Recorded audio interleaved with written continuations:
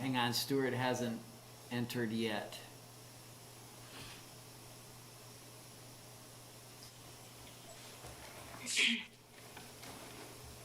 All right.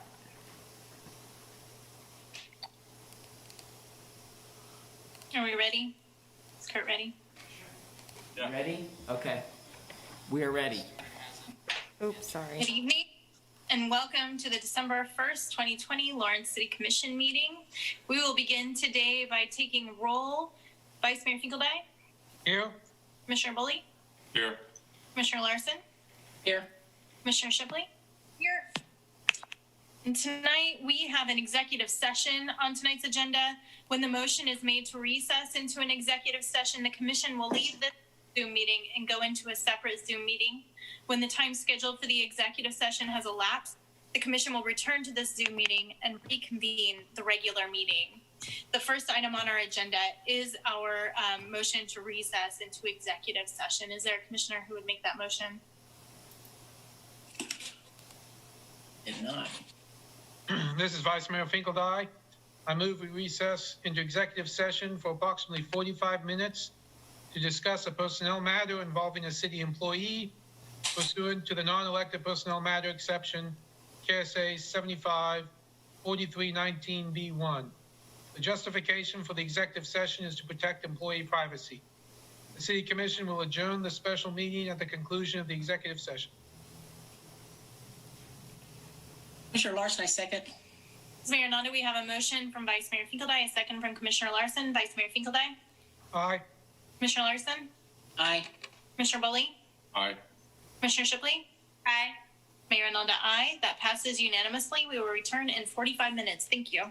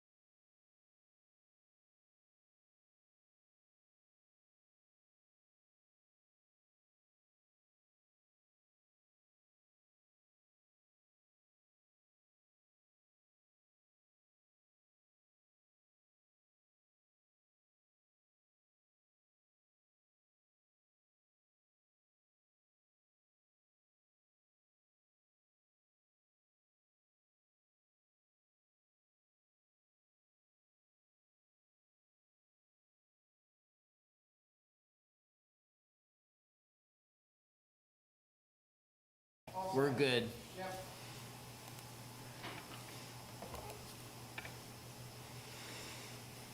We're good to start? Yes, Mayor. Good evening and welcome back to the December 1st, 2020 Lawrence City Commission meeting. We have ended our special meeting and our executive session. We have nothing to report at this point, and we will now adjourn to the special meeting. Sherry, do we need a motion for that? Sherry Reederman, City Clerk. Yes, Mayor, we'll need to adjourn the special meeting, and then we'll open the regularly scheduled meeting. Okay, this is Mayor Nanda again. So I will go ahead and take a roll, and then we will do the motion for adjournment. Vice Mayor Finkeldie? Here. Commissioner Bully? Here. Commissioner Larson? Here. Commissioner Shipley? Here. Mayor Nanda here. We are all present and accounted for. Do we have a motion to adjourn our special meeting? Commissioner Larson, I am moved to adjourn the special meeting. Vice Mayor Finkeldie, second. Mayor Nanda, we have a motion from Commissioner Larson, a second from Vice Mayor Finkeldie. Commissioner Larson? Aye. Vice Mayor Finkeldie? Aye. Commissioner Bully? Aye. Commissioner Shipley?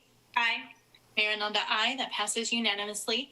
We've now ended our special meeting, and our regular meeting is set to begin now. Before we begin our meeting, we will have Porter Arneal give us some information about the technology in this meeting. Thank you, Mayor. Good evening. As Mayor Ananda said, my name is Porter Arneal, and I'll be facilitating the Zoom video portion of the meeting tonight. With me here is Sherry Reederman, City Clerk. She'll work alongside Mayor Ananda to help facilitate the meeting. This meeting is being recorded and broadcast on the city's YouTube channel and public access cable channel 25. During the meeting, when you are not participating, please mute yourself by clicking on the microphone icon found on the lower left-hand side of the Zoom menu next to the video icon. When you are muted, a red line will appear over the icon. Muting your microphone during the meeting will make it easier for everyone to hear. You'll just have to remember to unmute if and when you want to speak. In some cases, I may mute or unmute people as needed to minimize distractions during the meeting. Please remember to state your name every time you speak for the benefit of those listening remotely. You can turn your video camera on or off by clicking the video icon in the menu. For the purposes of this public meeting, when you are participating in the meeting, please keep your video on. When you are not participating in the meeting, it is okay to turn your video off. You will still be able to listen to the meeting when your video is off. You'll just have to remember to turn your video back on when you are participating. Turning your video off when you are not participating will help make sure that the active meeting participants can be seen on the screen. In some cases, I may turn someone's video off if they are not actively participating to avoid distraction during the meeting. You can always turn your video back on during the meeting. If you're participating by phone, you can click *6 to unmute your phone, and you can click *9 if you want to raise your hand to provide public comment. For those using Zoom, somewhere on your screen you will see a choice to toggle between speaker and gallery view. Speaker view shows the active speaker. Gallery view tiles all the meeting participants. And now I'll turn it back over to Mayor Ananda. This is Mayor Nanda. Thank you, Porter.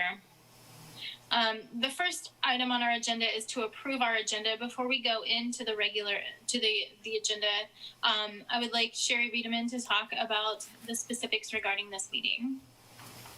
Thank you, Mayor. I'm going to provide a few procedural reminders for the virtual meeting. Commissioners, you must state your name and title each time you speak. All motions will need to be stated clearly.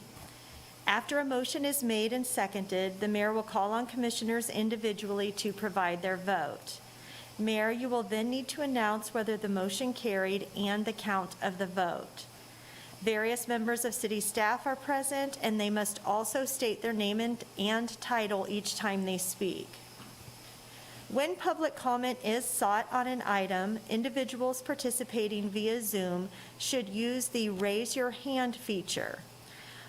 Windows and Mac users can access this feature through the Participants button at the bottom of their screen. Android and iPhone users can access this feature through the More button located at the bottom right corner of their screen. And again, for those calling in by phone, you may dial *9.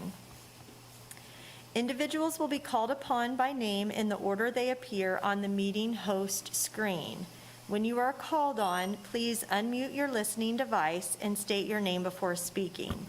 The mayor will then call for in-person public comment for those without access to technology options.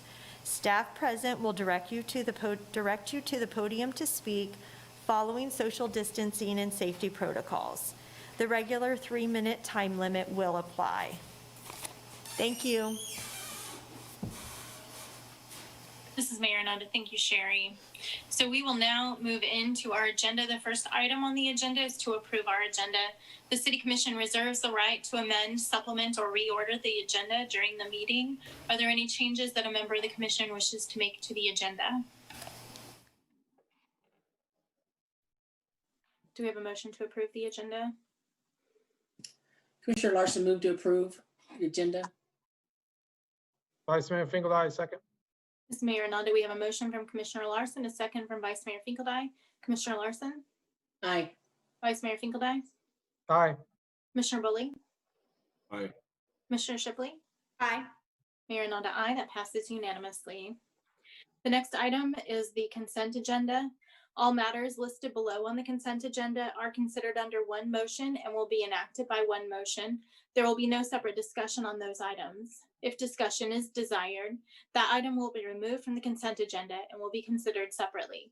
Members of the public wishing to speak to an item that has been pulled from the consent agenda will be limited to 3 minutes for comments. Are there any items that a member of the commission wishes to remove from the consent agenda? Are there any items that a member of the public wishes to remove from the consent agenda? Please raise your hand via Zoom.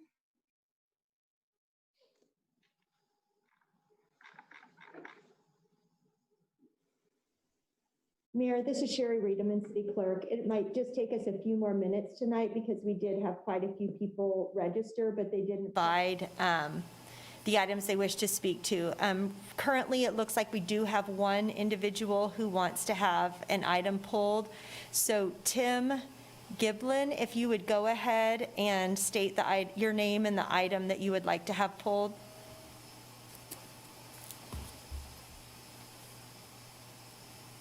Yes, this is Tim Giblin. I was looking to pull a B5D regarding the police interceptors.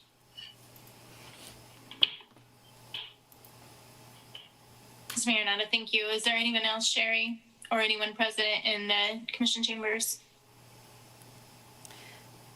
It does not, Sherry Reedman, City Clerk, there isn't anyone else on Zoom. Is there an item you would like to have pulled from the consent agenda?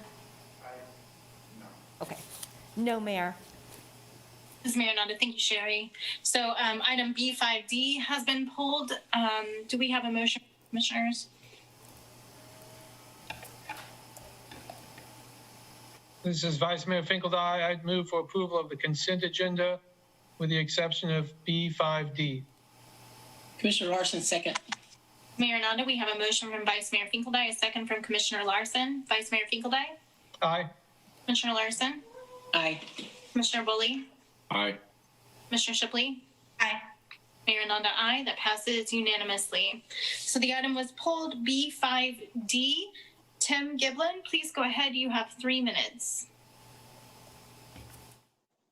I just will need a few seconds. Basically, just want to see a discussion on why the local is not purchase, or why the purchase is not local, and why there wouldn't be a discount from the of what those vehicles actually cost. So that's all I have. Thank you. This is Mayor Nanda. Thank you. So there were some questions around local purchases and discounts on that. Is there anyone, staff member present, who could take on that question? I can. Robert Aaron, Fleet Manager, MSO. Currently, the police department has experienced better, lower operational cost with the Durango Interceptor compared to the current Interceptor fleet they're using. We chose to use the Mid-America Regional Council cooperative purchase. And Captain Corey is welcome to give some additional details on that as well. So That was the accepted purchasing policy to use cooperative purchasing. Ms. Mayor Nanda, thank you. Anyone else want to add to that? Captain Bill Corey, Lawrence Police. Yeah, we chose the last several years, we have used the cooperative purchasing agreement when we buy our fleet vehicles and other things where we can use state contract or cooperative agreements. Sometimes they're cheaper. It's easier to deal with one place when it's the same place we're purchasing them from, so it's easier to deal with that person. In the past several years ago, we have put out the bid locally, and usually we only get, when we go out to bid, we only get usually 1 or 2 responses when we bid out those cars. Mayor Nanda, thank you. Commissioners, do you have any questions? Yeah, Commissioner Larson, so this did not go out to bid. You just used the unit pricing. Is that correct? Yes, we just use that Kansas City cooperative agreement that we've used that the last 3 years, I believe. Have we ever inquired from local dealerships if they would be willing to participate or match it, or is that not acceptable? I'd remind folks to introduce themselves before Yep. they staff and Sorry commissioners. about that. Yeah. I forgot as well, Captain Corey from the Police Department. As far as matching, no, I don't know the rules around that, but from what I understand, that is kind of a thing that you don't do if somebody has won the cooperative agreement. You don't go locally and ask. Robert may have something to add to that. We have not had any inquiries or spoke with Dodge. We're transitioning from Ford vehicles to Dodge vehicles because, like Robert Aaron said, it's working out well for us. The cost is a little less, and the maintenance and warranties is a little less as well. This is Commissioner- Robert Aaron. Yeah, go ahead. Robert Aaron, MSO Fleet Manager. It kind of an answer to your question. Local vendors have every opportunity if they want to participate in the Mid-America Regional Council purchasing cooperative purchase. Currently, our local vendors choose not to. Usually that has to do with large mass. They can't handle the mass orders that happen within that contract. And that's usually why they choose not to participate in that cooperative purchase with the council. Thank you. Mayor Nanda, are there any other questions from commissioners before we open it up for public comment? Are there any members of the public who wish to give public comment on this item? If you are on Zoom, please raise your hand virtually.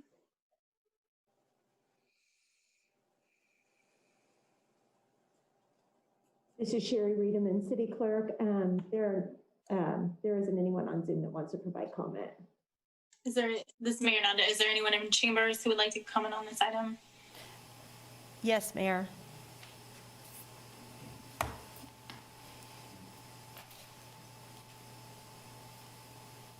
Hello, this is Eric Hyde. I don't really have anything, I don't have any problems with this agenda, or I'm not seeing any. I just want to thank, like Tim Giblin. I don't know who he is, but I just have a heartfelt feeling that he means well. And I also, the members of the police department that are here, or that are speaking, I think they have heartfelt messages, and I think that basically everybody here is everybody involved in this agenda thing right now that you guys are talking about is not a fool, and they're trying to figure out the right thing to do. That's all I have to say. Eric Hyde. Ms. Mayor Nanda. So we are ready to bring it back to the commission. Again, that's item B5D.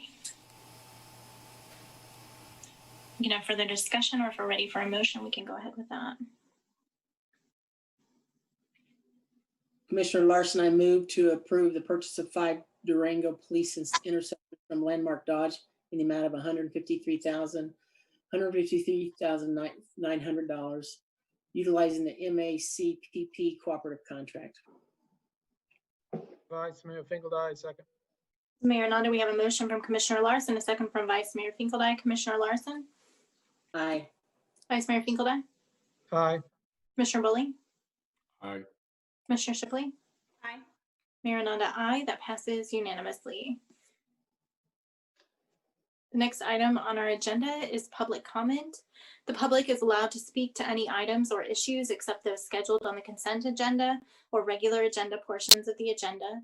As a general practice, the commission will not discuss or debate these items, nor will the commission make decisions on items presented during this time. Rather, they will refer the items to staff for follow-up if necessary. Individuals should address all comments and questions to the commission. Each person will be limited to 3 minutes. If you would like to make general public comment on an item not on the agenda, please raise your hand virtually.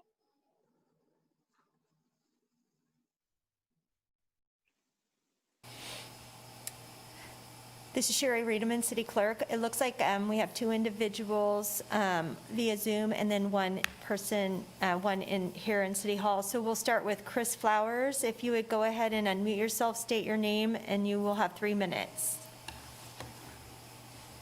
Hi, this is Chris Flowers, and I just want to thank the commission for the work they've done this year. I think you guys have done a good job, and I want to also thank the mayor for her work, because today I went back and I looked like a year ago, and during the public comment, I was asking that you guys do more for criminal justice reform, and I asked that you guys find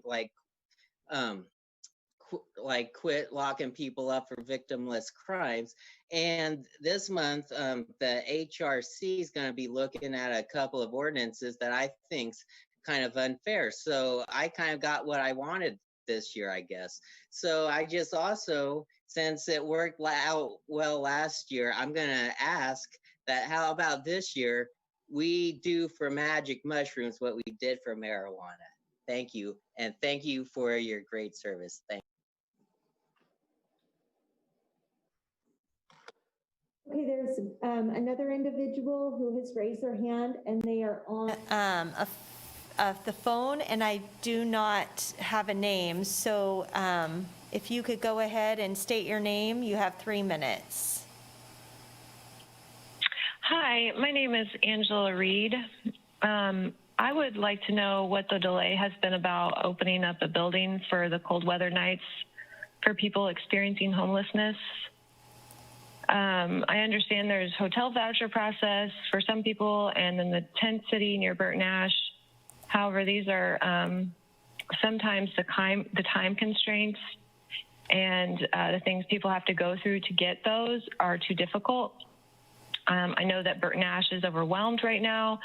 It took me almost a week to get a call back, and my brother waited for over 3 hours just to speak with someone last week. And so, like, when the cold hits, sometimes people just need a place that they can go to, like, that same day. As a person that has dealt with housing insecurity before, and I've had family experience homelessness, I have an inkling on how it feels to know that there are empty buildings with locked doors and really no reason not to be let in, except for maybe capitalism. I know that COVID has been on everyone's minds lately, and concerns for our older, more vulnerable population. Care for our elders is important, and those are not the only people that are vulnerable, besides the fact that some of our elder citizens are living on the streets. People experiencing homelessness often have histories of trauma, abuse, neglect, grief, and loss. And I'm wondering what is going to take before their needs are made priority. I believe one of 2 things need to happen right away. Either the tent city near Burton Nash needs to become a lot bigger. Last I heard that there were only 20 spots altogether. And I don't believe that Burton Nash should be the only link to get into those into Tent City or a hotel voucher. Or there needs to be a community building available. We've had several cold nights, including the last 2 nights. Thanks for listening. Can you see the chat?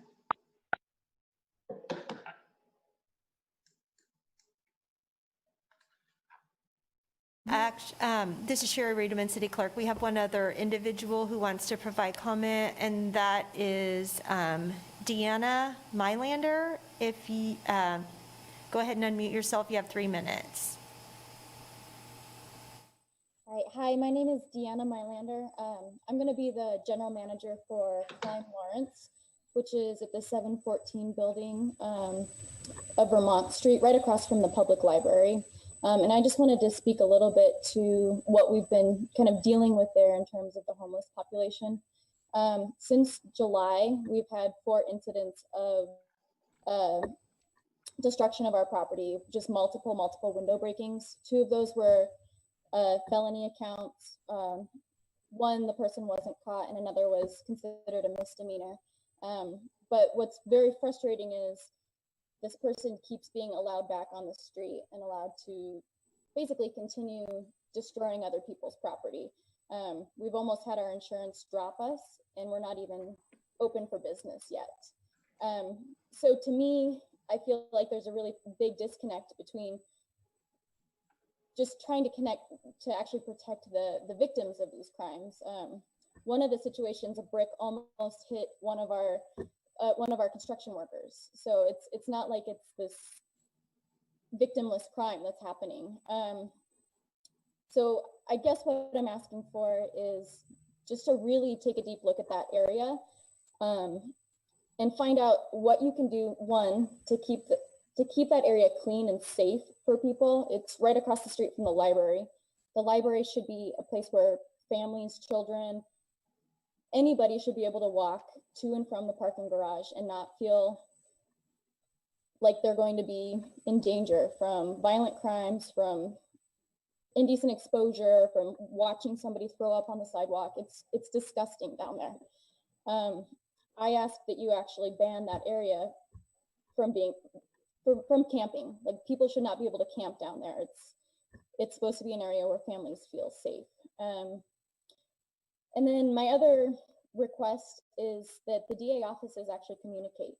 The fact that this individual has, on our building alone, done at least 3, likely 4 crimes tells me people aren't following through on what actually needs to happen in these cases where people are repetitively committing crime.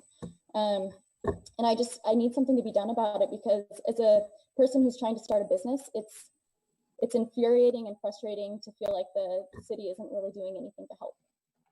That's all I have to say.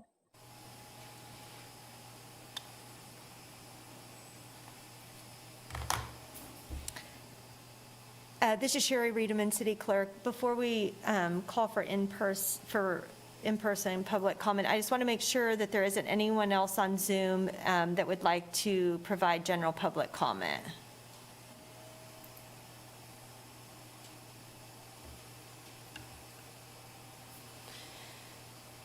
Okay, if you can come forward and please state your name. Hey, Eric Hyde. So thanks everybody for participating, especially the city staff, the city clerk, porter, the tech guys, the police officer that is here in the city commission chamber for this meeting.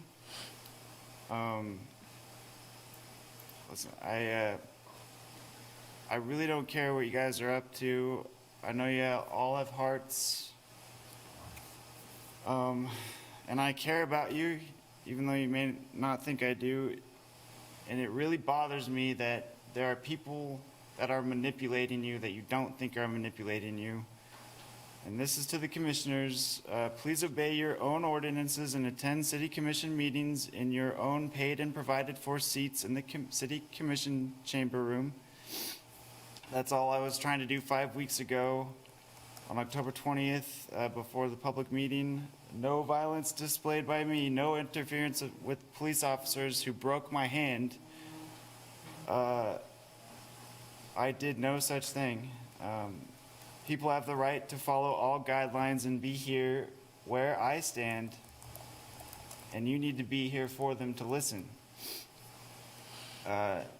Instead, you commissioned to serve me this commissioned notice saying that I did such and such unlawful breach of the peace, willful obstruction with the police officer when I actually agreed to being detained, and I was walked out of this room peacefully. And then when the officer battered me, I said, don't sorry, bad word. I said, don't expletive touch me. And then he assaulted me, broke my hand, started breaking my arm. I said, don't break my arm. 3 times I asked him nicely, he stopped, and then it became really peaceful after that. I do not believe in violence. This is what I'm telling everybody. The first time I came here to City Commission like 3.5 months ago, I told you about my Declaration of Peace, which I am now titling the United States Declaration of Peace, which means we all have the right to bear peace, everything. I do not believe in violence. That is why things are messing up in this world, because violence is being used. I am not an agent of violence. Okay, what else did I want to say? It takes me 3 minutes to explain a lot of, you guys give me 3 minutes to explain things. I need a lot more time. You limit the public to 3 minutes, but yet you allot yourself no time limit. And I totally want to talk about more, but I'm not allowed.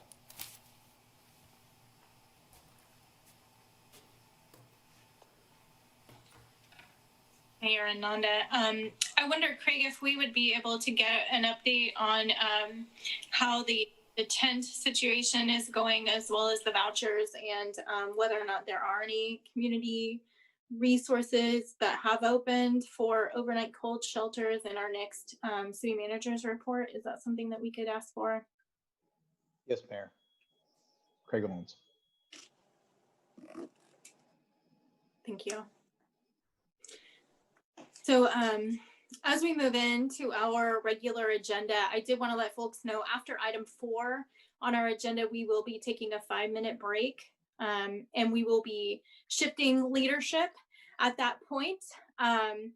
So without further ado, I suppose we will start on regular item number 1, which is conduct the election of mayor. And we begin by receiving nominations for mayor. Are there any individuals in the commission who would like to make a nomination for mayor? Mayor, this is Commissioner Shipley. I would like to nominate Brad Finkeldye for mayor. Any other nominations? Sherry, I have a clarifying question. Do we need to do public comment on this? Historically, we have not received public comment on this item, but that's really at your discretion, Mayor. I don't think that it's necessary because it is a selection by the commission. And we don't historically do that. I just wanted to clarify. So we have Vice Mayor Finkeldye has been nominated for mayor. Do we have a motion? This Commissioner Larson, I move to nominate or to vote on Vice Mayor Finkeldye to be mayor. Is that what we want? Does that sound good, Sherry? That works. Okay. Do we have a second? This is Commissioner Bully, second. This is Mayor Ananda. Do we have a motion from Commissioner Larson, a second from Commissioner Bully? Commissioner Larson? Aye. Commissioner Bully? Aye. Vice Mayor Finkeldye? Aye. Commissioner Shipley? Aye. Mayor Ananda, aye. Well, that'll be the last time I go through that list that way. All right, that passes unanimously. The next item is to conduct the election of the vice mayor. Do we have a nomination for vice mayor? This is Mayor Finkeldye. I will nominate Courtney Shipley as vice mayor. This is This is- Commissioner Bowley. I move that we close the nominations and elect Commissioner Shipley as vice mayor. This is Commissioner Ananda. We have a motion from Mayor Finkeldye and Commissioner Bully. Mayor Finkeldye, Aye. Commissioner Bully, Aye. Commissioner Larson, Aye. Commissioner Shipley, Aye. Commissioner Ananda, aye. That passes unanimously. Congratulations to you both. We will now have our comments from the outgoing mayor and incoming mayor. So I will begin those comments. I do plan to keep these comments short and sweet. 2020 has already been a very long year, and my pontification and reflection on it will not make it seem any shorter. However, I think it's important to note that despite many challenges this year has presented, there is space to spend reflecting on the things that have moved our city forward in spite of, and in some instances because of, the hurdles and sea change that we faced. I want to start by reflecting on the incredible resilience and strength I've seen in our community over the past year. People taking care of each other is the norm. And I think that we already know this about Lawrence, and we see it every day here. But our community truly shines when the chips are down, and we see our community hurting and struggling, whether that's because of individual loss, income, mental health, illness, or challenges, food insecurity or housing, or because of the macro context of poverty, houselessness, and other challenges the very fabric of our society presents, even without other crises. Our residents care, and our city cares for each other. I know that the word unprecedented has been way overused in 2020, but never has this word been more apt. I don't think that anyone could predict all of the challenges that this year would bring, from pandemic to the much needed challenge of beginning the work of dismantling systemic oppression built into the very foundation of our system structures, to learning to run a city remotely. So many challenges impacted all of us, including how our city functions and how we take care of one another. One of our most impactful decisions on the direction of our community over the next 2 to 4 years was the creation of our strategic plan, which outlines key indicators we have prioritized for our community. These include strong, welcoming neighborhoods, safe and secure community, prosperity and economic security, and infrastructure, asset management, and connectivity. I will use this framework to scaffold my comments on what our city has done in this past year. I will not engage in an exhaustive list of accomplishments, but I think it's important to acknowledge the considerable work that happened in our city over the past year, despite the numerous challenges that we all faced. In Lawrence, we have many strong, welcoming neighborhoods, and we've accomplished several actions toward enhancing them in 2020. This includes continuing to hone our Airbnb ordinance to reflect the evolving needs and desires of our community. As we evaluate how this issue abuts the need for safe and affordable housing, we have also modified our ordinances to allow detached dwellings in some zoning to increase options for affordable housing. Additionally, we have continued to work on the Safe Bar training to help ensure our residents' sexual safety, including amending options for bars to engage the training online to avoid in-person meetings during a pandemic. We have also worked to increase safety and security for all residents. As the pandemic took hold of our community acted swiftly to engage in a unified command. This included collaborating closely with city, county, health department, hospitals, schools, the chamber, and others, integral in ensuring a holistic and safe response to the pandemic we were and continue facing. Additionally, these partners work together to bring funding to our community shelter and to engage federal dollars to assist struggling organizations and businesses. The city expanded temporary shelter options, providing a camping site and facilities for folks experiencing houselessness. The city also worked to ensure that our residents' utilities were not shut off due to non-payment, and to work out a payment plan to assist those whose income has been impacted by the pandemic. Additionally, we passed an ordinance this year that clearly defines the city's role in and information gathering regarding immigration status. The collaboration between our residents and staff to create this ordinance is unprecedented and reflects a model for collaborative government and resulted in an ordinance that creates clear expectations for our undocumented residents about what they should be able to expect from our city. With the murder of George Floyd, those in positions of power and privilege and individuals saw with clarity the need to address ongoing systemic and individual racism that pervades our society. Just as the pandemic is not over, neither is the need to engage ourselves, our community, and our government in weeding out overt and covert racism baked into our institutions and our hearts. Our commission agreed to address this issue head on by engaging 10 objectives presented in June of 2020. Our Human Relations Commission and Community Police Review Board are preparing several recommendations to come to the commission and engaging in a meaningful discussion about city ordinances. Additionally, last month, we engaged a consulting firm to take a hard look at our police department and policing practices in Lawrence to bring back recommendations based on the intentions set forth by the commission.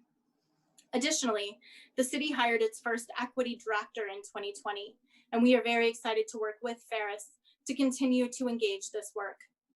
2020 is a starting point for this important anti-racist work. It is not a technical problem that can be solved by changing one ordinance or one practice or one department.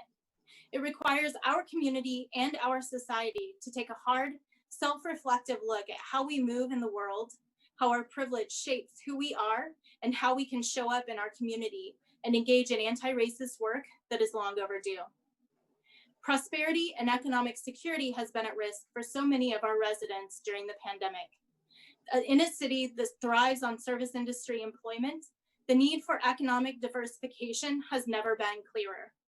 One of the most prominent actions by the Commission to address this very issue is the coordination with downtown businesses and downtown Lawrence Inc. to create changes that allow outside access by restaurants and retailers so that more individuals can be served safely and within protocols set by the health department. Additionally, the city has begun the process of allowing residents who are able to round up on their utility bills so that further assistance can be provided to low-income residents.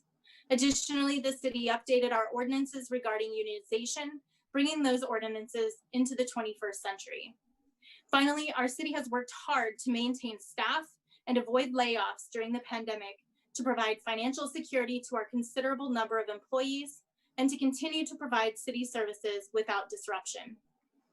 Infrastructure, asset management, and connectivity were a considerable piece of the work that I and the rest of the commission prioritized for 2020.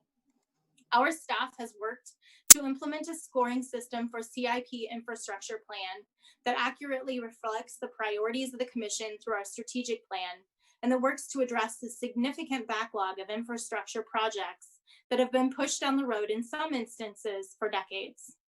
With this plan, we are able to provide a responsible and sustainable funding plan for our CIP. These projects will move our community forward and allow us to engage in maintenance that is both prudent asset management and also fiscally responsible toward our taxpayers. I do want to thank my fellow commissioners for their stellar work this year.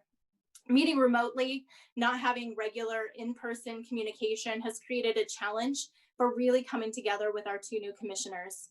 I think that we have all managed phenomenally in challenging times, and I am proud of the work that the commission has done this year.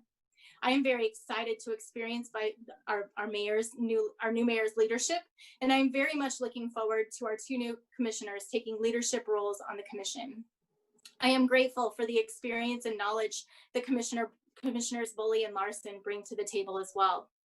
And I am so proud to have been part of the first female majority on the city commission, a majority that we have maintained for 2 elections now.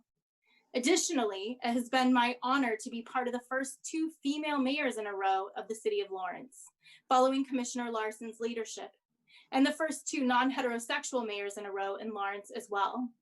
This may seem a small feat, but it is vital, particularly in times of great trial and difficulty in which women's rights and queer rights are at risk following a volatile and dangerous 4 years. Lawrence is a beacon, and I hope to be an example for young queer people and young women and female identified people that local leadership is important and has an impact on all our lives. There is a path here for you, and we hope that you engage your local government. Finally, outside of our strategic plan framework, I would like to ask the commission and our community to consider the structure of our city government. Our current structure is one that has worked well for our community, and there are benefits and detriments to any form of local government. I would like to ask that we consider what benefit our community may derive from having a directly elected mayor and possibly district-based representation. I think that the time is ripe for this conversation to happen, and I think it would be appropriate for the commission to consider creating a committee to evaluate options and engage with the community on this issue. There are several reasons I'm making this request. First, I believe that it's appropriate as outgoing mayor to make this request, as I am not seeking to maintain this seat.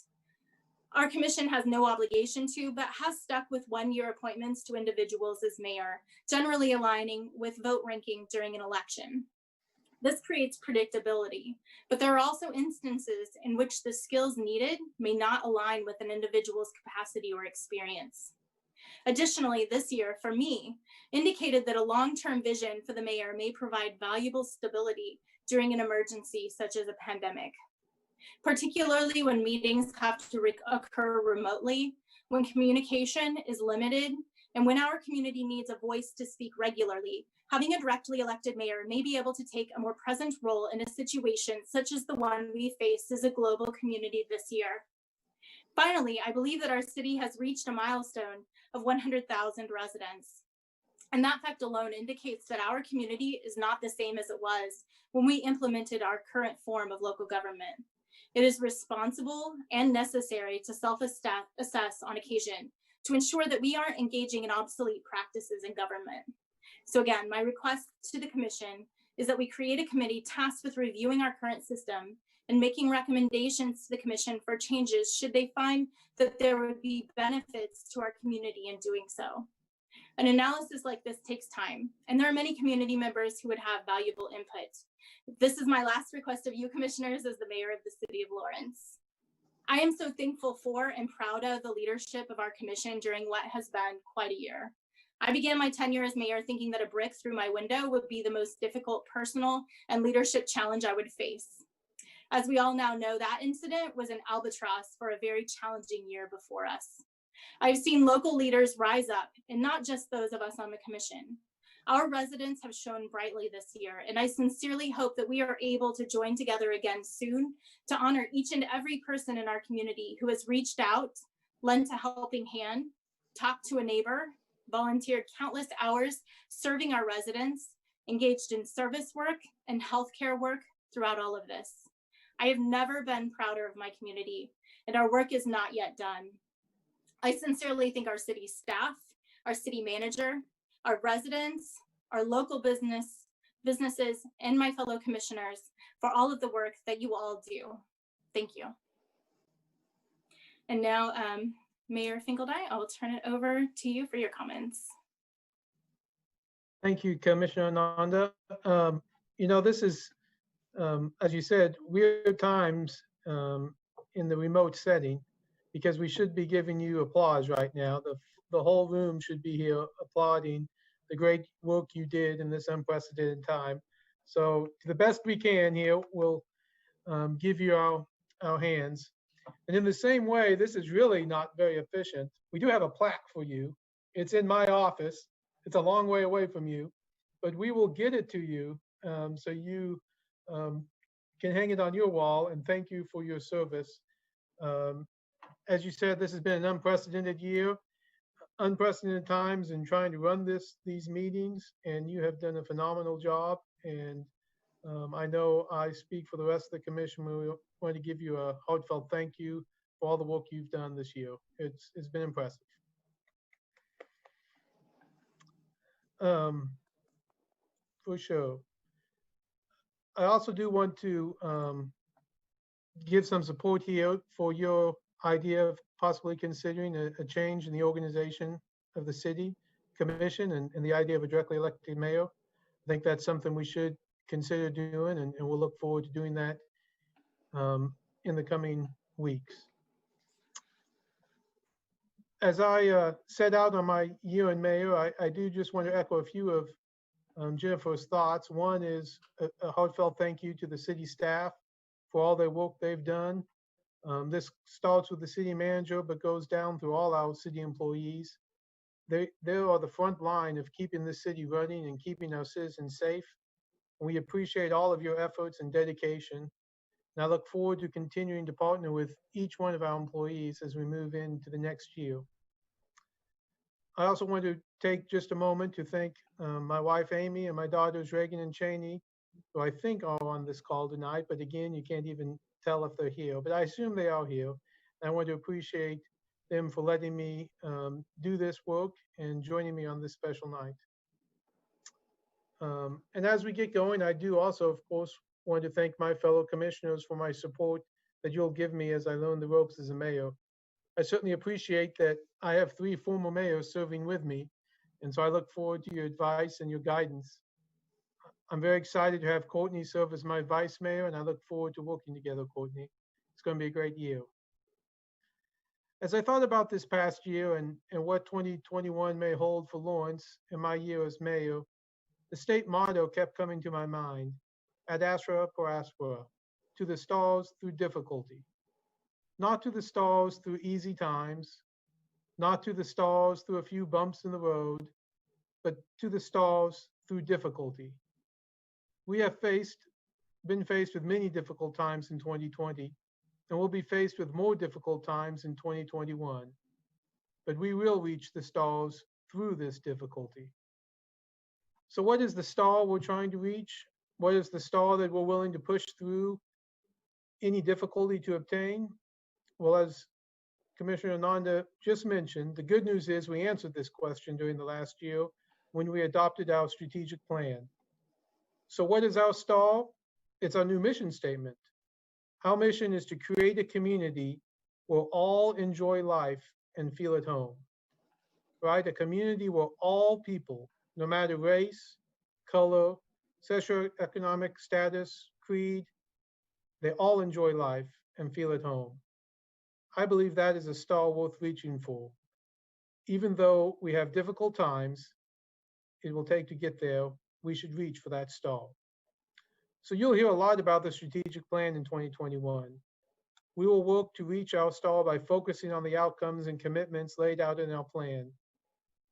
Those outcomes were just mentioned by Commissioner Ananda: unmistakable identity, strong and welcoming neighborhoods, a safe and secure community, prosperity and economic development, and well-maintained, functional, efficient infrastructure and connectivity.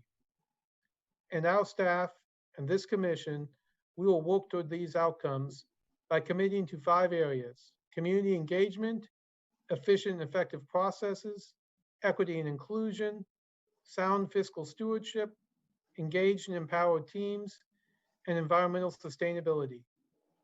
These are our commitments made by this commission, the commitments made by our city manager, and the commitments made by our entire staff. So what small part can I do in my term as mayor to reach for that star? Well, first is to continue to keep the strategic plan in the forefront of our community and in the forefront of the decisions we make as a commission. Second, my commitments are the same as I just mentioned for our staff: community engagement, efficient and effective processes, equity and inclusion, etc. To that end, my goal will be to foster an atmosphere of cooperation among government, education, business, nonprofit, and citizen groups to reach this goal, to reach this star. Together, let's create an atmosphere where every process, every project or plan advances Lawrence towards its potential of being a city where all enjoy life and feel at home. That goal requires that we consider all opinions and sides on issues, and that we bring all stakeholders to the table to solve problems and develop a greater understanding of different perspectives. Simply put, we must work together. To accomplish this, I believe the City Commission and all city employees must actively desire to be in partnership with others to solve the problems and make this city a great place to live. We can't limit the city's role to regulation and enforcement, but rather we must commit ourselves to the difficult work of working together to reach our star. I'm a big believer in Aristotle's virtue of the mean, which is excellence lay in the balance of the extremes. We have experienced a lot of extremes lately in this country. Some folks believe in extremes, but I think to reach our stall through difficulties, we must understand that excellence lay in the balance of those extremes. We must all work together to reach our stall, a community where all enjoy life and feel at home. And what does that look like to me? Well, I envision a community that is walkable and bikeable, responsive to changes in transportation, a community that has a variety of housing types, densities, and residential living options, a community with a downtown second to none, a community where everyone has the opportunity to experience the arts and recreational activities. And I envision a community that cares for each other, one in which we feed the hungry and shelter the homeless, that we have excellent health care, both mental and physical, and that we help each other in times of need. Some will say that this vision is just an unattainable dream. It is a star that is out of reach. However, I would say, although obtaining that vision will be difficult and have difficulties, I look forward to partnering with everyone in the community, everyone on this commission, and we can all work together. We can make this unattainable star a reality. Thank you.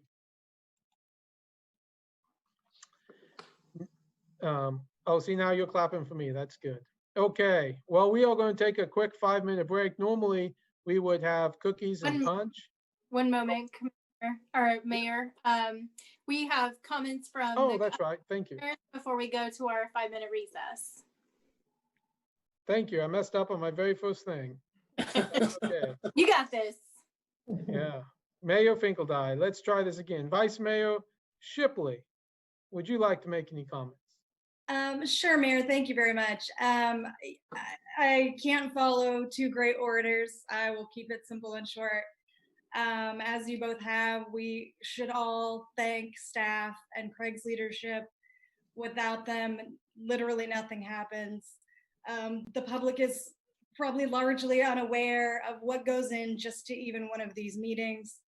Staff puts hours of time and energy into staff reports and the agenda, and that's in addition to their regular duties. So it's always important to remember how important they are and how important their time is for what we can accomplish. And I think maybe just by way of helping you, Mayor, in your point about public engagement, I would remind everyone out there to remain engaged and consider one of the many board positions that may be available. It is an honor for the mayor to fill those appointments, but it is also daunting. And I hope everyone in the public will stay involved and be a part of the work that we'll be doing.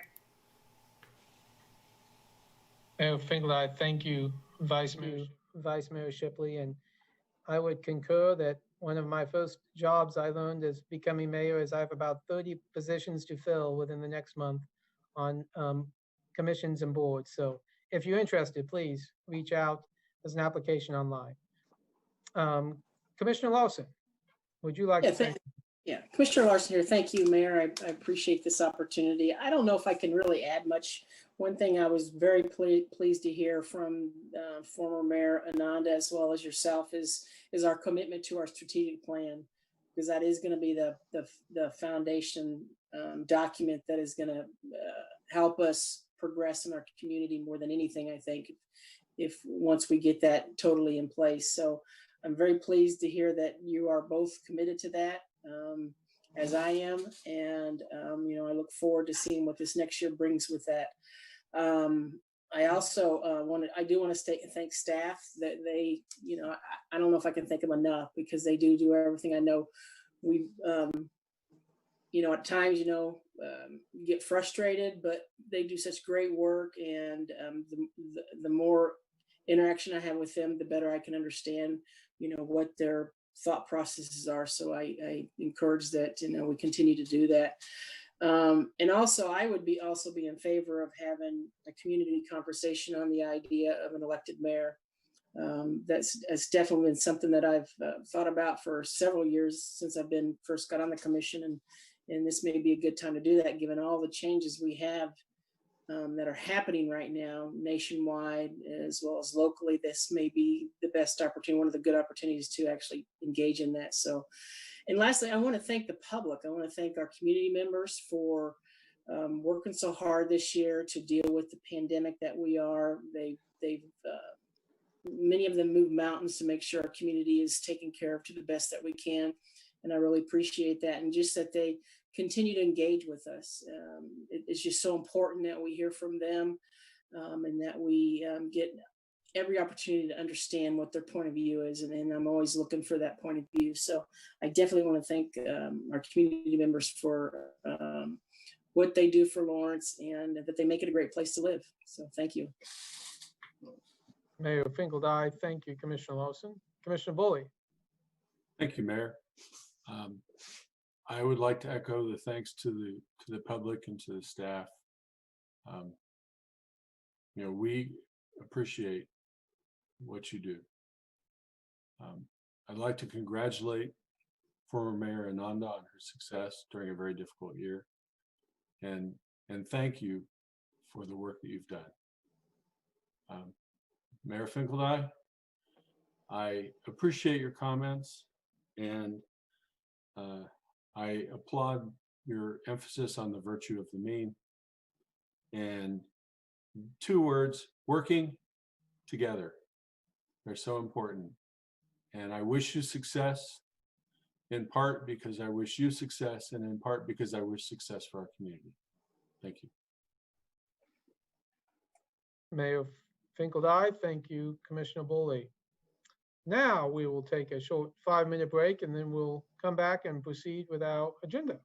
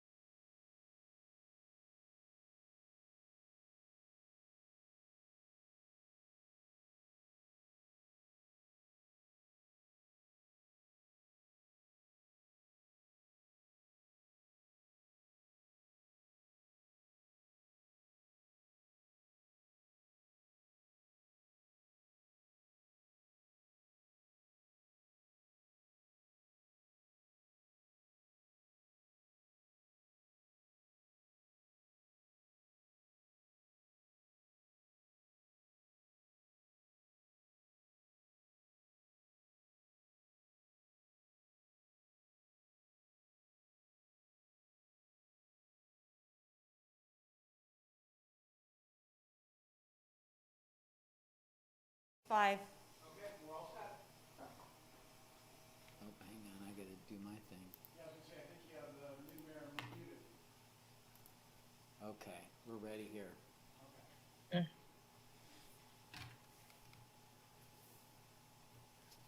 Mayor Finkeldine, welcome back. I will take roll call to make sure everyone's back. Vice Mayor Shipley, Here. Commissioner Nanda, Here. Commissioner Lawson, Here. Commissioner Bowley. Here.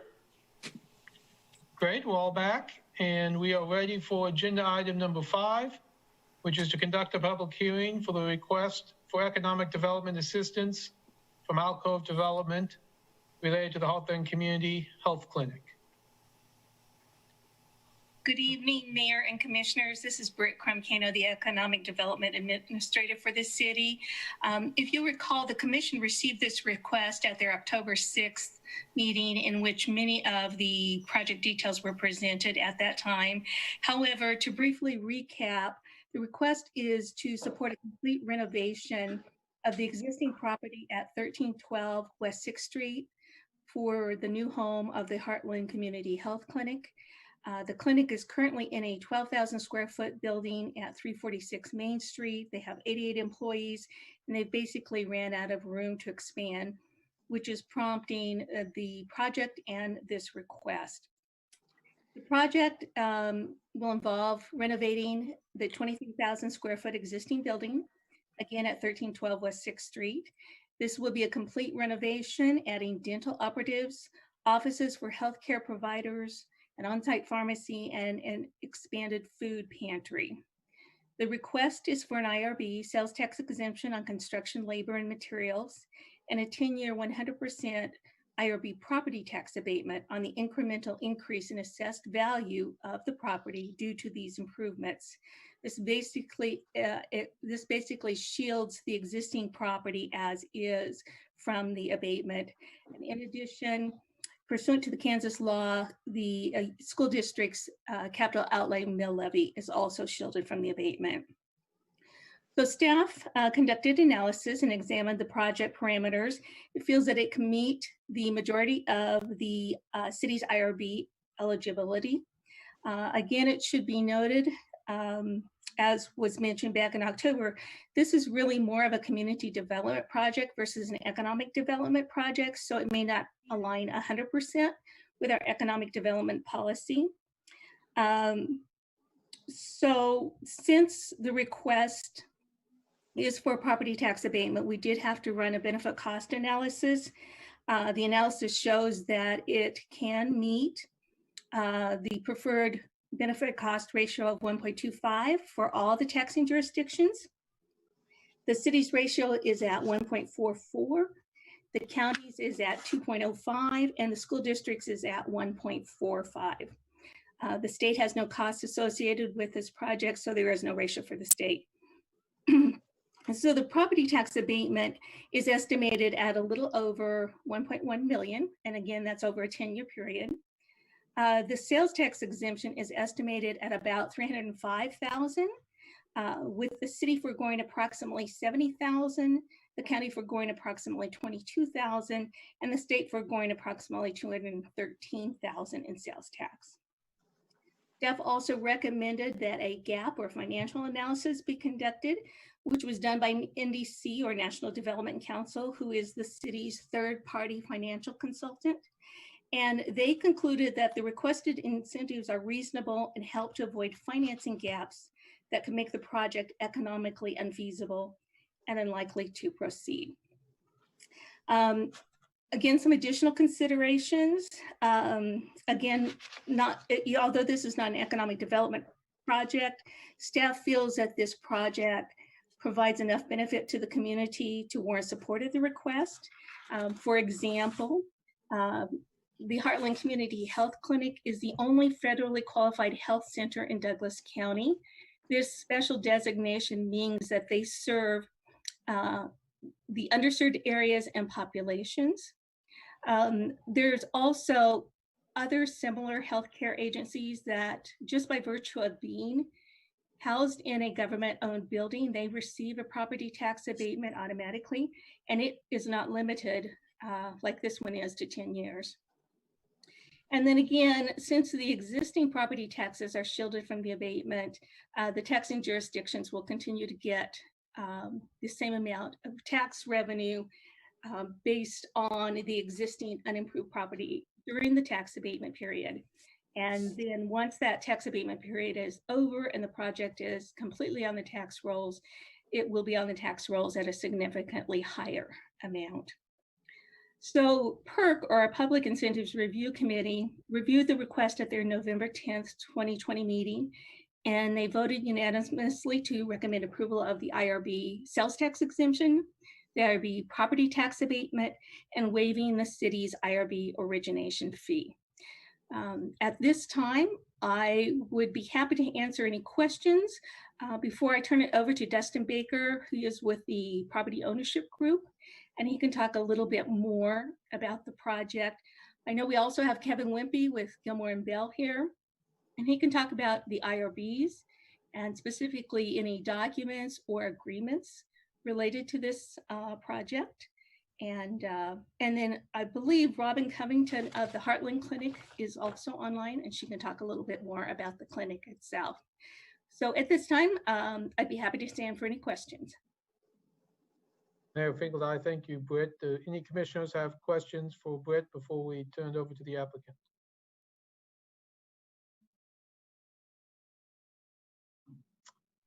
Seeing none. Dustin, do you get to start off here, or Robin? I'll start off because I think I'll be short and sweet. So just want to thank the commission and commissioners for allowing us to make this presentation today. Alcove Development and T&M Properties, Tom and Marilyn Dobsky, are thrilled to be a part of this project. We feel like it's going to be great for the community, fantastic for Heartland and what the services they provide to the community. It'll be a much needed facelift for that corner of 6th Street. It's going to be a great redevelopment project. Pretty much the entire building. The only thing that will be standing in the building that is currently there are the concrete floors and the walls. It'll have all new roof, all new flooring on the concrete, all new infrastructure, all new electrical, plumbing, HVAC. I mean, it'll be a brand new building essentially. So we're excited, and we're excited to provide this for the community in Heartland. Robin, I'll turn it over to you, or council or commission if you have any questions of me. This is Mayor Finkel. Let's go ahead and have Robin go next, and then we can have questions of the applicant. Well, I will do my best to shock and amaze Dustin by keeping my remarks short and sweet as well. But as you all know, I tend to get fairly impassioned about Heartland and what that means for the community and those neighbors of ours. Dustin's absolutely right. This project allows us to expand the services that we're currently providing. And I think Britt summed it up. I mean, there's no better way to say that we are at maximum capacity than to say we are at maximum capacity. We do not have room to add one provider to our current staff. And what we have seen, even in the course of 2020, in the midst of facing a global pandemic, is that people still need healthcare. People still need access to services. And as the safety net provider, whose goal is and whose mission is to provide care to all who need it, welcoming all who need care is the very core of what it is we do. To do that, we have to rise to meet the demand, and that demand continues to grow. Last year, we saw under 8,000 patients. Right now, this year, we're already bumping up around 10,000. That demand doesn't go away. It doesn't abate. What it says is we need a place that people can safely go to access services. And so, given the high preponderance of uninsured patients that we see, at any given month, that's somewhere between 40 to 55% of our patients have no insurance and no real methodology to pay for that.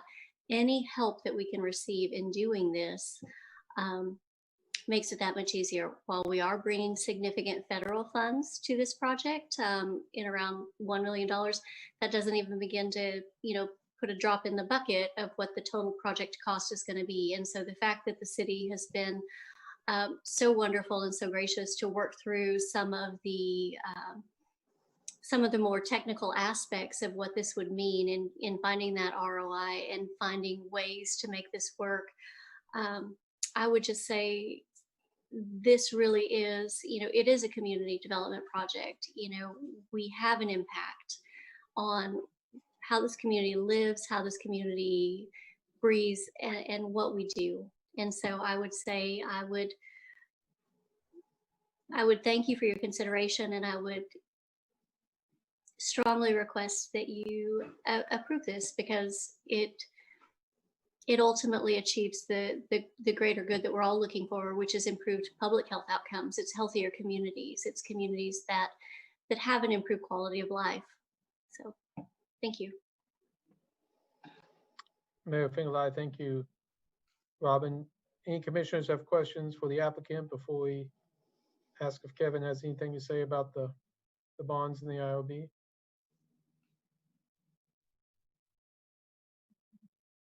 Kevin, did you have anything you wanted to say about the bonds and IOB? Well, good evening, Mayor, Commissioners. This is Kevin Wimpy from Gilmore and Bell, the city's bond counsel. I don't have any lengthy prepared remarks, but happy to give the quick 30-second overview of IRBs and the process, and stand for any questions you might have. But similar to past IRB transactions, this will be a buy your own bond deal, is what we call them, meaning that the developer's fronting costs for the project, and the bonds aren't a true financing mechanism. In other words, it's just a vehicle for granting the incentives of property tax abatement and sales tax exemption on construction materials. So again, the city has no liability for that repayment, and the bonds will be repaid by the company that is purchasing its own bond and repaying it through lease payments to the city. So part of the step one of the process from the governing body standpoint is considering a resolution of intent. And if it's adopted, it would allow the company to access its sales tax exemption certificate and begin purchasing its materials. And then upon completion of the facility, they again approach the governing body for consideration of an ordinance authorizing the issuance of the bonds. And the key timing point there is that tax abatement in Kansas begins the calendar year following the issuance of the bonds. So the typical process is this two-step that I just discussed, and with the second step coming towards the end of the project when it's fully valued. And that way the company takes advantage of a full 10 years of valuation on the abatement. So that's the quick overview. Happy to discuss or answer any questions you might have. Mayor Finkelstein, any commissioners have questions for Mr. Wimpy? This is Commissioner Bowley. Kevin, it is almost guaranteed that after a resolution of intent is issued, that the bond ordinance will pass at a later date. So really our decision on approving the ordinance is tonight, for practical purposes. Do you agree or disagree with that statement? Yeah, I think that's a fair point. I'm not aware of any situation in my experience in Kansas where a future governing body has, refused to go along with the deal struck at this stage of the process. So it's a good point that this is a key step tonight, because this is a very strong indication of the city's intent to ultimately adopt that ordinance issuing the bonds, which finalizes and locks in that incentive. But yeah, very good point that tonight's a key step. This is Commissioner Bowley again. Kevin, as a community development project, really our interest in providing these incentives is predicated on the extended utilization of the facility by Heartland Community Health. Is there any stipulation that would provide a clawback if, for some reason, Heartland vacated the premises? Sure, and I can come at that from a couple of perspectives. And first of all, the resolution before you tonight is, it looks a lot like other resolutions of intent that this body is considered for tax abatement projects. Again, it gives that strong indication of ultimately granting the incentive by issuing the IRBs. The caveat here is this resolution is pretty narrowly tailored and expresses that the city's intent to issue those bonds is only to the extent that Heartland will be the primary occupant or subtenant of the facility. So that's incorporated into several sections of the resolution before you tonight. And then secondly, when the bonds are issued, it also authorizes execution of all the documents necessary to basically paper and finalize a bond deal, including ongoing agreements that have covenants on the company's behalf. And so T&M Properties is the owner of this property and will be party to the transaction, and Heartland Health will be their subtenant. And at that time, as those bond documents are entered into, we can certainly and plan to incorporate ongoing performance covenants that require that Heartland Health be the subtenant throughout the term. And if that were ever to change, it would have to be through the city's written approval. And last thing I'll say, and Dustin, you can, or Robin can correct me here, but I believe the lease term for Heartland will, in fact, originally go beyond the term of the bonds. Is what we might have discussed. Thank you, Kevin. I appreciate this, Commissioner Bowley again. I appreciate that explanation. I want it to be very clear that our intent is to provide, a community development project to benefit Heartland Community Health, because we view them as so significant to our community as the FQHC. So as long as those provisions have been made, I appreciate learning about them. No problem. Mayor Finkeldye, are there other questions? I might go ahead and follow up there, either Robin or Dustin. What is the length of the lease term? Hi, this is Robin Covington, Heartland Community Health Center. The initial term of the lease is 20 years, and we do have 2 5-year options to renew.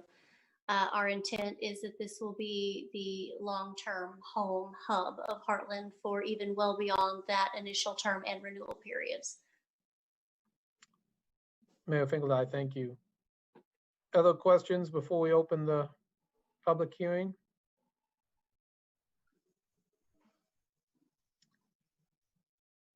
For my fellow commissioners and folks who have watched City Commission for a while, it has been determined that we don't actually have to make a motion to open the public hearing and then to close the public hearing, as long as we make that clear. So I'm making it clear that we are going to open the public hearing, and at the end of this, we'll close it, but we're opening the public hearing. And if you are interested in speaking on this item and you're on Zoom, please raise your hand virtually. And if you're present, just let Sherry or Porter know.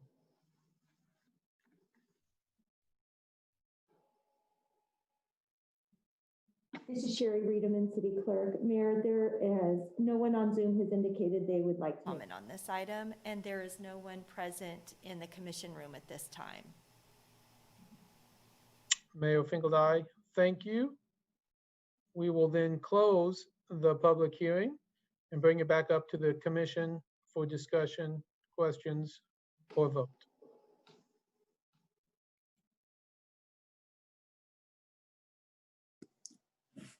This is Commissioner Larson, and I guess what I would just state that this is the type of project, obviously, that I think that is going to be extremely beneficial to our community. So it just makes sense that we move forward with this request. And I really appreciate Heartland committing to being here for the time that they obviously will be for based on their lease agreement. Appreciate that and all the work put in. And I also want to thank the property owner, Dobskis, for making this available to them and working with them to get this committed. I really do appreciate their work and their commitment to our community. And also was really glad to hear about the clawback situation, because that was one thing I did have a question about. So that really cleared up for me. And so I have no problem in supporting this.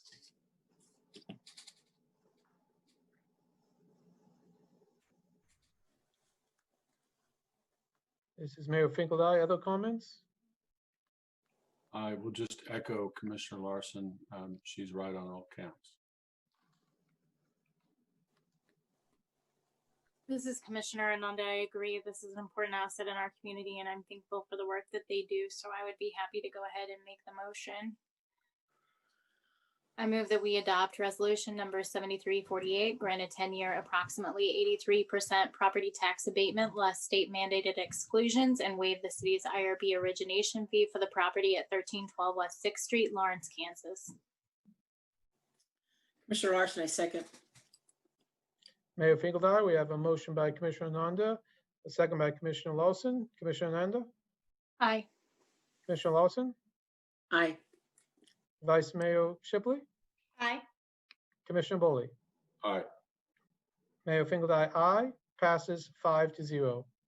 Thank you very much, Heartland and all the folks working on this project, and we look forward to many years working with you. Thank you. Okay, we are ready for item 6. And I don't know if we're going to take item 6 and item 7 together. I assume we will.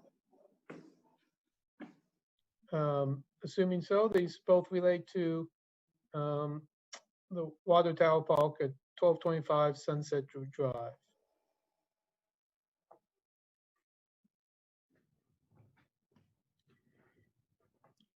If you're ready, this is Sandy Day with the Planning Office.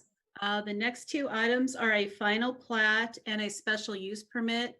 I have actually structured my presentation as two separate items, if I may beg your indulgence on that. Mayor Finkeldye, I think that's fine too. We can take it up. Let's focus on the plat first. Thank you. The final plat item is platting of the city's park property as a single lot. Much of the surrounding neighborhood has been surveyed, but was not platted per any adopted versions of the subdivision regulations dating back to the 1940s. The final plat establishes the boundary of the park separate from the adjacent public streets. The original legal description of the park includes what today is Stratford Road. As such, the final plat also includes the formal dedication of the street right-of-way for Stratford Road along the south property line. Planning Commission approved the preliminary plat this past August, including a variance to codify the existing street widths. Those streets were developed and constructed prior to today's current design standards of 60-foot wide right-of-way for local streets. The street width has long been established based on the existing neighborhood development pattern constructed in the 1950s. Approval of the final plat complies with City Code respective to issuance of building permits. City Code requires a building permit to be issued only for platted lots, and this would apply to city property as well as future park improvements subject to a building permit. City Commission's action this evening on the final plat is to accept the proposed right-of-way as shown on the attached drawing. Final plat complies with the subdivision regulations and staff's recommendation for approval of the plat, accepting the right-of-way as shown, and I'm happy to answer any questions about the subdivision plat. So regardless of the water tower project, a final platting for the property would be required at some point for any future park improvement. Again, I'm happy to stand for any questions. Mayor Finkeldye, thank you. Any questions for Sandy on the plat portion of this item, the plat item?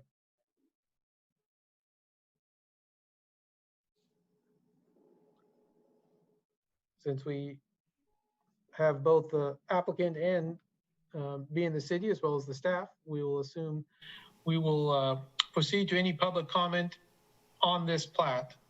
And if you would like to speak about the plat item, and again, not the next item we'll talk about, but the plat item, and you're virtually present, you can raise your hand, or if you're present, let Sherry or Porter know.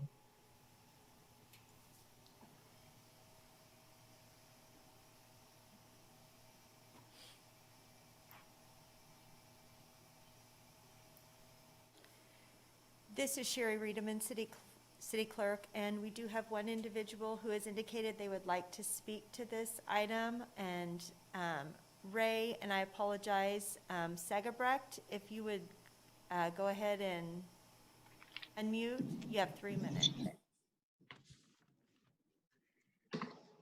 All right. Thank you, Commission, for this opportunity to speak. I appreciate the opportunity.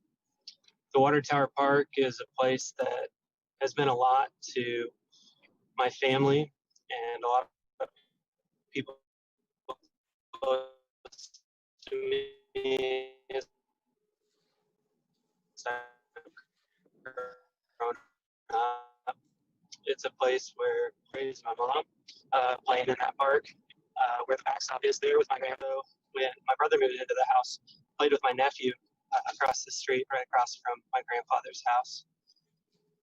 It's a place that's pretty idyllic.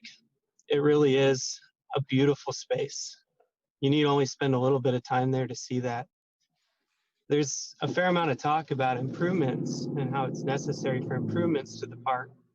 But this is an example of a space that anything to change it would in fact be a detriment and not an improvement. This is a space where every time I drive by, watch kids playing soccer or playing baseball there. Where they're playing is right where the proposed water tower will be built. I don't want this to be platted because it's going to expose this space to more projects like this that are against the public interest. This water tower is one example of something against the public interest. The public interest is the green space and preserving it, and that's all. It doesn't need any more improvements. And this space is a space that they're proposing building a water tower right in the middle of the soccer field and the baseball field. So this is the first stop in preventing something that is against the public.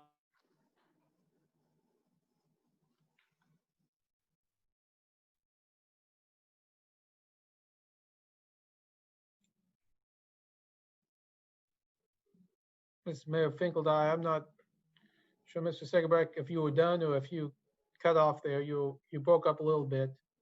It appears, Mayor, that his connection dropped off. Okay. Thank you, Mayor Finkeldye. Thank you, Porter. Sorry, I accidentally muted my phone. What was the last thing you heard, Mayor Finkeldye? We heard you say that that you did not think any changes should be made to the park, and this plat was the first step to that. So I think and so this is a space that the people really need in the community to feel at home, and also a space that they really need in order to enjoy life, especially during a pandemic when there are so few spaces to be able to do those two goals that you have. And I propose that we veto this motion so that we can continue to achieve those goals in this park. Just have generations have before us and generations will in the future. Thank you.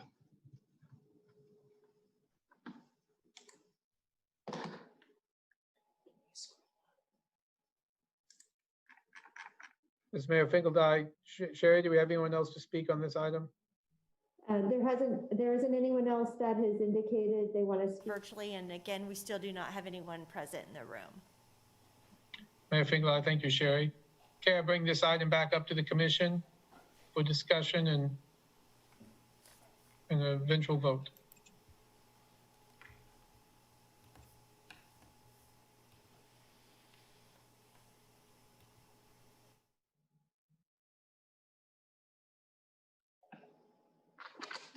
Commissioner Shipley, thanks, Mayor.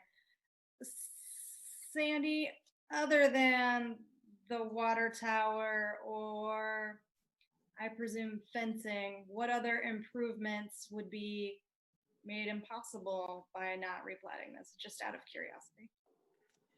Sure. One, by replatting, we actually establish control points in the community that other plats can be referenced as properties do other things with their interests in the future. It establishes clearly what the public road right-of-way is. So that is a ministerial action of a subdivision plat. But if the Parks Department proposed or the community wanted to do some kind of shelter building, covered structure,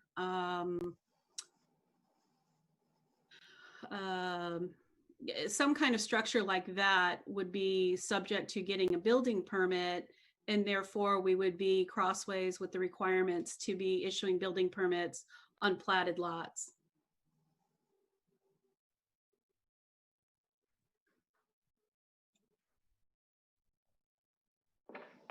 Mayor Finkeldine, other questions? Motions?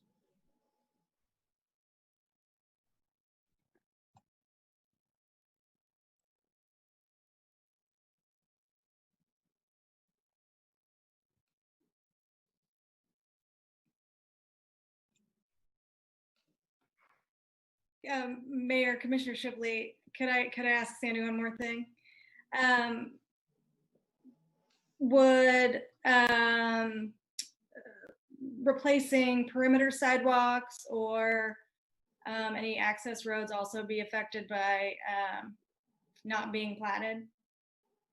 Sandy Day Planning Office, no. Public sidewalks, perimeter sidewalks, access drives would not be subject to a building permit and would not be subject to that standard.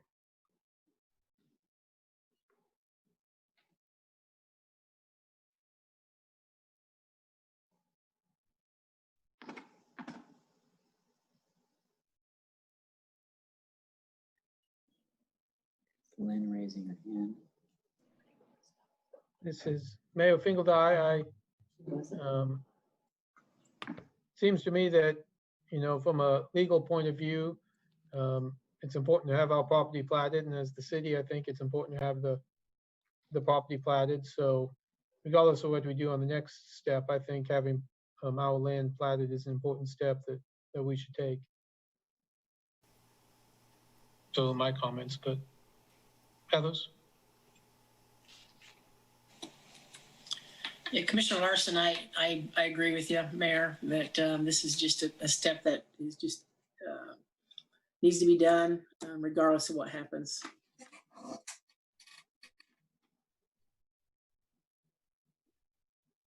This is Commissioner Boley. I move that we accept the rights of way as shown on the drawing for the final plat for the Stratford Tank Addition PF 20-00399-1225 Sunset Drive. Second. Mayor Finkeldine, we have a motion by Commissioner Boley and a second by Commissioner Nanda. Commissioner Boley? Aye. Commissioner Nanda? Aye. Vice Mayor Shipley? Aye. Commissioner Lawson? Aye. Mayor Finkeldine, aye. Agenda item number 6 passes 5-0. We'll now move on to item 7, and Sandy, I assume you have this one as well. Thank you, Sandy Day Planning Office.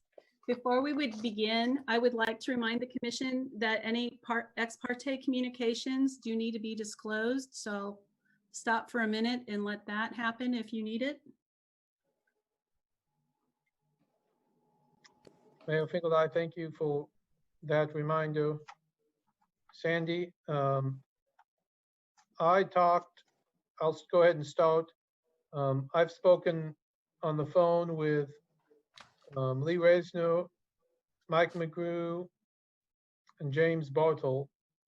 Obviously, I've received emails that are in the packet as well.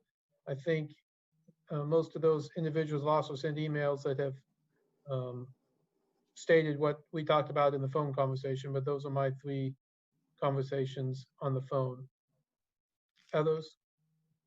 Commissioner Larson, I had a meeting with James Bartle, Steve Scannell, Charles Jones, Carol Jones, and Mike McGrew, and the topic was just some of the options that the neighborhood might have regarding this issue, and they expressed their concerns as to the process as well as basically how this has all developed. So.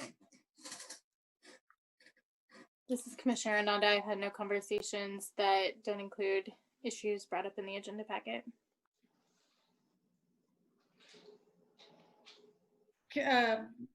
Vice Mayor Shipley, I have spoken with Dr. Gaddy, Regina Kraus, and very briefly with Ann Fowler, and then I have all the same correspondence that everyone else has in the packet. This is Commissioner Boley. I had conversations on the phone with James Bartle and Mike McGrew. I received emails as everyone else. The information that we discussed is in the packet. Mayor Finkeldye, thank you, everyone, and thank you, Sandy, for that reminder. Go ahead and proceed. Thank you, Sandy Day, Planning. This item is for a special use permit for the construction of a water tower in the city's park. Planning Commission considered the request at their August and October Planning Commission meetings. The proposed request is for the construction of a new tower structure within the park. The initial application showed the tower being located in the northwest quadrant of the park.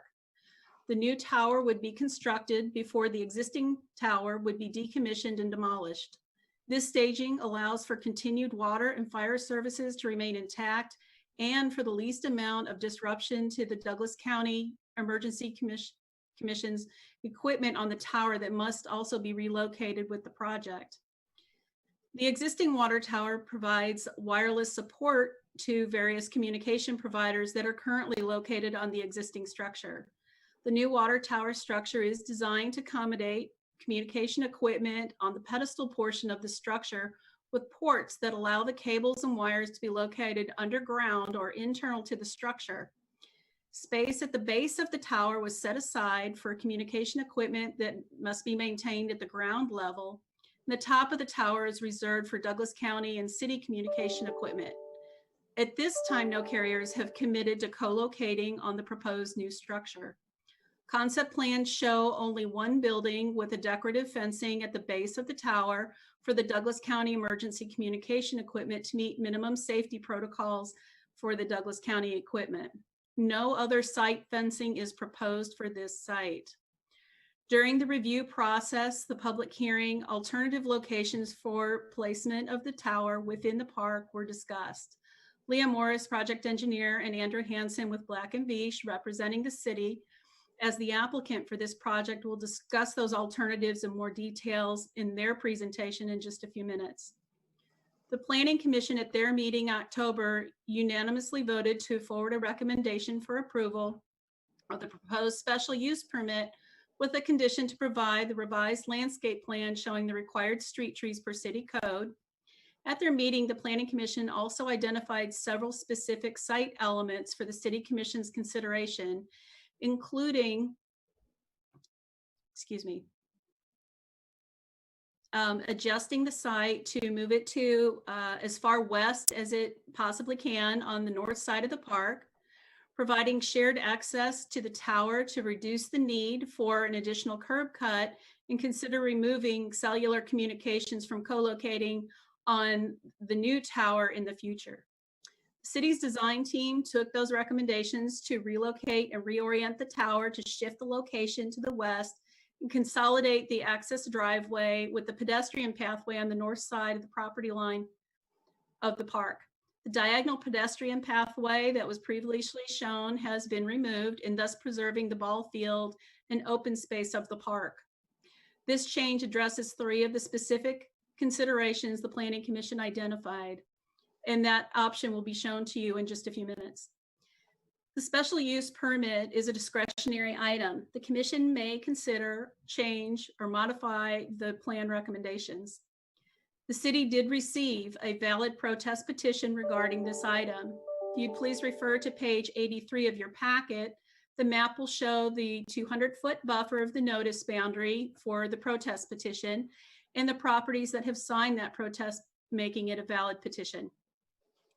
With that valid petition, the City Commission has 4 options, and they are listed on page 104 of your packet, but they are as follows. The City Commission may approve the special use permit with 4 affirmative votes. The City Commission may approve the special use permit with additional conditions or modifications with 4 affirmative votes.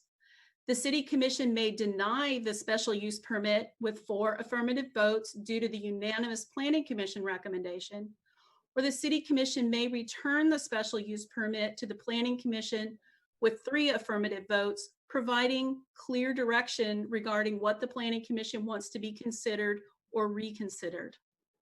To reiterate, the Planning Commission did forward to you a unanimous positive recommendation for the special use permit with those guidelines that I just noted. And that concludes my presentation. I'll turn this over to David Wagner, Municipal Services and Operations Director, who has a few comments for you. Following that, Leah Morris and Andrew Henson will provide for you a presentation that covers more specific details of the project, the process that has been followed, as well as the alternatives and revision to the site plan in response to those public comments. I'm happy to answer any questions now or to provide responses as you move through the different presentations. Thank you. Mayor Finkel, I think we'll please go ahead and proceed through the all the staff presentations before we take questions. So go ahead, Dave. Okay. Thank you, Mayor and Commissioners. Dave Wagner, Director for Municipal Services and Operations. I just wanted to take a real brief opportunity before Leah Morris and Andrew give you some more of the details about the project to go over, really present an opportunity. I think a lot of times all of us are aware of infrastructure, especially water towers, but maybe we don't always explain the fundamentals of what it's doing for us. You know, I think that the intent of the water tower, both the existing Stratford tank and any proposed alternative tank, provides additional storage that allows us to provide water in excess of what our current production is. That's really important in the cases of fire, water leaks, or really in times of high demands, especially during irrigation and dry areas. But we also use it almost on a daily basis to keep our water plants running at a tuned level. And then the storage in the tanks allow us to not have to match production to demand. There's a lot of benefits to that, both from an environmental perspective with energy use, but also keeping a water quality, plants run better if they're at a sustained level. So that's kind of the major function of a water tank. It provides a consistent pressure as well into the system, hopefully not too much, not too little, and in order to provide that water to the community that they need. So it's an important service that tower does. One of the things that this project presents is an opportunity to do about a 50% increase of the existing capacity of the Stratford tank. It currently holds 500,000 gallons, and some of the proposals before you tonight offer a tank that's about 50% larger than that, or 750,000 gallons. That tank on a periodic basis or almost a routine basis sees a lot of usage. It fluctuates a lot, which isn't a bad thing. It should do that. But when you're looking at resiliency to climate change or energy efficiencies, there are some advantages to a larger tank at that location. Not that that can't be met in other methodologies, but it is an opportunity for that consideration.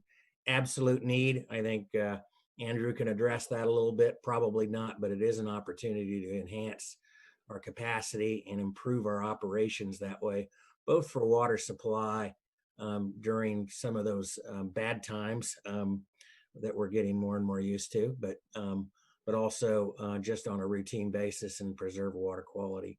So I kind of wanted to get that plug in there for a water tower that we're all used to seeing, that it's doing a good job for us. It's done a real good job for us since 1954. And anytime staff presents a proposal that might replace an existing asset that's about the same age as I am, I start to get a little nervous. But I will tell you, there's a lot of materials to read there on that, and there are a lot of options. And I think Leah and Andrew will do a good job presenting those. Nothing simple. There's pros and cons to all those. So it's not an easy decision in any respect. So with that, I think I'll go ahead and, unless there's a question of me, I'll turn it over to Leah and Andrew to get into the guts of the details of the project and talk more about it. This is Leah Morris, Treatment Division Manager for the Municipal Services and Operations Department. At this point, I'm going to share my screen to start the presentation. Can everybody see that? Okay, great.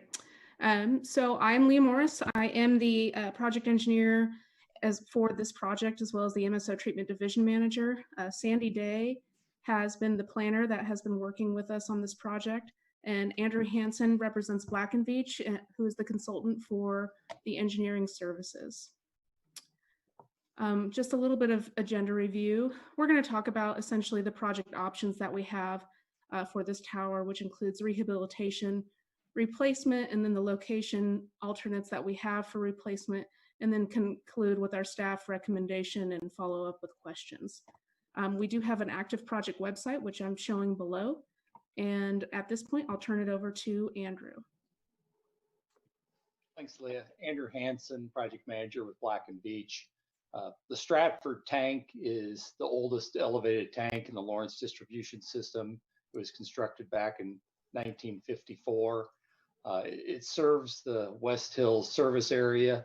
Originally, when that tank was built, it was on the far western edge of the city and supplied water from the Caw water treatment plant. But over the last 70 years, as the system's grown primarily to the west, the tank is now served from the Clinton water treatment plant and is more centrally located to your distribution system. As Dave mentioned in his comments, the tank is vital to operations, specifically serving peak demands in the high ground elevations west of the KU campus. The current tank has a capacity of 500,000 gallons, is approximately 132 feet tall, and the bowl of the tank, which is the water containing part of the structure, is 56 feet in diameter. The last time the tank was painted, a product was used which encapsulated the underlying lead paint. From a technical perspective, that's not necessarily ideal, but at the time it was likely a low cost alternative. So we do still have that lead material to deal with. Beyond the service to the water system, there's also 3 cellular providers that have antennas, as well as the Douglas County EMS, which is very critical relative to emergency 911 and first responders.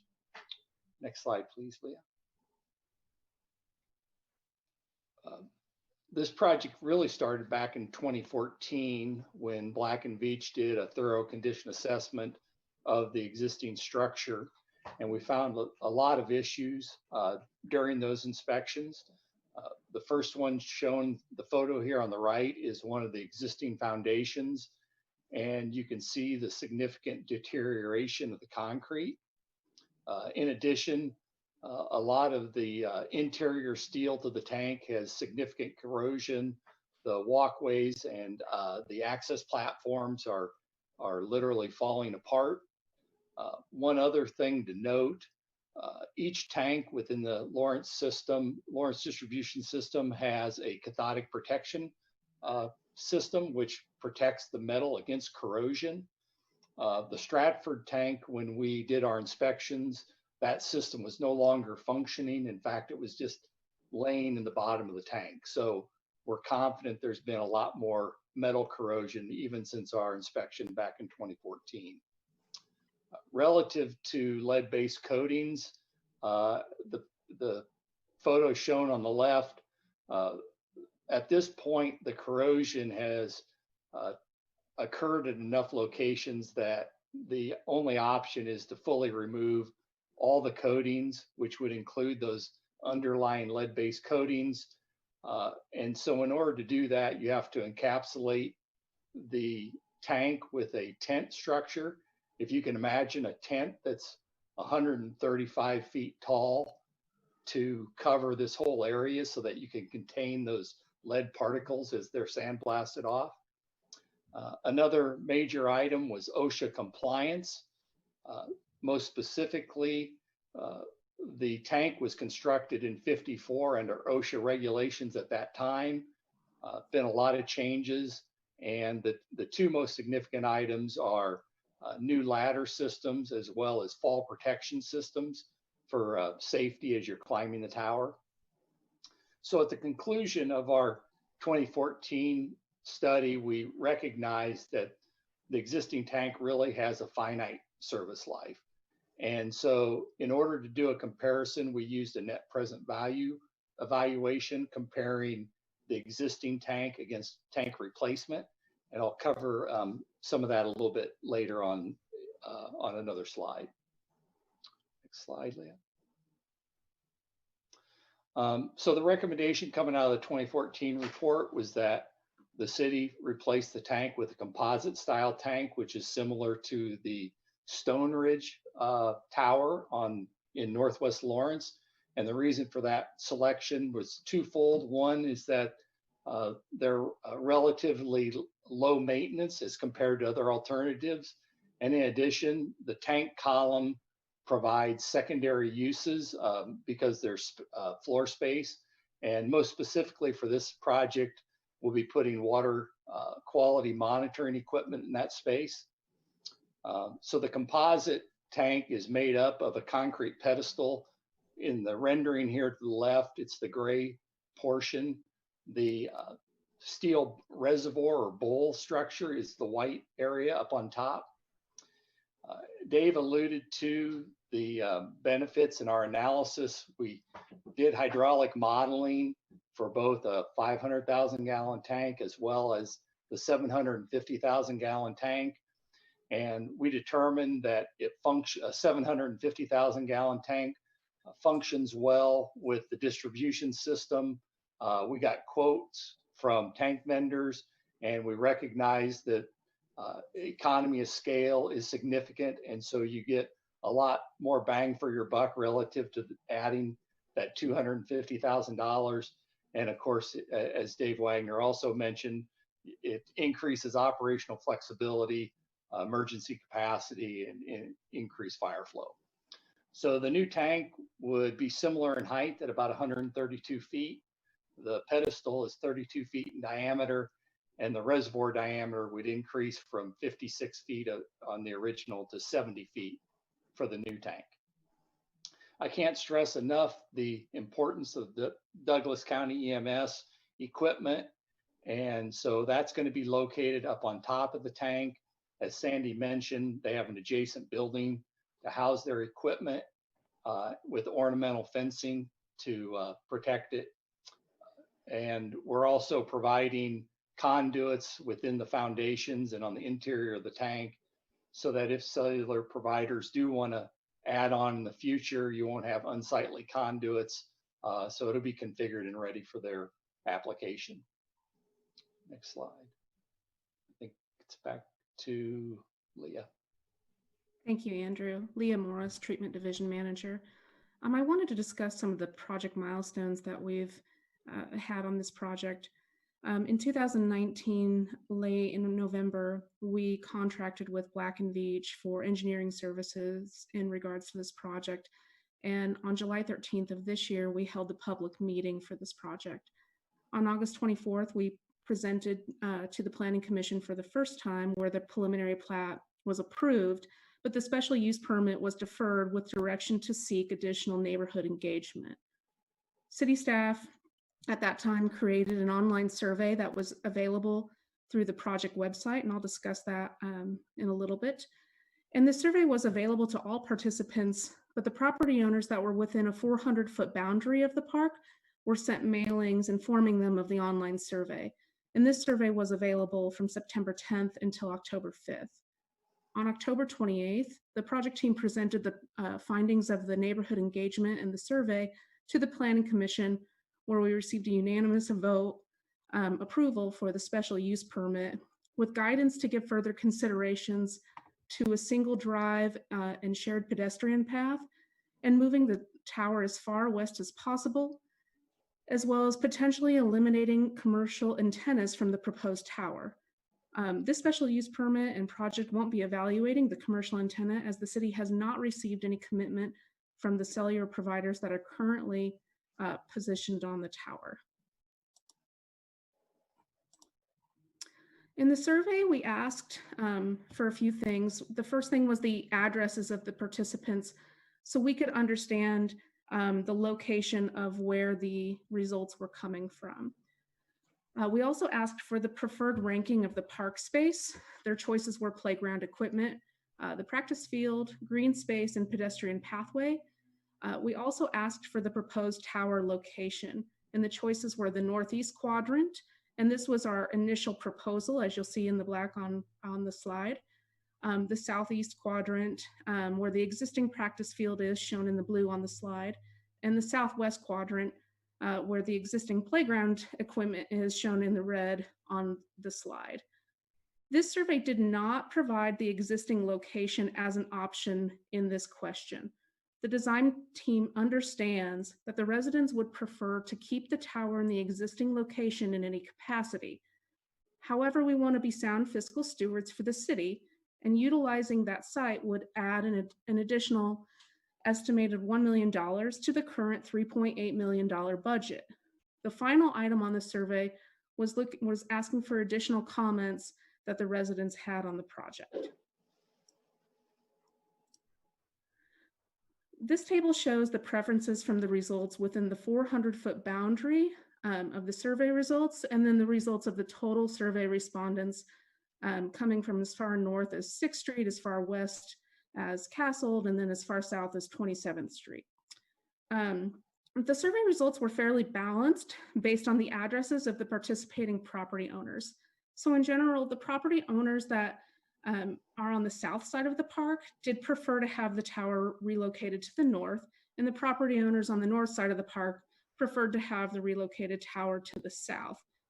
The neighborhood results did indicate that the preference was to have the tower relocated to the northeast, and that green space was the preferred park usage. I would like to point out that the residents that live to the southwest of the park did rank park equipment as the most important park feature. At this point, I'm going to turn the presentation back over to Andrew. Andrew Hansen, Black and Beach.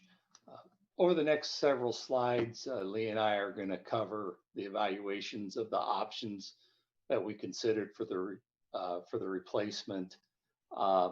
One location that you won't see on this list is somewhere other than the existing water tower park. I know there were some comments early on in the public involvement process to look at open spaces or other parks, but the reality from a technical perspective is that the distribution piping is larger in this area in order to convey the water in and out of the tank. So locating it in another location other than Water Tower Park isn't a viable option. So we're going to go through each of these and talk about the pluses and minuses. We're going to look at rehabilitation of the existing tower. We're going to talk about proposed new construction at the location of the existing tank, the previously recommended northeast site, the southeast and southwest site, and then conclude with our current recommendation, which is the north central site, which takes into consideration input from the Planning Commission. Next slide, please, Leah. So relative to rehabilitating the existing, the pluses and minuses that we have are shown here. The primary pluses are it maintains the aesthetics and the location is desired by nearby residents, but we have quite a few negatives here, and I've covered structural aspects pretty thoroughly, as well as the ocean compliance. We also are really concerned about the environment and health risk associated with removing those lead-based coatings. As much as you try to capture and all of those through the removal process. It's very, very difficult to do that. The Douglas County Emergency Management, if we were to rehabilitate, we would have to relocate that equipment to a temporary location, a monopole or something of similar nature, and concerned about any downtime during those transitions. I had mentioned net present value comparison that we completed earlier. As engineers, when we try to make apples to apples comparisons between doing something like a rehabilitation versus replacement, we look at the time value of money. And the report that we did back in 2014 outlines that pretty thoroughly, that in order to rehabilitate the existing tank was going to be around 1.7 million, similar to the cost of replacement at 1.7 back in 2014 dollars. And so within the margin of errors, those are essentially equal. That being the case, and understanding that inevitably this tank will need to be replaced, it was our recommendation, as it still is, that the city move forward with replacement delay, which avoids the inevitable of addressing this again in 15 to 20 years. From your ratepayers' consideration, it's best from a long-term affordability aspect, as well as having a smaller carbon footprint if you replace the tank. Next slide. If we were to replace the tower in the existing site, the positive associated with that is it would maintain the existing location. From a negative perspective, as Mr. Wagner had referred to, the distribution system uses storage as its means to address times of higher demand. So in order to compensate for having the tank out of service for a significant duration, we would need to install a temporary 500,000 gallon tank, as well as temporary pumping shown here on the photo on the right. That would operate 24 hours a day, 365 days a year. There'd be a lot of noise associated with those diesel engines. There'd be frequent fuel deliveries in order to fuel those engines. A lot of maintenance and oversight. Typically, when we specify temporary pumping like this, we have someone on site continuously to monitor the operation of that equipment. Security is always an issue for a temporary installation. So Leah had mentioned the additional budget impact if we were to build in the same spot would be approximately $1 million for this temporary storage and pumping equipment. We also have concern relative to the foundations of a new tank. Specifically, you have a foundation system that is imparting loads on the subsurface geotechnical soils. And once you remove those foundations, you would have to over excavate and recompact, and there's risk associated with that. We're really concerned about interruptions to the 911 and first responders. Downtime for those facilities is not an option. So all those things kind of roll up into budgetary impacts that therefore it's not our recommendation to go back in that existing site. Leah, I'll pass back to you. Thank you, Andrew. Leah Morris, Treatment Division Manager. In this option, the northeast site, this was our original proposal to the Planning Commission. You can see that the option is shown with a separate access to the tower off Sunset Drive. The existing park equipment would remain, as would the practice field. And this site is also beneficial for retaining existing trees and utilizing existing infrastructure in order to serve the tower and those that are served by the tower. This was the option stated to the Planning Commission, which received approval with recommendations to evaluate moving the tower further to the west and creating one shared drive and pedestrian pathway instead of the separate that you're showing here. Replacement located in the southeast or southwest. We're showing these options of reconstructing in the southeast or southwest, and this option also enhances the green space, again, due to that tower type being the composite tower. But these options would eliminate either the park equipment or the practice field. And again, looking at the park equipment, and that was very important to the property owners on the southwest side there. And the southwest option would also remove more trees that you can see. And it would also require the tower height to increase in order to maintain the hydraulic grade line. The south side of the park is lower than the elevation than that of the north. So again, it would need to extend the height of the tower to meet that grade. And then the existing utilities that service the tower would also need to be extended further to reach this tower if we relocated into the south. So these two additional points, being the additional height and the additional utility extensions, it would increase the construction cost of the project, again, having a negative impact on the project budget. So this brings us to the staff recommendation, which we're referring to as the North Central site. This is our recommendation for the proposed reconstruction of the water tower. This takes the recommendations from the Planning Commission, and it has the benefits of the north site, and it produces a project site that has one shared entrance, reducing the pavement, and moves the tower to the west in order to increase the buffer between the tower and the eastern properties. We also removed the pathway, as it was clear in the overall preference of the survey that green space was the park preference. This option also keeps the park equipment as well as the practice field.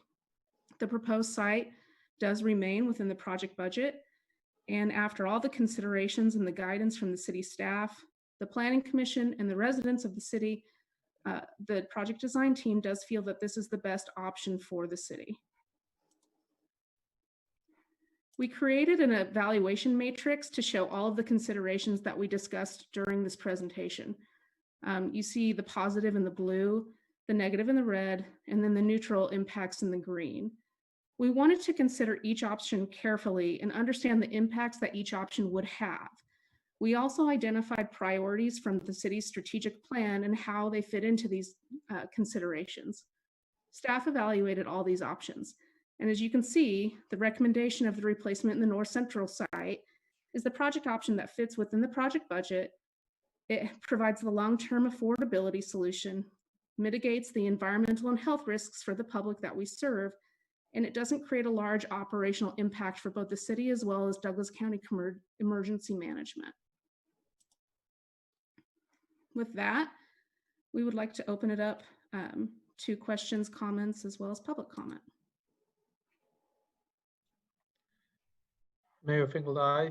Thank you for that presentation. Commissioners, we have questions of staff before we go to public comment.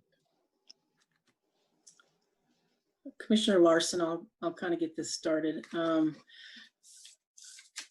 So I have a question for staff about if there is any sort of long-term plan or schedules for all the water towers in town that we have. Do we maintain, obviously we have a list of them somewhere, but has there ever been a study done or staff proposals as to how we can maintain these either through maintenance or replacement as far as a long-term vision? This is Leah Morris, Treatment Division Manager. Yes, Commissioner Larson, if you look in our current capital budget, you will see tower maintenance, coatings, as well as structural improvements on the additional towers within the city. You know, we just redid the Oriad towers a couple of years ago. This is one of the older towers that we have located in the city. Again, it's reaching its service life of almost 70 years now. And once it gets into the 80 to 100, it has reached its service life.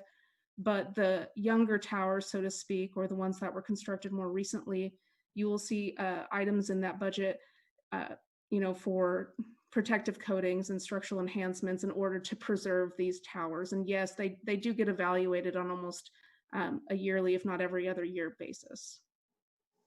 Yeah, so you brought up the Oria towers, which we did just a couple of years ago, and to the tune of several $1,000,000.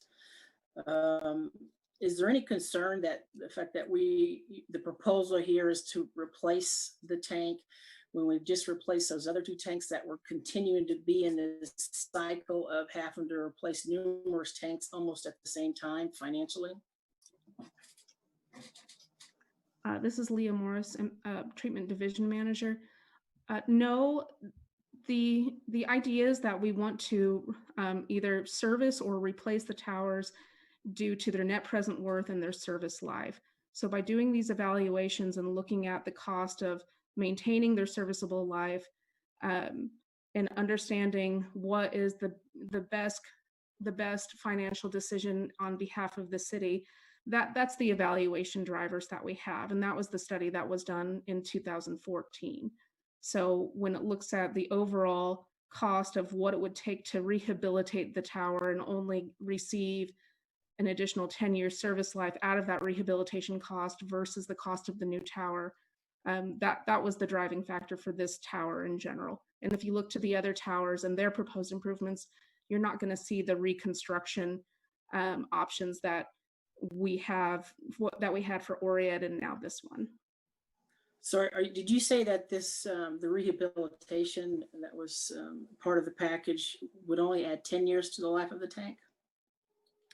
This is Leah Morris, Treatment Division Manager. Yes, that is what we're showing. It buys a 10 to 20 year service life, but the coatings aspect, the lead coatings that we discussed, and then the coatings that would have to be replaced, that typical coating is only a 10-year service life. So it would have to be recoated after 10 years. Again, adding an additional cost. But 10 years isn't the lifespan of the tank if it gets rehabilitated. It's more like 20 plus. Is that not true? The typical life of a tank is 80 to 20 years, and we're approaching 70 years. So if we did proposed rehabilitation improvements, the cost that is shown in the 2014 study, which doesn't capture everything, would be an additional 10 years. And then after 10 years, you would need to recoat the tank. And at that point, it would have reached its service life. Okay. I thought the tank was 60 years old. Tank was Mr. Mayor. constructed in 1954. This is Mayor Finkeldye. Make sure you introduce yourself. Yeah, each sorry time. about that. Yeah, sorry about that, Mayor. Sorry. Okay. So this is Commissioner Larson again. Can you give me an idea as to why the tower was allowed to get to this point in this need of a repair versus being maintained throughout its lifespan, so we could expand, so we can take advantage of that lifespan of 60 to 100 years? Because this is Dave Wagner, Director for the Municipal Services and Operations. Commissioner Larson, I would let you know, I think this is part of the program that really started when Philip Shashelski came on board as Assistant Director, and we started to be more aggressive about asset management and inspections of existing assets. And I think prior practice within a lot of our assets was probably not a programmatic approach like we're really pushing for today in all aspects of infrastructure, not just water plants and water towers.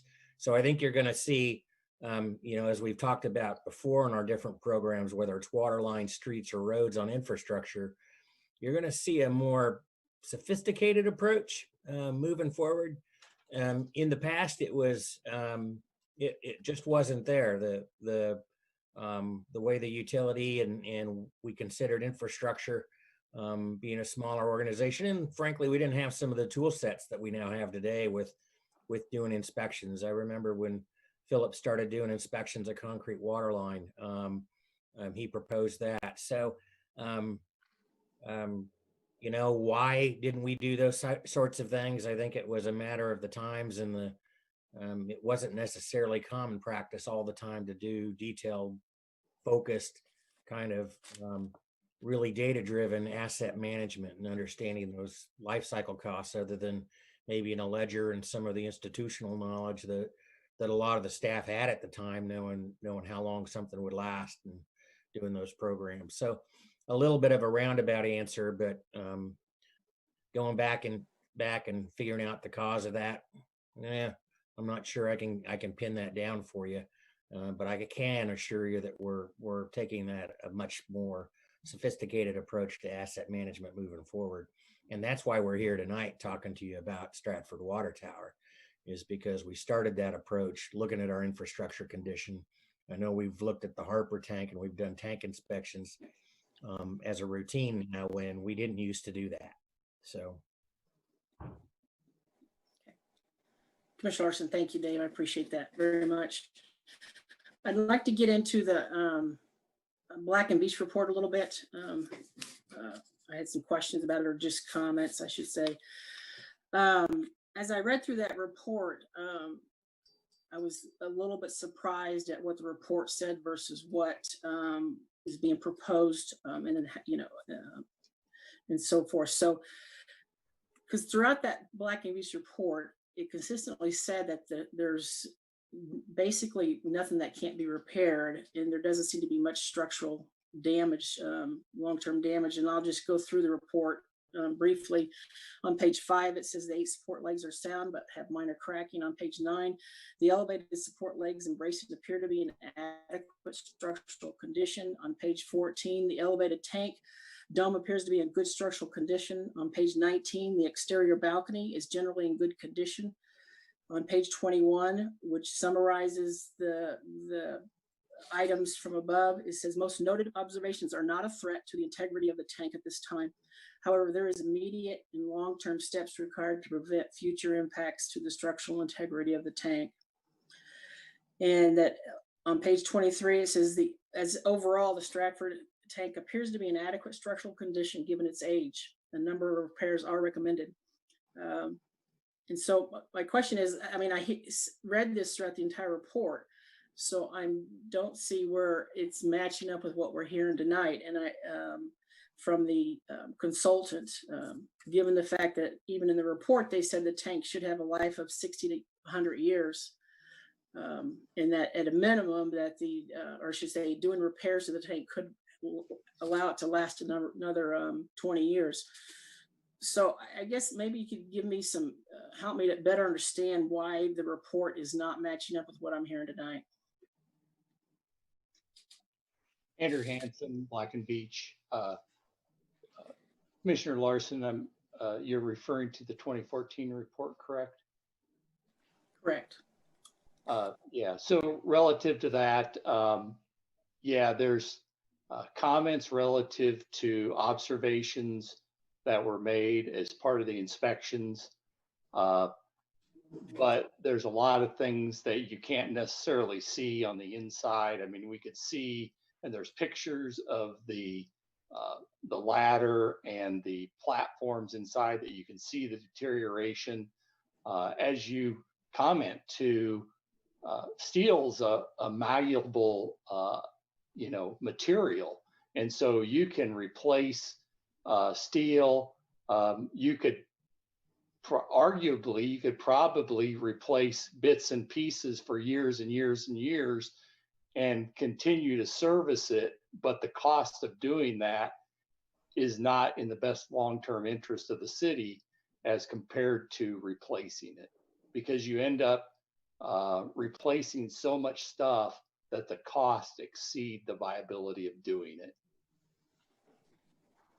Okay, so I guess I didn't quite hear an answer about why does the report, why is it so different than what we're hearing tonight as far as, you've indicated that it's structurally compromised. Let me go to the report, just 1 second. Relative to the recommendations, I think if you go through there,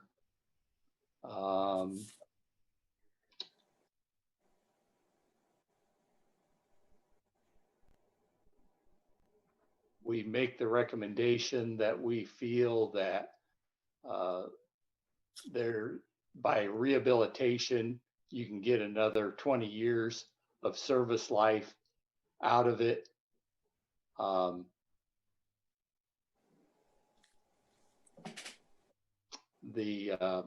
We note in the report that you can only see the exterior of the concrete, and additional testing of the concrete materials would be in the neighborhood of $60,000 to do further analysis of that by doing petrographic testing.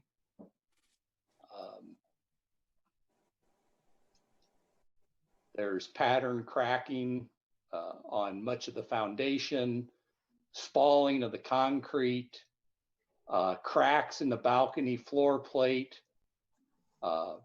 As I had mentioned, the access ladder, we talk about dilapidated. I'm referring to table 1 on page 23, dilapidated internal platforms, failures of the entire coating system. Okay, Commissioner Larson here. Thank you, Mr. Hanson. But still, your report says that all these items that were listed, that the Stratford tank appears to be in adequate structural condition. So I struggle with, again, I still struggle with the idea that there's such a different tone tonight as to what needs to be done. And as far as the petrographic test, it was actually $40,000 to $60,000 estimated cost for those. And why did we not conduct those if we were sincere about the possibility of rehabilitating this tank? Yeah, relative to the petrographic testing, to be honest, from 6 years ago, I don't recall as to why we did or didn't move forward with additional testing. We did the cost analysis, and it was decided when you mention areas of the report that we say that the structural integrity, that it still has structural integrity. Is that structural integrity for 20 years, or is that structural integrity for 40 years? Again, it boils down to our recommendation that the facility can be rehabilitated and last another 20 years. Okay. Commissioner Larson, thank you, Mr. Hanson. I appreciate that very much. I have more questions, but I if other commissioners want to pipe in with some questions before I continue, I don't want to take up all the time here. Do you want me to continue, Mayor? Commissioner Larson. Mayor Finkeldine, I think, unless anyone wants to jump in, go ahead. Okay, I'll continue. So I want to go back to the staff memo at this time and talk about the some of the items that were in there.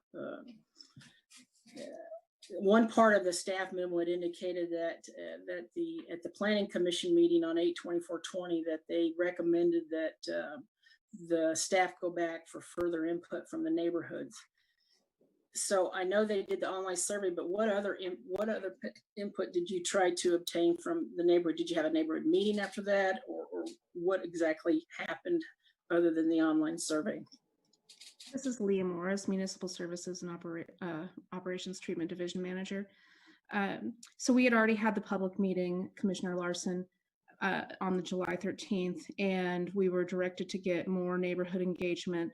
So operating during COVID times and talking with our public information officer, we felt that the best engagement that we would get would be from an online survey and giving everybody an opportunity to participate in that survey.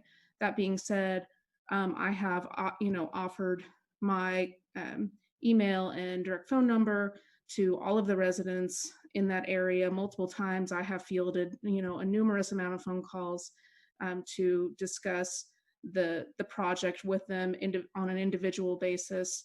So I've always maintained that if there was questions or concerns in regards to the project, that they could contact me directly. And again, that's why we provided that area for the comment section on the survey. So if we weren't identifying a a specific concern on, as far as the questions on the survey, that was where they were to input the concern at that point. Commissioner Larson, thank you very much, Lee. I appreciate that. So is there a reason why we didn't get contact the neighborhood at basically what I would consider more at the beginning of this project? We approved the CIP dollars for this and the budget that was approved a year ago, July or August, but yet from based on your slideshow, you didn't engage the neighborhood until July 13th. And I believe there was a memo that suggested that the neighborhood be contacted and be a part of the discussions as far as the location of the tank. Is there a reason why we waited that long to engage the neighborhood? This is Leah Morris, Treatment Division Manager. I was being contacted from the public way back when we were getting a survey on the property, as well as looking at the existing utilities and doing outreach to the commercial antennas that are located. I wanted to, A, be transparent with the public, and a lot of the concern at that point was A, the location, and B, if the cellular towers were going to require an additional monopole or if they were going to be co-located. That was a very big question in terms of the public comment that I was receiving throughout this whole project. So I wanted to be at a point where we were confident with the engagement of the cellular providers and be discussing this with them so that we understood if we were moving forward with this project with them on board or without commitment, which is what we have received is not commitment from the cellular providers at this time.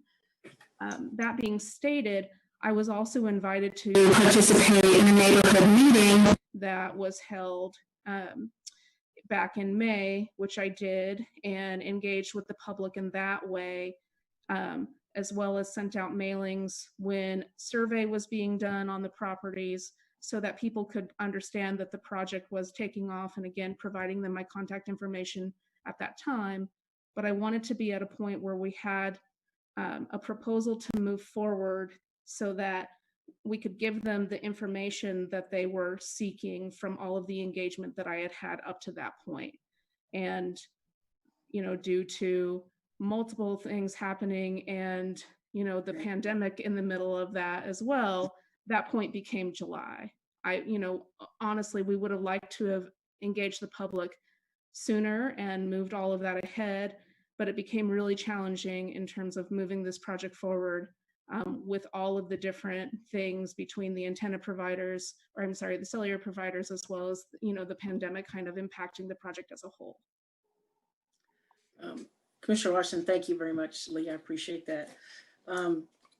So I guess I don't quite understand why we would not have gotten with the neighborhood back last fall when we knew this project was, this proposed project was going to move forward in some fashion. Is why we are always, not always, that's not the right term, why we seem to have the stance that we don't get the neighborhood involved. Basically, you've got your design part, at least concept design down, and, you know, show that proposal to them. There's just the neighborhoods, what I consistently hear from the neighborhoods is that they always feel that they're asked to participate as almost an afterthought in these conversations.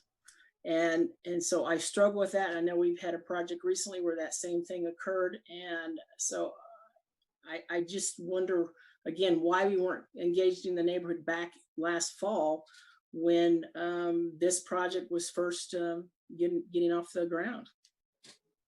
Leah Morris, Treatment Division Manager. I do understand your concern, and I, again, have expressed to multiple of the residents that, you know, from day one on this project, we really wanted to be transparent and let them understand what the potential options were on how to move forward.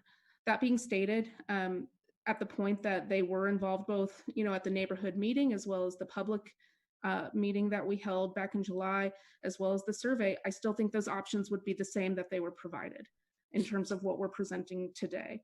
The options of, you know, where to relocate for proposed new tower, and understanding the risks and the financial impacts of either rehabilitating the existing tower or constructing a new tower in the same site. None of those really change in terms of, engaging last fall to now. All those options would still remain as they are today. Thank Commissioner Larson. Thank you, Leah. Well, I guess what the difference is that the neighborhood was never involved last fall, even though we still may wind up at the same place, maybe not, I don't know, but the neighborhood was never engaged on the very front end of this. And that's what I hear from neighborhoods. And so I find that just really disconcerting that regardless of where we wind up right now, that the neighborhood was not engaged from the very beginning. So I just want to go on just a little bit here to the staff report. I got a few things there. Can you tell me if the letters that you sent out within the 400-foot radius were letters also sent to the neighborhood associations that are adjacent to the park?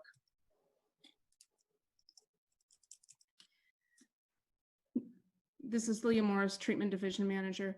I reached out to the neighborhood associations that I knew that were present within the boundaries and the participating members on those neighborhood associations as they had communicated with me. So the people that were responding to those were typically within the boundaries in some capacity. Did I reach out to the neighborhood associations specifically in terms of correspondence with that specific neighborhood association? No, I did not. I did, attend those meetings as well as communicate with participants in those associations. And they were asking me questions in reference to those associations. So that I guess that is, how I corresponded with the members. Commissioner Larson, thank you. Leah, I really appreciate that. It seems to me, I don't know who can potentially answer this. I thought there was a requirement that we were supposed to notify the neighborhood associations in addition to the 400-foot radius, folks within the 400-foot radius. Am I wrong on that? This is Sandy Day with the Planning Office. We do send out notification to the neighborhood association of where the project is located. I'm trying to look into our files to see which other neighborhoods would have been notified. That would be through the planning process, notifying property owners and neighborhood association of the public meeting. I can't confirm just yet on that. I am still looking for that documentation. Commissioner Larson, thank you, Sandy. I guess I'm confused because Leah just indicated that she did not notify the neighborhood associations. Sandy Day Planning Office. There are a couple of different notifications that we do. The notification that I am speaking of relates specifically to the notice that the planning office would undertake as part of the public hearing process and notification. The communications that Leah was referring to were those additional neighborhood meetings and communications that she sent out directly as an applicant would on any other kind of project. So I'm making the distinction there. Okay. Commissioner Larson, thank you, Sandy. I appreciate that. I got just a minor technical. In the staff report, it indicated that the site plan shows area reserved for other communications are at the base of the tower. So is that actually at the bottom near the ground, or is it at the on the tower itself? Sandy Day Planning Office. That ground is reserved for the ground equipment. If you look at the current carriers today, they have equipment either within a shelter building or what we call an H-frame at the base of the tower where they have their ground equipment that connects back to the bridges and the antenna that are up mounted on there. So part of that site design was to identify spaces within the park to cluster those buildings and preserve as much green space and open space within the park with a shared access to those sites or those building pad sites, if you will. The only structure that we know for sure would be the enclosed building for Douglas County equipment that does require fencing, and that's to meet those county requirements for public safety and access to prevent tampering with that equipment. Whether or not a future carrier, a T-Mobile, AT&T, were to co-locate, they would have one of those pad sites that they could locate at the base of the tower shown on the site plan. They're shown as little rectangles on there where they could locate their equipment within that pad site and then orient that structure on that pad site and make those connections. Does that help? Yeah, Commissioner, thank you. I just wasn't clear on that as to how that was, what that proposal was. I did want to go back to the survey just for for a question. And that is, I know that Leah had indicated that they didn't put the Northwest Quad on that survey because they didn't feel as though it was, I guess, financially prudent to do that, which, you know, I appreciate that. But at the same time, you know, the questions seem to me, I went through and read them, and they seem to be pretty limiting as to allow community member or the neighborhood to really engage in the process as far as providing what their ideas are and what their thoughts are and what they think their needs are. So the survey as it was written, does staff believe that was really a statistically valid survey? Leah Morris, Treatment Division Manager. Yes, Commissioner Larson, we do. We worked with our Public Information Officer who does these type of surveys for the city, you know, on a routine basis. We wanted some very specific direction in terms of what was preferred with the options that were given.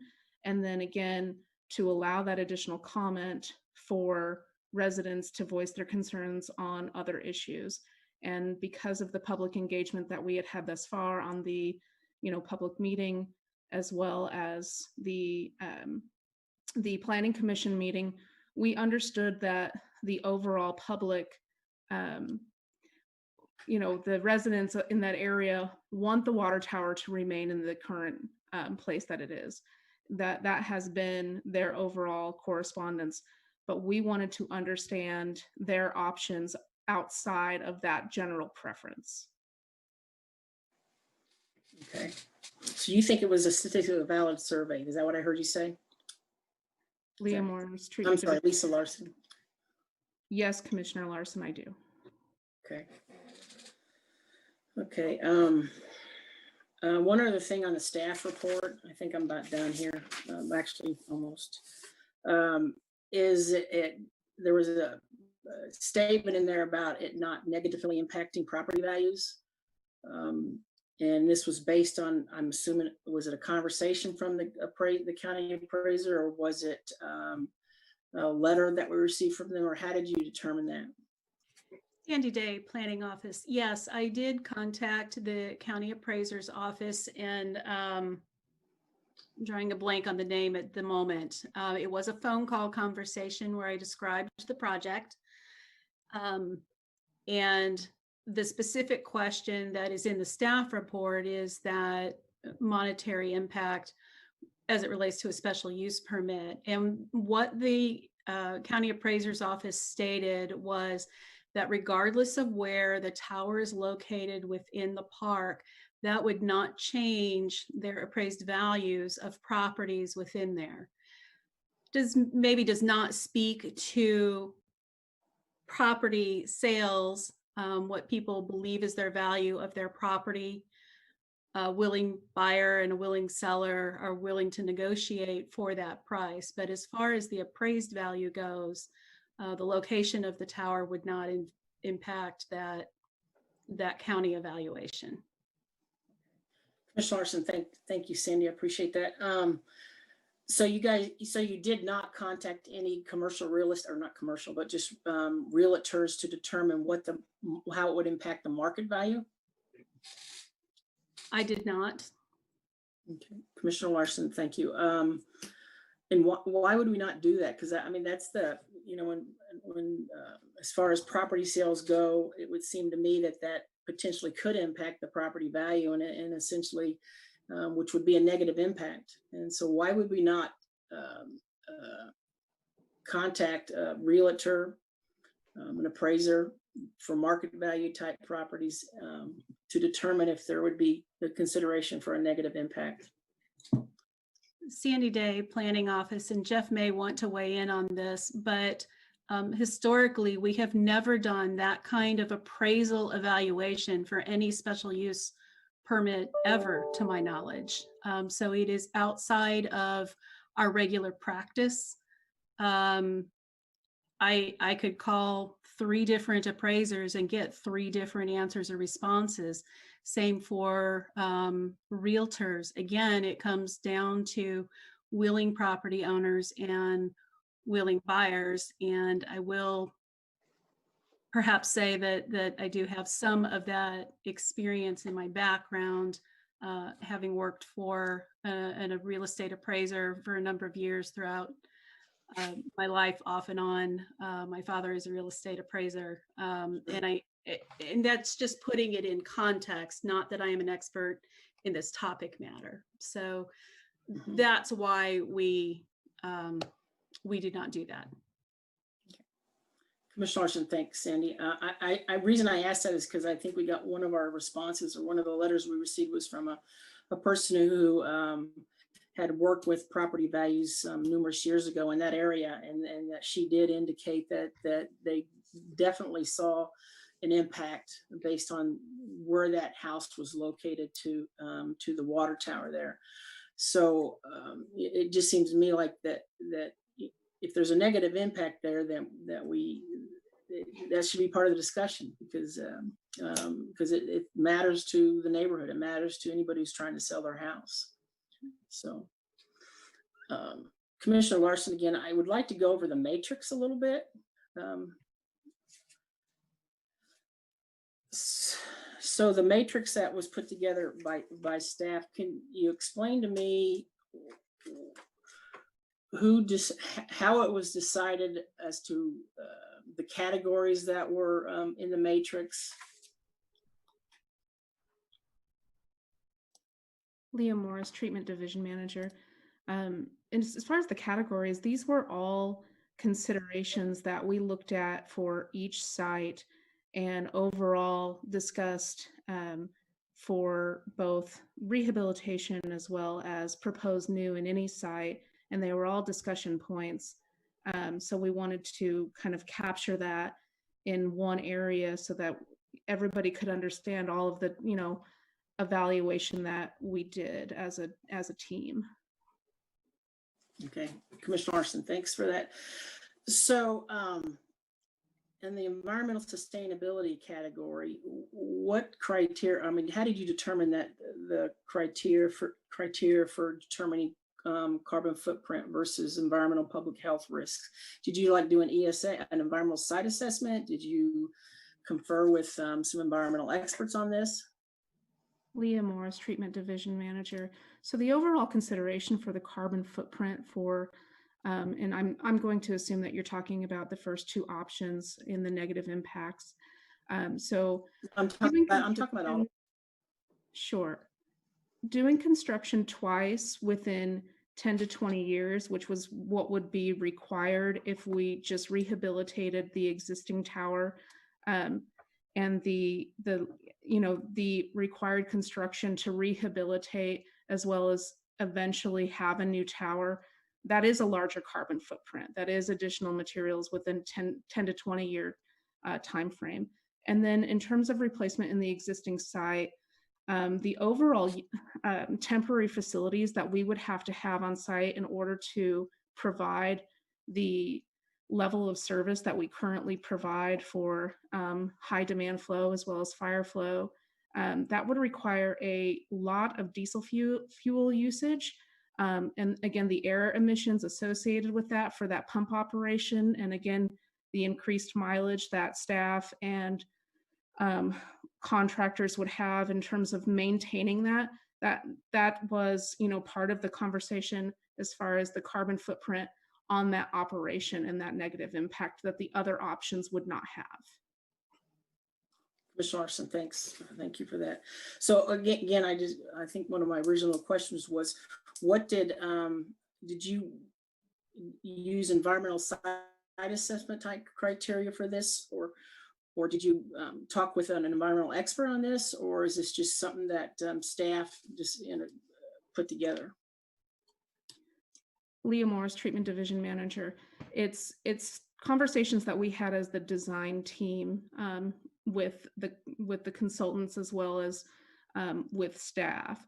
So, operating these construction sites and others in a numerous fashion, we identify, these potential carbon impacts that we have and how to reduce those carbon footprints with, the construction projects as we move forward. And we really felt that both the rehabilitation and the construction in the existing site did have negative carbon footprint impacts on these in this category.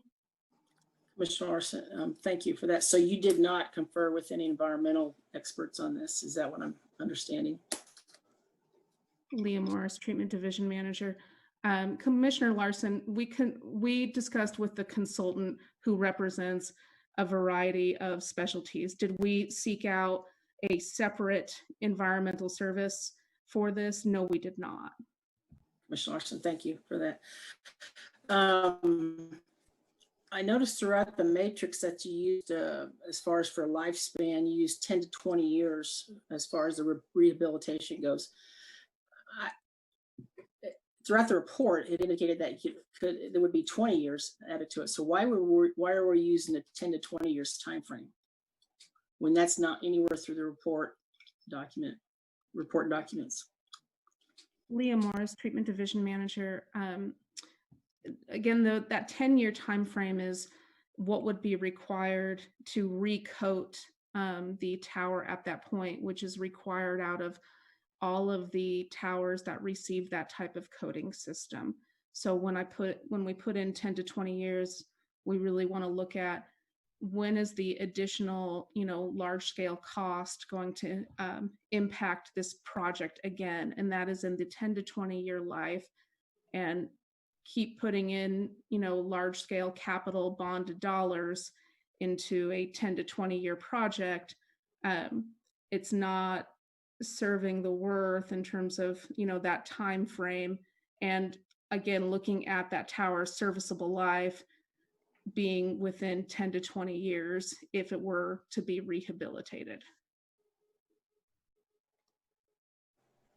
Okay, thank you for that. I guess the matrix just indicates that that 10 to 20 year range. It says replacement after 10 to 20 years obviously is not recommended for bond usage, and I understand that. But again, the 10-year time frame, I just don't see that as far as actual needing to replace that anywhere in the report. So I found that kind of odd that would be included in there. And now I want to go to the column you have for Planning Commission recommendations. You've indicated through here that regarding the Planning Commission, recognize, rehabilitate, not physically responsible. You've said it a couple of times through here.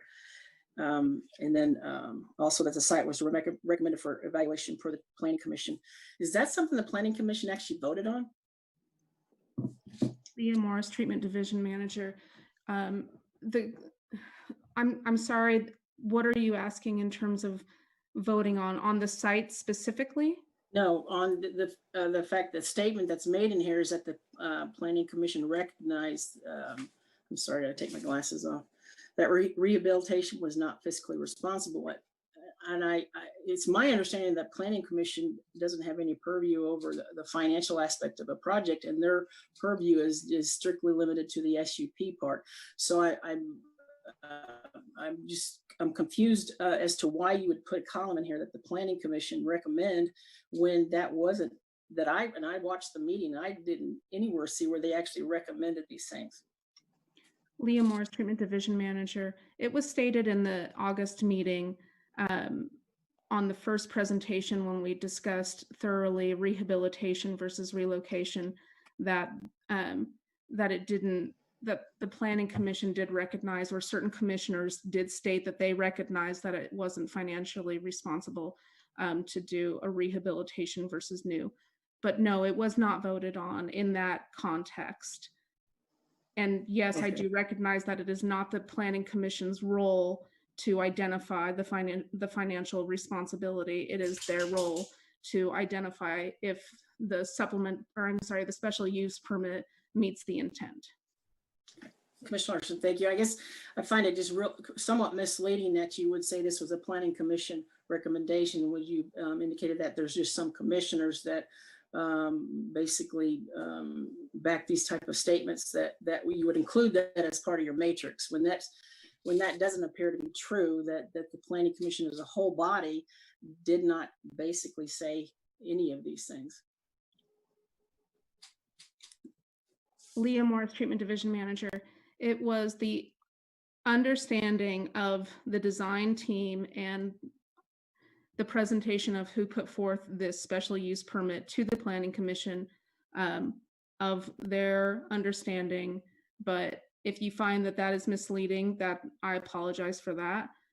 However, the North Central site is what the Planning Commission recommended further consideration. And that was voted on, and that was their guidance, and that North Central site does meet those recommendations. Commissioner Larson, thank you, and I appreciate that clarification on that last item there. Mayor, this is Commissioner Shipley. I am glad that Commissioner Larson's on a roll, but I have kind of some questions that touch on what she was talking about, and I kind of want to give Leah a breath. Would you mind, anyone, if I kind of break in here? Mayor, this is Mayor Finkeldye. Commissioner Lawson, you okay with Commissioner Shipley? Yeah, that's fine. I just have one more area to cover, but I'd be more than happy for somebody else to step in here. Okay, and I know I have a few questions as well, so, but go ahead, Commissioner Shipley. Leah, I'm sorry, I'm going to go in a different direction of questioning here, so hopefully you can take a little bit of a breath.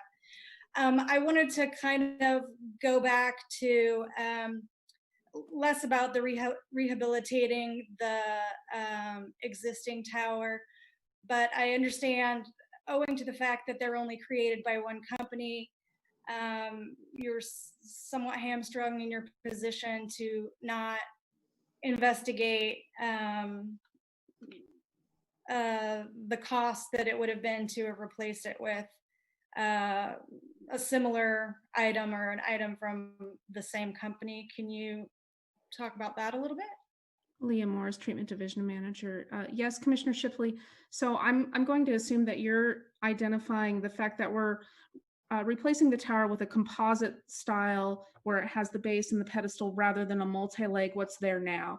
The manufacturers that produce that type of multi-leg tower now that meet recommendations for, or the specifications that we would put forth, there's only one provider that would, be a bid for the city. So that would put the city in a monopoly.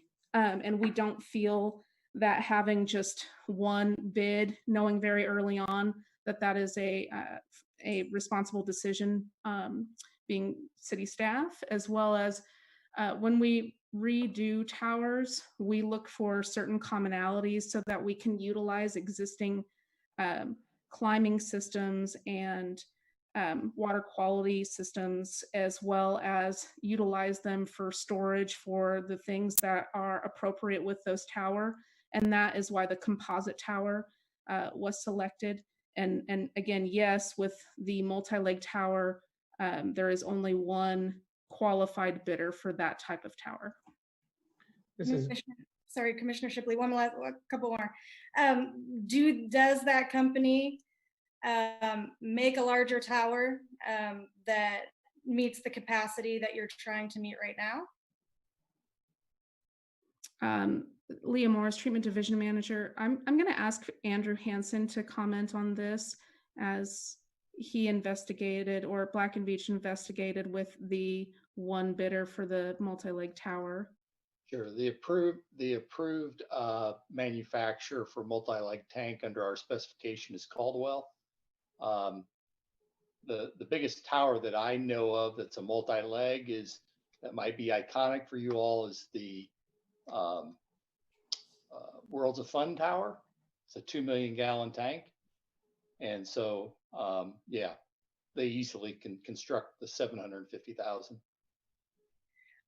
The Commissioner Shipley, again, perhaps you can answer this question for me then. I understand that moving the tower, as you've suggested, would require, well, if you were explaining the pumping situation, if they replaced their own tower, would the pumping system that caused the extra cost, would that be the same, or would they be able to do that with much less trouble than we are, since we're replacing a different model of tower? Leah Morris, Treatment Division Manager. Commissioner Shipley, if we were to construct any tower in the existing site, that temporary pumping facility would be required.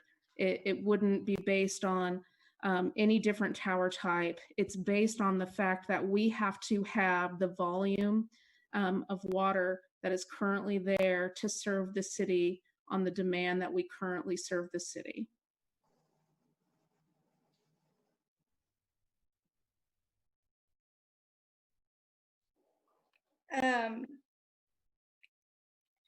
Let me ask you maybe just one more thing here.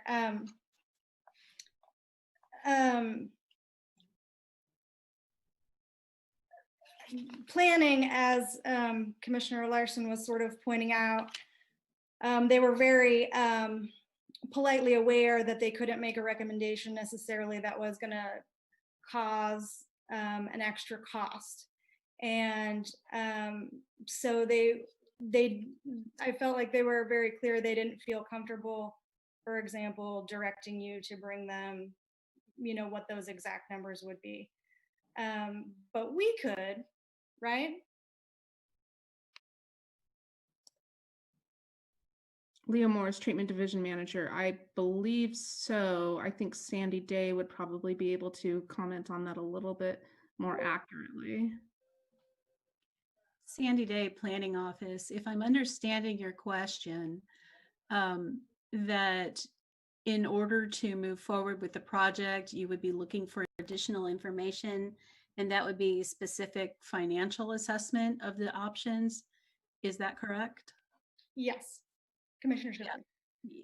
Sandy Day, Planning Office. Yes, you do have that authority as the City Commission to you could, within the scope of the presence of the protest petition, you could defer this item and direct staff to provide you additional information and documentation to help with your decision.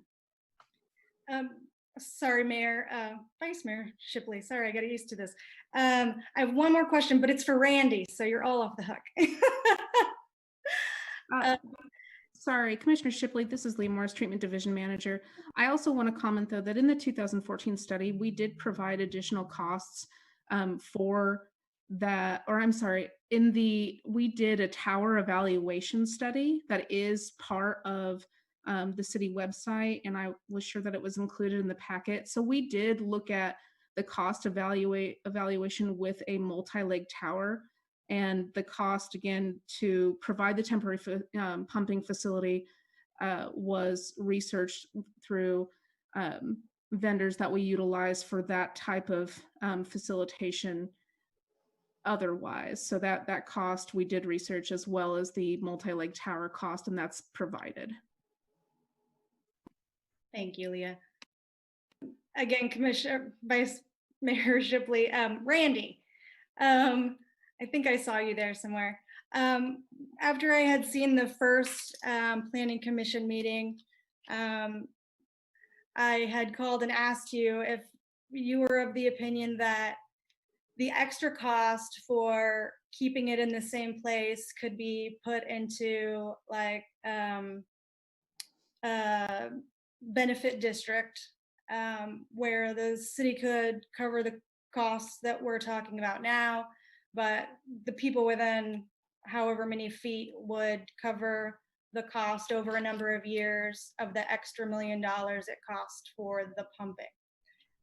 Can you talk to me about what your response was to that? This is Randy Larkin, Deputy City Attorney. Theoretically, yes, a benefit district could be created, help fund a infrastructure of this type. Unmuted. There we go. Randy Larkin, Deputy City Attorney. Apparently I was not unmuted. Yes, theoretically, a benefit district could be created to fund a public infrastructure such as a water tower of this type. It would obviously be something that the city would do. It wouldn't be brought in by the neighbors.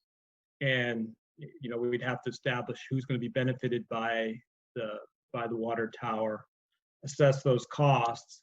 But, you know, there is a situation where there's a protest petition and things like that. And that could derail any type of project like that. Now, we run into that with roads every once in a while and other projects. And, you know, sometimes we go forward with it or not. But there is that risk on that side of it.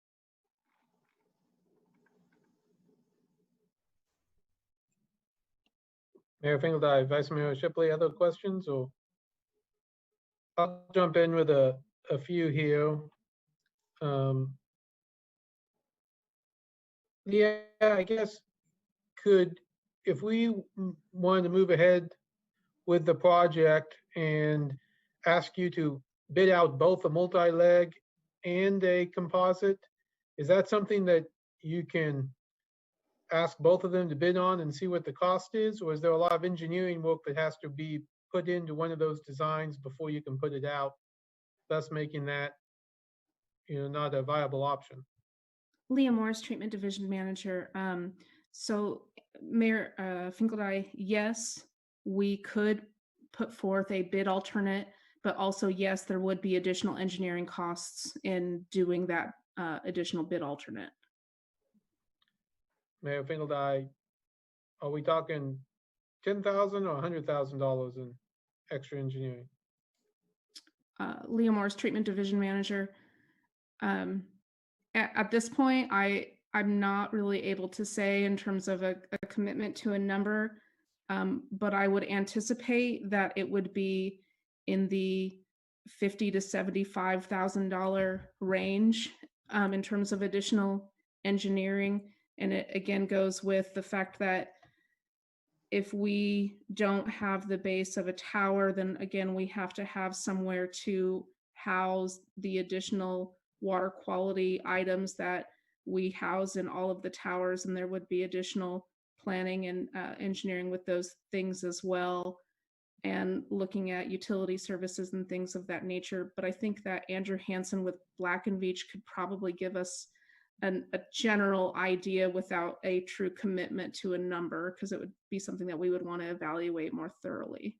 Yeah, I think my comments would be is if we were going to relocate that, the water quality equipment, and we start talking about doing a building, design a building, that adds quite a bit of engineering costs. I would say in the $75,000 to $100,000 range to do both.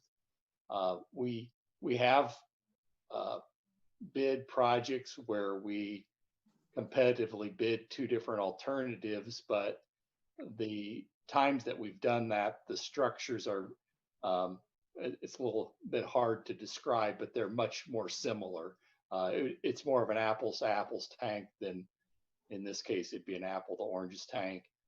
The other thing is that there'd be a lot of costs associated with fencing that, you know, from a price perspective, I'm not sure the impact of that, but that was one of the benefits of having the composite as well, is that it limited the site fencing and the green space that we were taking up.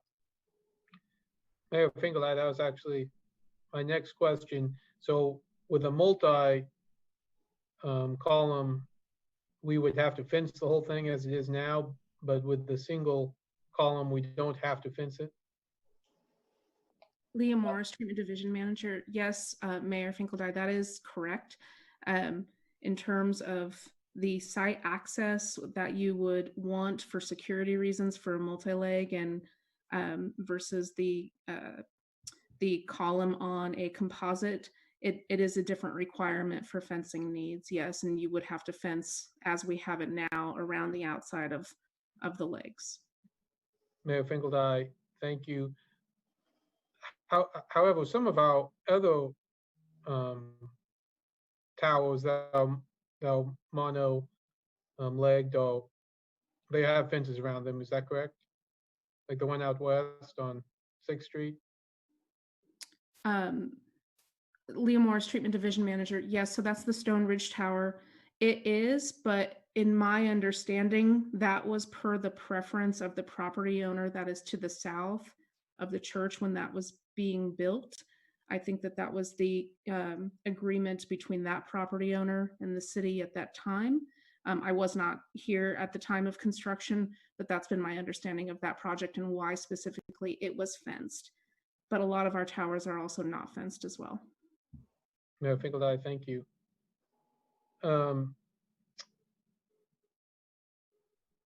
We've had a lot of talk about the useful life of the tower. I mean, hypothetically, if we denied the SUP, how long till you have to take the tower out of service? Is that 1 year? Is it 5 years?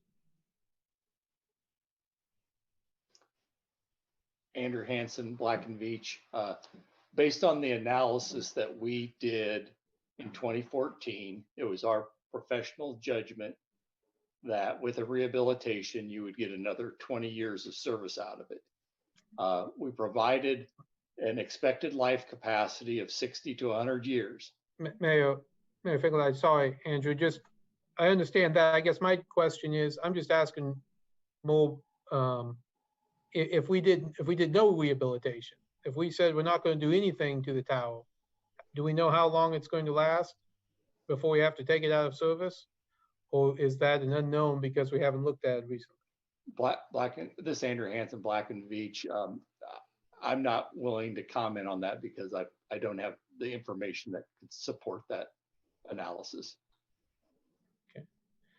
Mayor Finkeldye, let me ask it in a different way, I guess. If we said we approve the SUP, but we'd like you to delay 2 years before you build a new one, for example, could you go about evaluating whether or not that 2 or 3 years before we build it is possible? Or is it your recommendation that we're already past due and we need to start a new tower immediately? Leah Morris, Treatment Division Manager. I think that in order to commit to a yes, we would, be able to delay it 2 years or not, that another structural evaluation would need to be done. It's been 6 years since the one in 2014 has been done. And we know that the deterioration on both structural integrity as well as coatings integrity, it's not a linear relationship. The more that's exposed, the faster that it degrades. And when this was done in 2014, the budget was looked at in terms of when we could prioritize the budget in order to put this project forward, and that was allocated for the 2019 budget. And so now that we're into 2020, it's not for us to comment on, is it going to last a week, a year, 10 years if we don't touch it without doing an accurate overall condition assessment of it. But knowing the condition of that tower and understanding how things structurally degrade, it would be city staff recommendation to move forward with the project as proposed in order to, not have to react to infrastructure, rather to assess it and address it, proactively. Mayor Finkeldye, thank you for that. Couple questions on the new site plan, the North Central plan, as you call it. When I look at that, well, I guess, could that tower be moved further to the west than where you put it now, or why did you pick that location? It seemed like you could go a little bit further to the west. Maybe you're trying to save the trees there, I'm not sure, but was there a height engineering reason about that location? Leah Morris, Treatment Division Manager. Mayor Finkeldye, we spoke with tower manufacturers and companies that build these towers, and that was the recommended distance from the existing facility to the proposed new before you got into additional cost considerations for changing the means and methods of building a new tower. And that's the safe, it's about 60 feet from the existing facility, because in theory, you could probably build a water tower in a lot or in a space in downtown New York, right? But you need different means and methods in order to do that.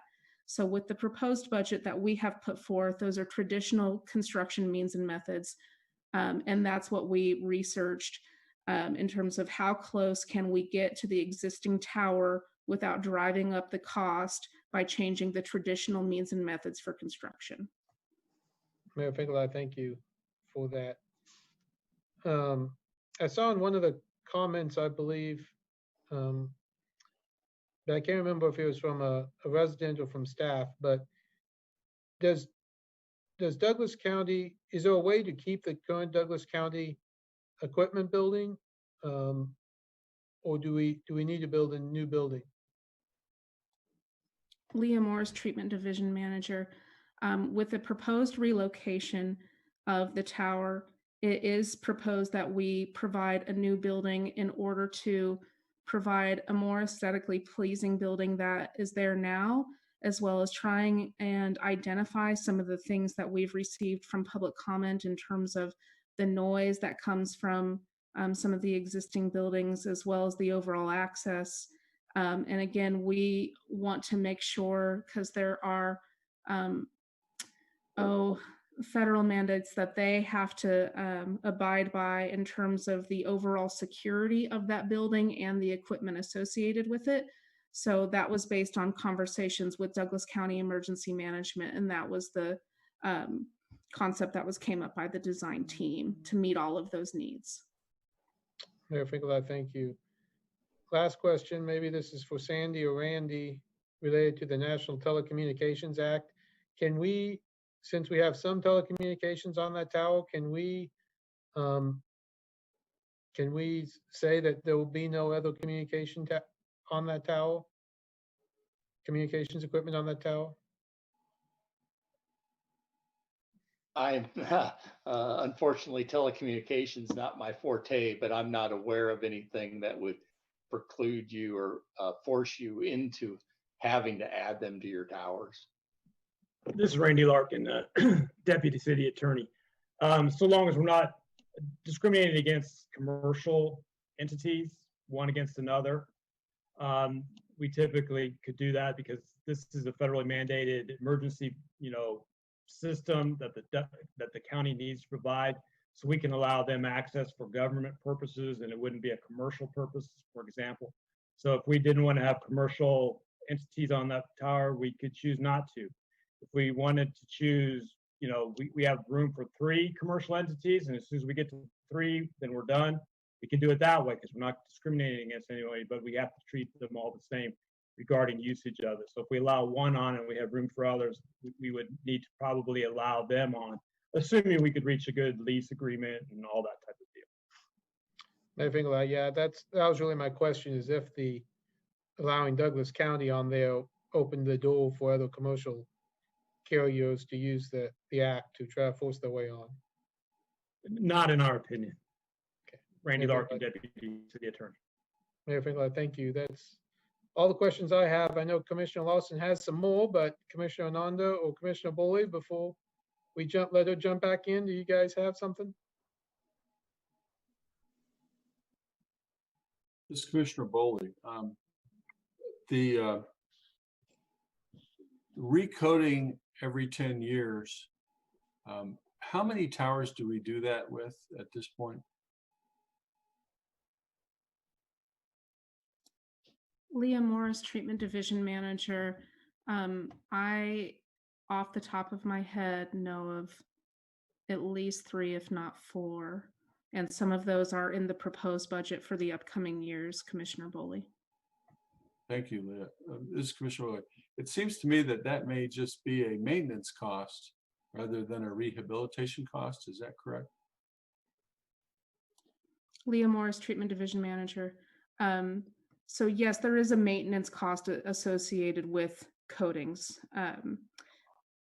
But in terms of the initial rehabilitation that would be required with this tower, because of the overall extensive removal of the lead-based coatings and the associated rust that the coatings have left exposed, it would be part of the rehabilitation cost at this point. And then if we were to coat it again in 10 years, then that, yes, would be a maintenance cost. This is Commissioner Bulligan. So it seems to me that if the useful life is 60 to 100 years, and if we do a rehabilitation that is a significant expense to extend the useful life, then the 10-year maintenance recoating would be just what we do for our water towers. Leah Morris, Treatment Division Manager.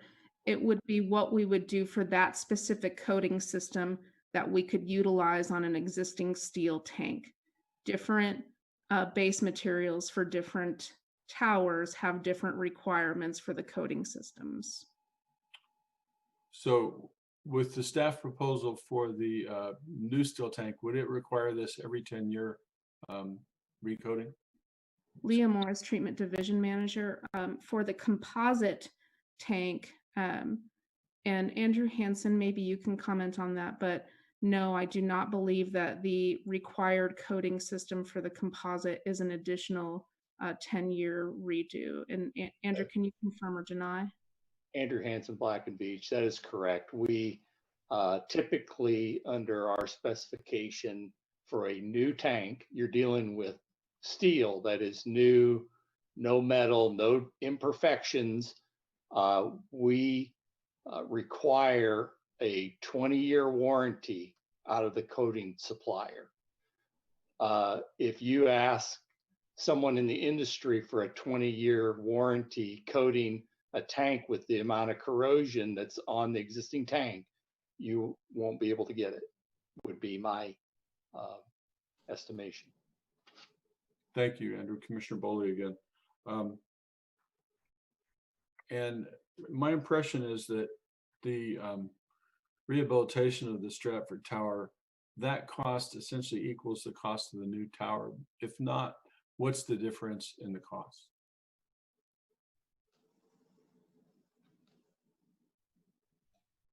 Andrew Hansen, Black and Beach. I'm not sure I understand your question, Commissioner Boley. Commissioner Boley again. How much would the rehabilitation cost and how much would the new tower cost?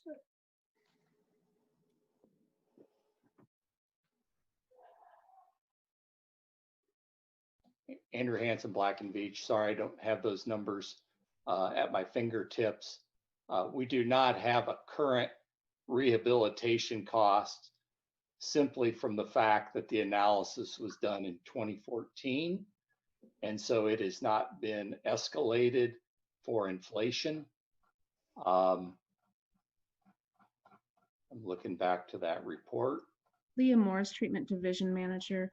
The 2014 report, Commissioner Boley, indicates that the rehabilitation cost at that time in 2014 was $1.74 million, and that was including the lead paint removal, whereas the replacement cost, again in 2014 dollars, was $1.73 million on the net present value comparison. Sorry, Andrew, I didn't mean. So they're essentially the same. They're essentially the same cost. Leah Morris, Treatment Division Manager. In the 2014 comparison, that was what was found. And Andrew, sorry, correct me if I'm wrong, but that 1.73 million replacement, was that identifying a composite tank replacement? Andrew Hansen, Black and Beach. No, the 1.7, sorry, the 1.73, yes, that was a composite tank. If we were to rehab with an alternative tank style, we could possibly save a couple $100,000. But it wouldn't provide the same benefits that we're looking for. This is Commissioner Bully, and if we spend the same money for rehab as we do for new, essentially what we'd be buying is 10 to 20 years versus another 60 to 80 to 100 years. Is that accurate? Leah Morris, Treatment Division Manager. Yes, Commissioner Boley, that is accurate. Okay.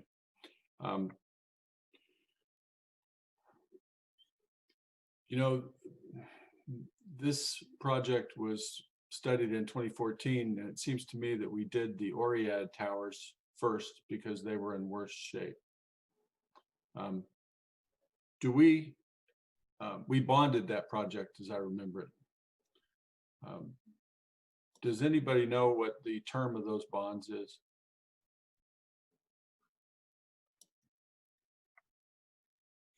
Leah Morris, Treatment Division Manager. I'm sorry, Commissioner Boley, I do not at this time. I guess this is Commissioner Boley again. I guess what I'm kind of headed towards is we'll be looking at bonding this project, and so we have kind of a glut of rehab or replacement of water towers.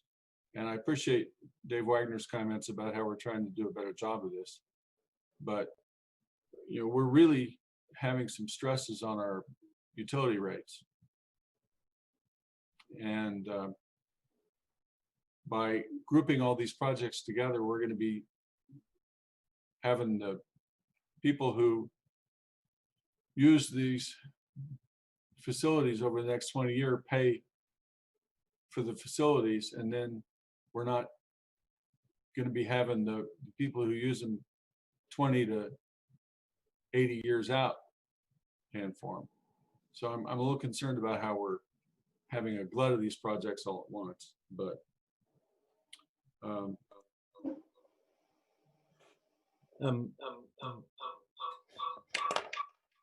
sorry, I've got an echo.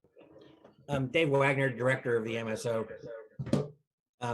Stuart, I just kind of wanted to mention, I think from a management perspective, when we look at that distribution of capital projects against time, we don't necessarily just categorize the water towers with the other work. I know Mike and Maggie, and in conjunction with finance and the rate modelers, work really hard to even those things out, spread them out so we manage our bonds, so we can try to get one bond off before we have to institute another. That's what we've done with the wastewater plant that's coming up, in order to help manage those rates and make them more of a steady line rather than a all of a sudden shoot up line like you might see in a stormwater proposal coming your way in a few weeks. I think that consistent plan, whether it's water towers or water lines or water plants or treatment enhancements, I think is really a goal. We manage that all in one bowl, all the apples and the oranges, so to speak, in one bowl, and not just looking at just the apples, in order to try to get not a shock coming in for the ratepayer, but something that's predictable and consistent in order to meet the needs of the utilities. So it's easier said than done, and it's not very easy to even say, to tell you the truth, but that's what I think Mike and his teams are really working towards to try to get done, is to level those things off. So within our current capital plans and budgets that you guys have seen so far, and what you'll give consideration to in a few weeks, that's taken into account to the best that we know how to do it. This Commissioner Bully, I appreciate that. I guess one of the other questions I have is, you know, what significant improvements in employee safety would we experience with the staff recommended project? Leah Morris, Treatment Division Manager. The overall staff safety concerns that we would improve with this project is definitely the climbing system to access the top of the tower, and that would be improved not only for our staff, but as well as Douglas County and anybody that accessed the top of that tower, as well as the access hatch to access, the top of the tower itself and the overall platform that you need in order to get to the top of the tower, as well as the water quality features and how we would be able to monitor the water levels in terms of metals and the chlorine residuals that we typically monitor at sites such as this, as well as provide a garage and storage features for things that are specifically utilized at the tower itself. So it would be those type of features that we would improve. Ms. Roy, thank you, Leah. That's all. Mayor, Commissioner, Vice Mayor Shipley, let me ask her just one follow-up. Sorry, Leah. So are you saying that the water quality measures you were discussing, you've mentioned several times, that those aren't happening at the other 8-legged water towers either? Leah Morris, Treatment Division Manager. We are monitoring some of those things at the current tower, but we would have improved access as well as sampling procedures by having the access that would be provided by a new tower, as well as additional capacity to monitor other things as, additional guidelines and things of that nature came out, specifically in the metals category, which we only have access to measure in certain areas of the city. This is Commissioner Ananda. I just have two little questions.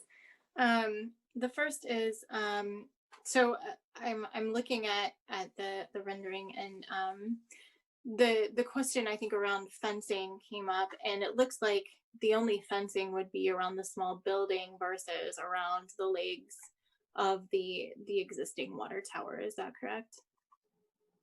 Leah Morris, Treatment Division Manager. Yes, Commissioner Ananda, that is correct. And that fencing is required by Douglas County Emergency Management for their security. The city, in terms of the MSO department, would not require fencing for safety concerns for that specific tower. We would do video monitoring and have the just, normal lock access at the towers that we have currently at our other ones. Commissioner Ananda, thank you. And then I guess that I've been in my reading and in the conversation that we've been having, looking at rehabilitation, even if we regularly rehabilitated a water tower structure of any kind, it doesn't sound like that rehabilitation would take that beyond the meaningful life that a tower of that kind would have. Is that correct? Leah Morris, Treatment Division Manager. Commissioner Ananda, you can essentially rehabilitate to try and buy additional service life in a number of different ways, and you can piecemeal it for, for, in theory, I guess, forever, but the cost benefit loses its value after so many years, and that's what we've presented. In terms of wanting to rehabilitate a piece of infrastructure that provides this level of service to the city, it's definitely doable and it's an option. However, you're only getting so much value out of that before you have to continuously reinvest those dollars every so many years. And as the tower shows age is how you properly address that, and again doing the condition and structural reports on a so many year basis to identify that. And so in terms of being able to put a timeline on when you should or can stop rehabbing, you can't really define that, but again, knowing how these structural degradations take place and not wanting to be in the position to be reactive in terms of structural degradation at any point with water towers, it would be beneficial to, have a tower with a useful life and a useful value for this type of bonded capital dollars that we're discussing. This is Commissioner Nanda. Thank you. So I'm hearing, the length of time between when we have maintained or rehabilitated the tower would have an impact on the cost of rehabilitating that, and then the frequency with which we would have to rehabilitate that versus creating a new structure that would be sound and that we could have a regular, and we are engaging in a regular schedule of doing that. And so it sounds like, as we talked about earlier, the kicking the can kind of activities around these structures have made it pretty untenable financially, or at least outweighed financially by building the composite tower. Is that correct? Leah Morris, Treatment Division Manager, yes. That kicking the can concept is accurate, yes. Thank you. Mayor Finkeldine, Commissioner Larson, did you have the one final set of questions before we maybe take a break? And Commissioner Larson, no, actually, my questions were addressed by some of the comments and questions from the commissioners. Mayor Finkeldine, then I had a request. I think we'll take a 10-minute break and then we'll come back to public comment, and then we'll move on to discussion after that. So we'll take a 10-minute break.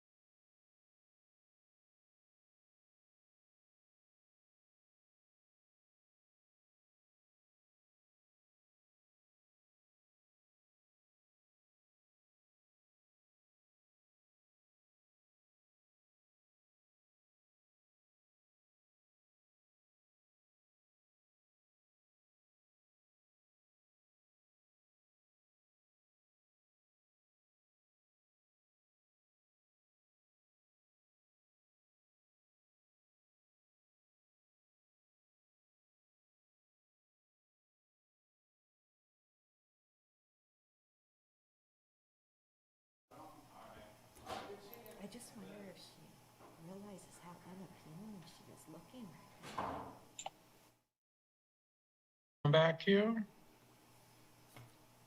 We're on mute here. I'm gonna unmute now.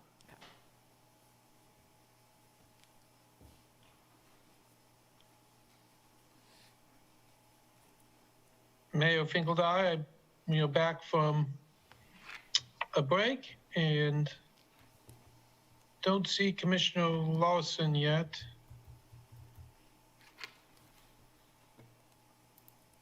Take a quick roll call and maybe she'll be in by the time we get there. Vice Mayor Shipley? Here. Commissioner Nanda? Present. Commissioner Bully? Here.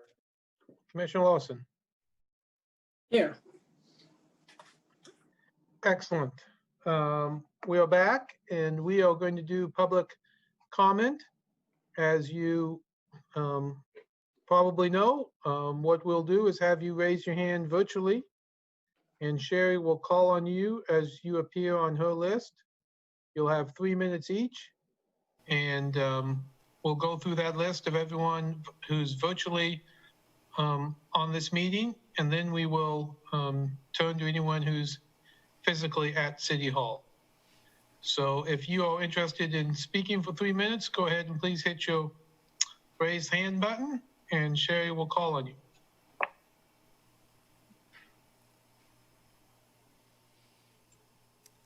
This is Sherry Riedemann, City Clerk. We're getting some hands raised, so I'm going to go ahead and get started. Bruce McEnroe, please state your name. You have 3 minutes.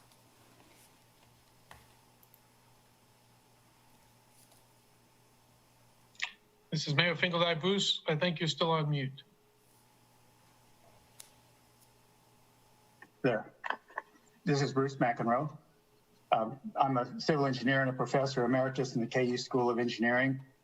Water issues have been my specialty for 40 plus years.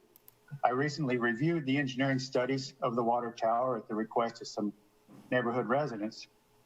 In my judgment, those studies do not justify the city's plans to replace and relocate the water tower. Black & Veatch and the city staff did not properly consider the option to renovate the existing water tower. In the 2014 preliminary alternatives evaluation, Black & Veatch found the storage tank to be in adequate structural condition. The report did identify some needed repairs and improvements. The 2014 report compared the cost of the various alternatives in terms of net present value. Renovating the existing tank was found to be the most economical option, despite some overly pessimistic assumptions. That analysis assumed that the renovated tank would need to be torn down and replaced after 20 years, as you've heard. In my opinion, the renovated tank should last much longer if maintained properly. A well-maintained water tower has an indefinite service life. It need not be torn down and replaced unless the system requires more storage in that location. And that's not the case here. The Lawrence water system has adequate storage at present, and no significant increase in water demand is expected within the area of influence of the Stratford tank. When Lawrence does need more water storage, as it will eventually, that storage should be placed in an area of growth on the city's periphery. The 2019 tank alternatives memorandum gave no consideration whatsoever to renovation of the existing tank. It recommended a replacement tank with a capacity of 3/4 million gallons, as you've heard, 50% larger than the current 500,000 gallon tank. The larger tank was recommended simply because it has a lower cost per gallon of storage. That justification is insufficient. Any larger tank always has a lower cost per gallon of storage, but its total cost is higher. A new tank should be sized to meet the system's needs in that area. In its 2019 hydraulic modeling memorandum, Black & Veatch compared the water system's performance at 110% of the current maximum day demand with Stratford tanks of the current size and the proposed larger size. That modeling study showed no significant differences in the system operations for the two tank sizes. In other words, upsizing the Stratford tank would not improve the system's performance. I have some comments on the evaluation matrix that Leah Morris presented. The renovation option is rated negatively on several counts. A second table on page 247 of the agenda item report lists the reasons for those negative ratings, and most of the negative ratings stem from the flawed assumption that the renovated tank would need to be torn down and replaced in 10 to 20 years. With more realistic assumptions, those negative ratings would disappear.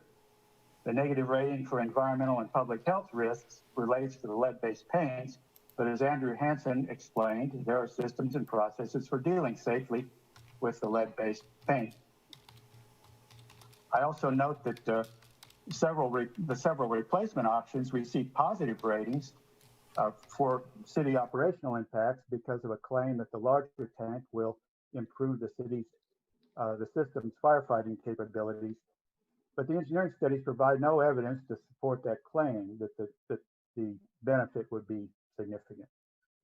In summary, the engineering studies failed to make a convincing case for the city's plan. Renovation of the existing water tower is feasible and may be preferable to the current plan. Thank you. Mayor Finkelstein, thank you. Ray Segebrecht. Unmute, state your name. You have 3 minutes.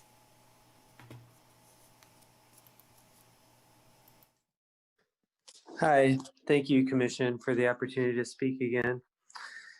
Lawrence Listens was the name of the survey that went out. I think it's a very good name for a survey. It fits with the Lawrence principles that our mayor spoke about of having a place where everyone can enjoy the community and feel at home, everyone. It was a name, though, that was very hollow. It was a name that was in title only. I say this because the survey wasn't sent to everyone. I say this also because it didn't include the option of repairing the tank that, as you just heard, is a very viable option, a more viable option. Why wasn't that presented? Well, it's because of special interests. Black & Veatch makes a lot more money if they design a new tower than if they just design repairs on the current one. Leah Morris talked about a monopoly. We do have one, Black & Veatch. They're the only engineer that was asked to evaluate this problem. It fits that the solution they came up with is one that enriches them substantially. They say 1.7 million for both. Well, 1.7 million for a new tower, yes. But the current tower only is 1.7 million if you account for 1 million for a temporary water tank, which isn't needed when you account for the glut, all the other towers that could more than capably make up for the lost water supply during the repair. This is a case of special interest versus public interest. The public interest, overwhelmingly the majority of the survey respondents said that, even though it was an invalidated survey, said that they wanted in the current location or to repair the current tower. Well, in all actuality, only one person said that they wanted in the current location that they're proposing. 1 out of 44. That is minority opinion. That goes against the popular vote. In America, we've seen a big effort to overturn voting results. That shouldn't be the case in Lawrence. The popular vote should matter. The popular opinion should matter, and the welfare of the taxpayers that are paying for this project should matter, as well as the surrounding properties that would be greatly devalued with this current project. We talked about Aristotle earlier and striking a balance. This is not a balance. This is an extreme of 2 engineers trying to ramrod their way through against the popular opinion and the welfare of the public. The golden rule, also by Aristotle, is do unto others as you would have them do unto you. I don't think any of the engineers would want a water tower built in their backyard that's this ugly and that devalues their property this much, or that takes away from a park that countless children enjoy every single day, generations of children, generations past and generations future. This park is a paradise. And once you pave it, once you destroy it, you cannot get it back. So do the right thing, City Commission, please, and reject the current water tank proposal and make the Planning Commission an elected official so that special interests no longer prevail over popular interests and the interest of making everyone in the community have a space that they enjoy and feel at home. Everyone, including Thank West you. Hills neighborhood. Thank you.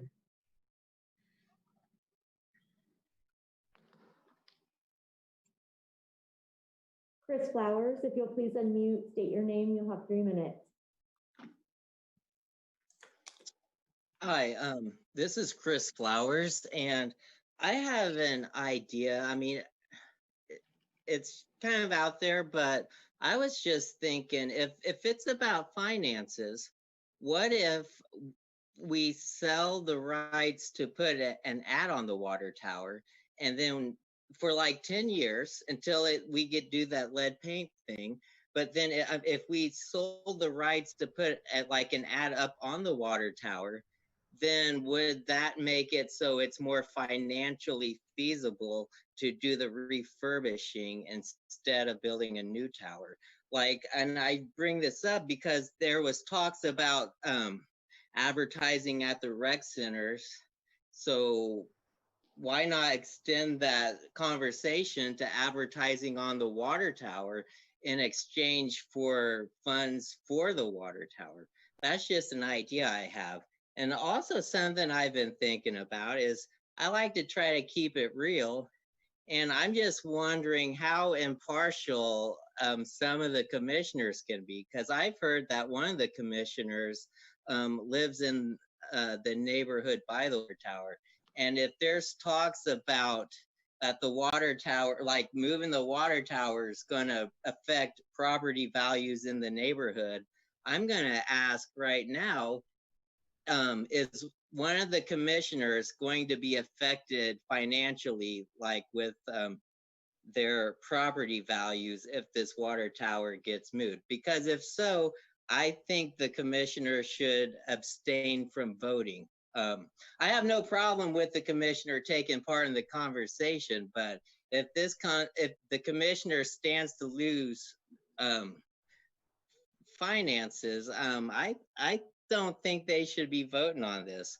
Also, one other thing I was thinking about is at the Mutt Run meeting, it was talked about a third dog park, and where would that be? And I believe the ideal location for a third dog park would be in Central Lawrence. And I'm just wondering if this park might be the future for a dog park, and if so, I wonder how feasible having the practice field around would still be. I mean, that is something that's been in conversations, at least at that dog park meeting, is that they're considering a third dog park, and they want it to be in the central location. So that seems like an ideal place for a dog park. So I don't know if that should be in the conversation and discussing the future of this park. Thank you.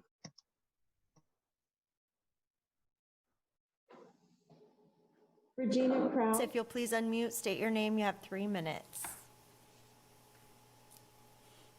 Hi, my name is Regina Krause. I'm a West Hills homeowner of 10 years and current president of the West Hills Homes Association. First, I wanted to reiterate the letter that was sent to the commissioners by our board. We're concerned about this project's impact on our much-used little pocket park and its surroundings. West Hills is a long-established, single-family residential neighborhood with some homes directly abutting the park. The University of Kansas campus is just blocks to the west. I can say that my kids and I use this park on a near daily basis, as do many others, and as have generations of neighborhood families before us. The West Hills Board urges that every reasonable effort is made to extend the use of the existing tower. And if that is not possible, we ask that any new tower be constructed at a minimum necessary capacity within the footprint of the existing tower. Given how much we care about our park, it's unfortunate that the neighborhood was not engaged at the onset of the design process for this project. Now I would also like to comment as a concerned individual neighbor and as a design professional. I'm a licensed architect and have been practicing for 18 years. While water towers are, of course, primarily infrastructural in nature, this particular project's concerns should also be of the complex urban design issues at hand. Reports dating back to 2014 weigh alternatives for the engineering of the tower, yet there are no studies of the project's impact on the rich urban fabric of which this tower is a part. Namely, use of the park, use of sidewalks, streetscape, history, scale, views. There's no indication that these issues were considered until the community voiced concern when first engaged in this past spring of 2020. If only engineering requirements are fulfilled without prioritizing urban design, the quality of the project's surroundings will pay a great and enduring cost. Please consider rejecting this proposal in favor of a process that engages the community from the beginning and gives context the consideration it deserves. I also wanted to end with a couple of questions. I know it sounds like it would be nice to upsize to a 750,000 gallon tank, but is it a necessity, or is it suffice to stick with a 500,000 gallon tank? Because that could save us on cost. It was also reduce the visual impact of any potential new tank. And then as far as non-competitive bidding for a multi-leg tower, I just wondered, does the city face this challenge elsewhere of having non-competitive instances where there's only one manufacturer of a product or supply for the city? Thank you. Paula Martin, if you'll please unmute, state your name, you have 3 minutes.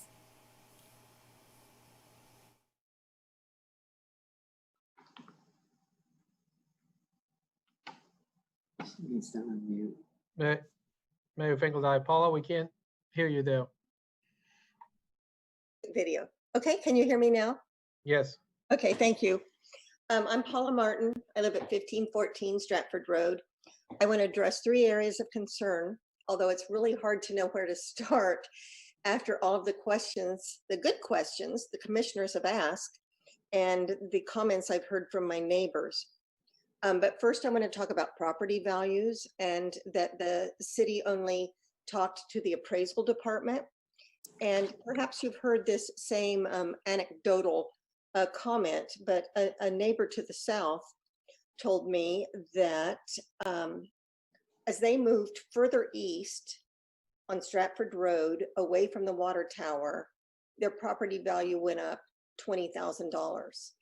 And I think that's significant to note that the appraisal, Douglas County appraisal, doesn't necessarily show that. But as Commissioner Larson pointed out, nobody talked to anybody in the real estate market, but our neighbors know that as they move away from that tower, their property value increases.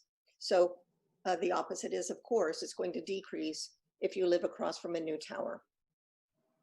And just aesthetically too, I would ask yourselves, would you rather look out the window at a huge white solid base tower with antennae, ancillary buildings, and a cement drive, or would you rather look out at a park?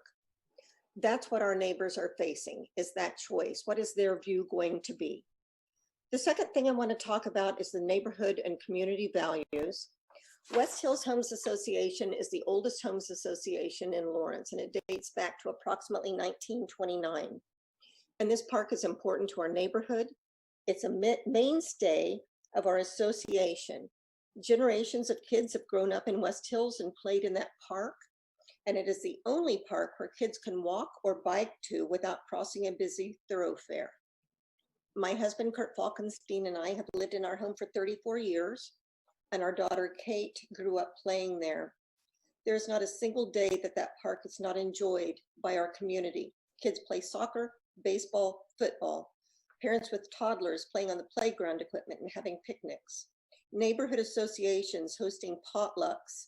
Parents throwing balls or frisbees to their kids. The placement of the tower is of tantamount importance if the community is to continue enjoying this park. My third point is as to process.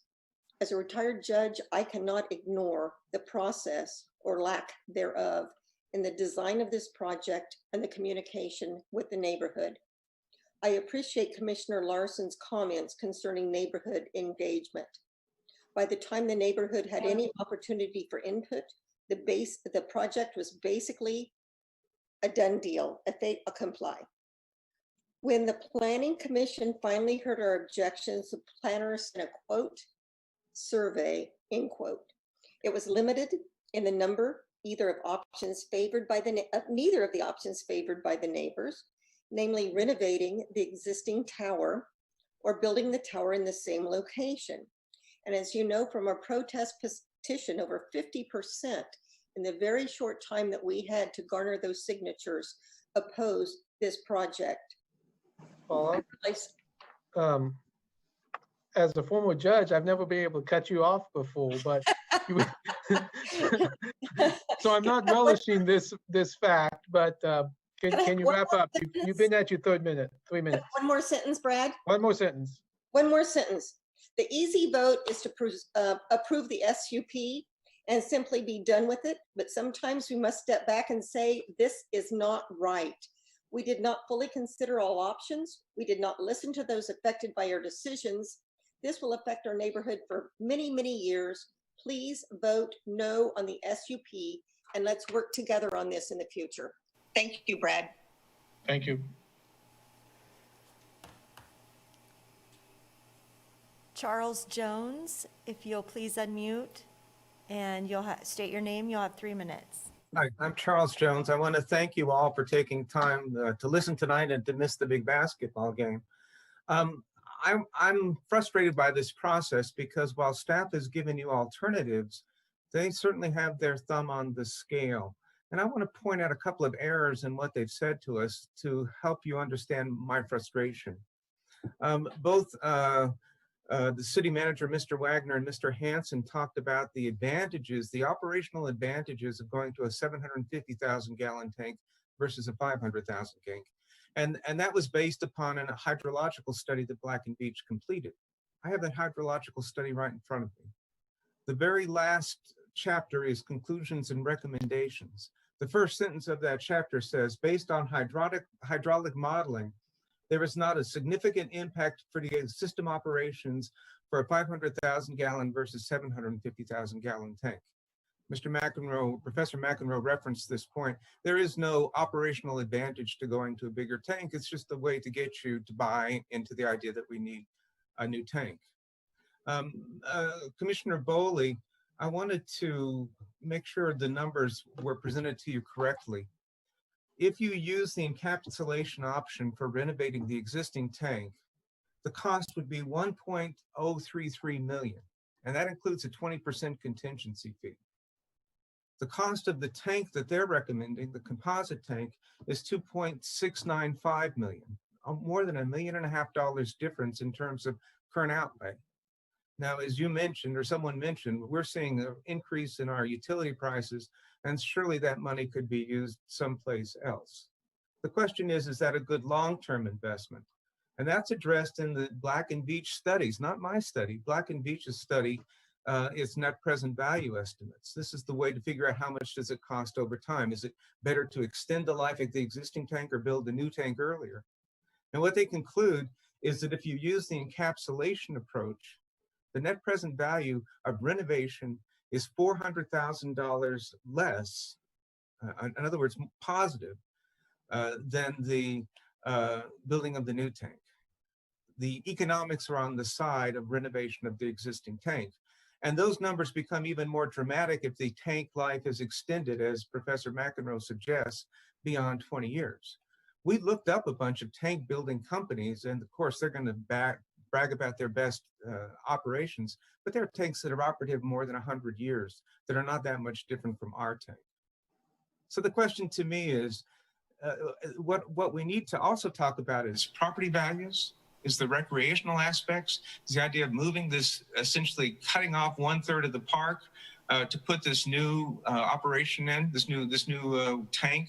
Mayor, We looked around at existing tanks, and every tank in this town has a wall, has a fence around it, except for one that's behind a 24-hour fire station. There will be a fence. You will be ruining the park for poor economics. What sense does that make? Thank you. Thank you, Charles.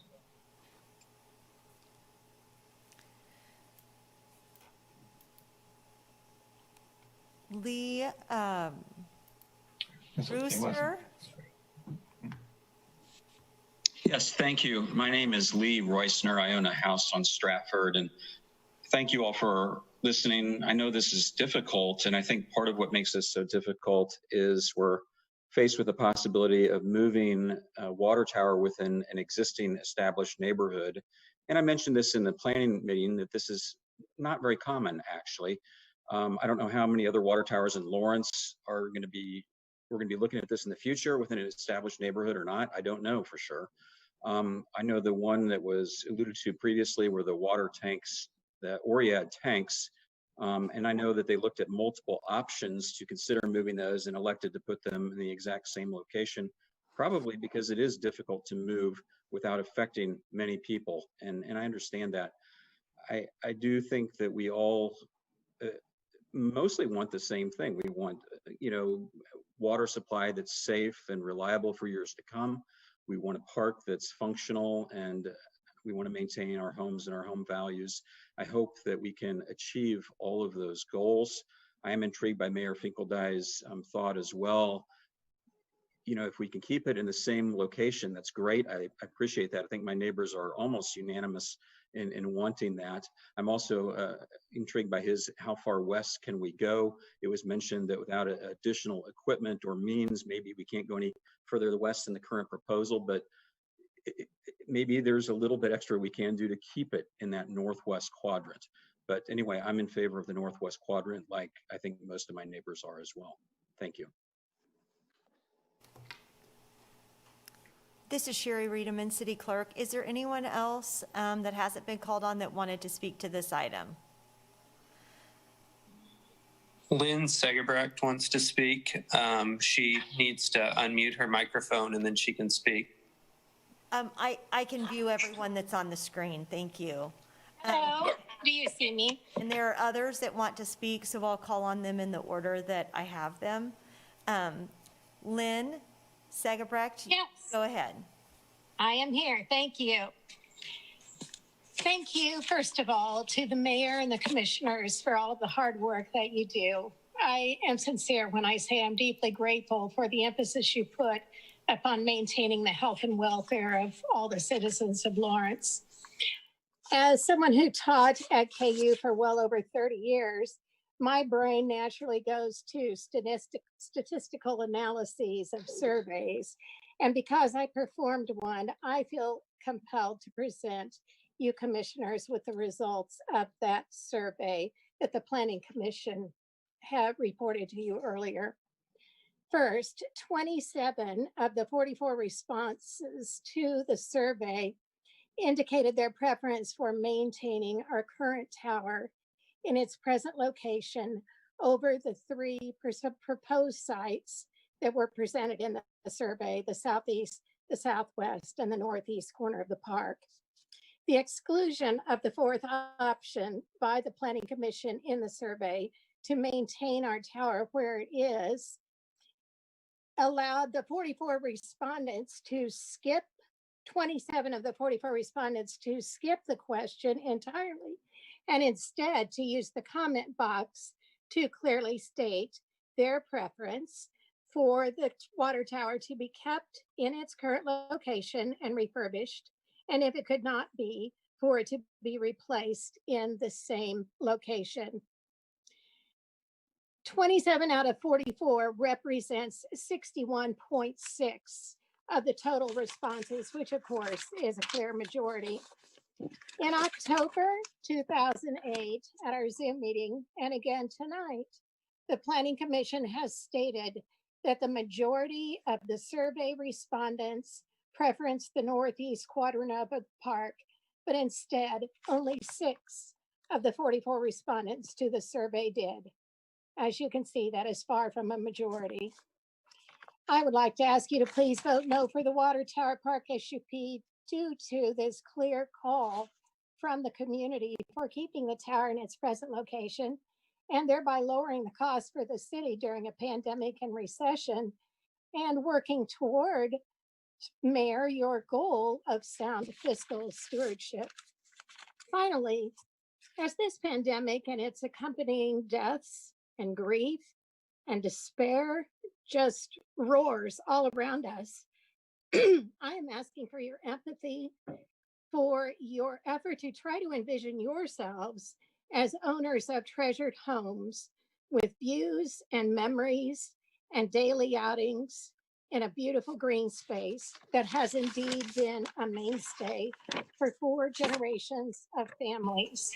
My home is the most directly impacted because it looks directly at the site for the brand new water tower. I will be feet away.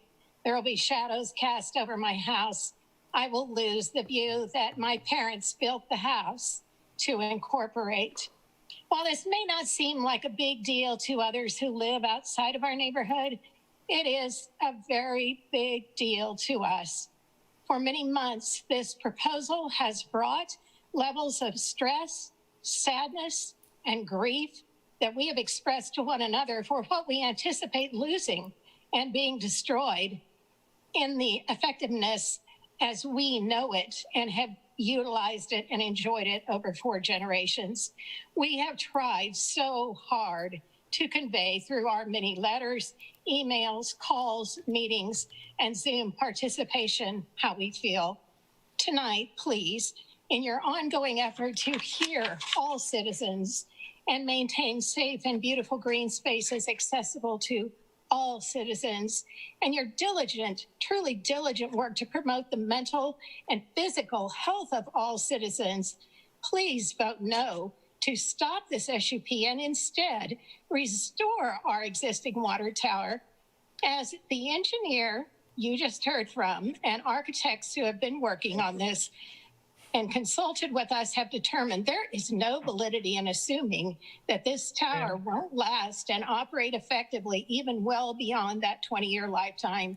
Please, tonight, hear us 1 minute, see us, acknowledge us, and help us preserve a beautiful place that holds great value for all of us in the neighborhood.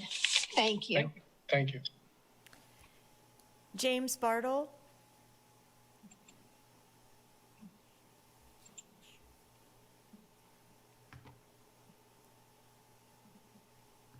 Go ahead and say it. Oh, we're muted.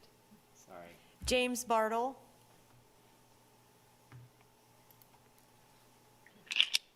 Thank you, Mr. Mayor. My name is James Bartle, and I am the owner of the property located at 1642 Oxford Road. This is at the intersection of Oxford Road and Sunset Drive, just to the east of Water Tower Park. I have focused my attention on what I might call some of the procedural aspects of this SUP application, perhaps in a little bit more detail than what Judge Martin mentioned. I spoke twice before the Planning Commission. My comments are available on those video recordings. I'll just highlight briefly what I said at those times. First was that the city disseminated incorrect information concerning the location of the proposed water tower. Second, they failed to comply with the Planning Commission's directive to engage in discussions with the members of the community regarding this project. And 3, the online survey was an improper and inaccurate way to reflect the views of the neighborhood regarding this project. One additional concern I'd like to speak to in a bit more detail tonight is what I found when I decided I was going to try to dig a little deeper and get some information about the actual application form for this SUP. And very simply, what I found when I requested and received a copy of the form was that it was incomplete, it was unsigned, it was undated, not notarized. It looked like someone had started working on it and then set it aside to be completed later. So I asked, where is the complete application? and I never really got a straight answer, but eventually I did receive a copy of a revised application that were signed and dated and notarized, but all of this was done after I had made my inquiry asking for this information. And so I can't tell you exactly what happened, but it may be possible that this application might never have been properly finalized if I hadn't started asking questions about it. All of this took place in October, and as you know, the SUP application process was first presented to the Planning Commission in August. So that may mean that the Planning Commission never had a proper SUP application presented to it for consideration. And that calls into question the validity of any action that it might have taken. And then it just rolls over to you, city commissioners. If the Planning Commission if its action was invalid, perhaps that means that the application is not properly before you tonight. I can't really speak to that. All I can say is that the revised documents that came to light in October may have cured this problem, but that still is not any way to conduct business, to start the SUP application process with an incomplete application. For the reasons that I've previously stated and also stated by my neighbors and the other members of the community that you've heard from tonight, I'd ask that you deny this SUP application. But I also think we need to ask you to exercise your supervisory authority over city government to scrutinize the city's actions here and take action that you feel is necessary to prevent these type of problems from cropping up again. It's not in anyone's best interest to conduct public business in this manner, as it's been done in this case. So I thank you. Thank you.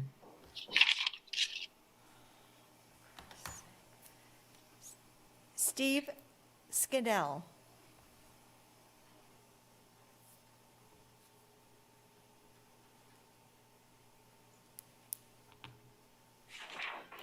Thank you very much. I'm Steve Scannell. I live at 1005 Sunset, 2 blocks north of the Water Tower Park. Hopefully you've all had a chance to read my detailed written comments by now and review the site plan sketch that I included with them. I'll try to highlight a few key issues and look forward to discussing them in more detail with you during the Q&A later, assuming we all survive that long. I would also appreciate a chance to respond to any additional info provided by the city staff or engineers. First, I recommend that you vote to deny approval of the SUP and instead direct city staff to develop and implement a plan for rehabilitating the existing Stratford Water Tower. This is not a commercial or industrial site where a new tower can be built on the next open piece of land. It is a residential park surrounded on all sides by homes and neighborhoods built up over the course of decades. Building a new water tower, even as currently proposed, will have an adverse impact on the park's natural environment and on the property values of adjacent homes. Options to rehab the existing tower or to build a new tower on the same site have not been fully evaluated, and those cost estimates are admittedly in error and outdated. The rehab option is by all measures the most cost-effective and least expensive option, and the existing water tower does not need to be replaced at this time. I'd suggest perhaps it's time to get a third-party opinion on some of these options.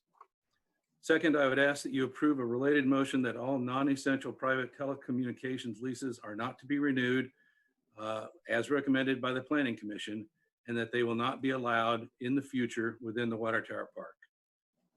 Third, but only if you vote to approve the SUP, I would ask that your motion also require city staff to revise their currently proposed plans per my detailed written comments, since I don't believe my neighbors and I will have another opportunity to influence how a new tower would be developed unless we have your support. If the SUP is to be approved, I'm recommending the new tower be moved further west per my sketch, so it is roughly 30 feet clear of the existing tower. This provides more than enough room to build a new tower, as supported by the example photos I included in my comments. You can also see in my sketch how this preserves more of the open green space, leaving enough room for a soccer or football field with normal proportions to the east of it. The 10-foot wide shared path should extend across the entire north edge of the site, with full-width ADA curb ramps at each end versus driveway aprons so that it looks like any other city bike path. Lockable fold-down bollards would restrict non-essential vehicle traffic to the 1 or 2 trips per month that we've been told are needed to go to the tower. A Grass Creek Drive from the bike path to the tower would provide all-weather vehicle access, yet also blend into the surrounding green space. A new LED light pole would provide directional lighting along the shared path for improved public safety. As a KU staff architect, my role has been to advocate for the interests of our specific client groups on each project, as well as for the needs of the university as a whole. My comments and recommendations tonight have been offered in that same spirit to make this the best possible project for both the city and the neighbors. Thank you. Appreciate your time and consideration.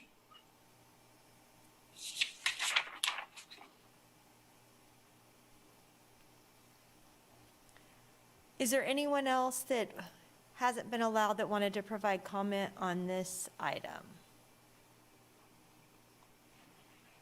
Is that Karen? Yeah. Yeah.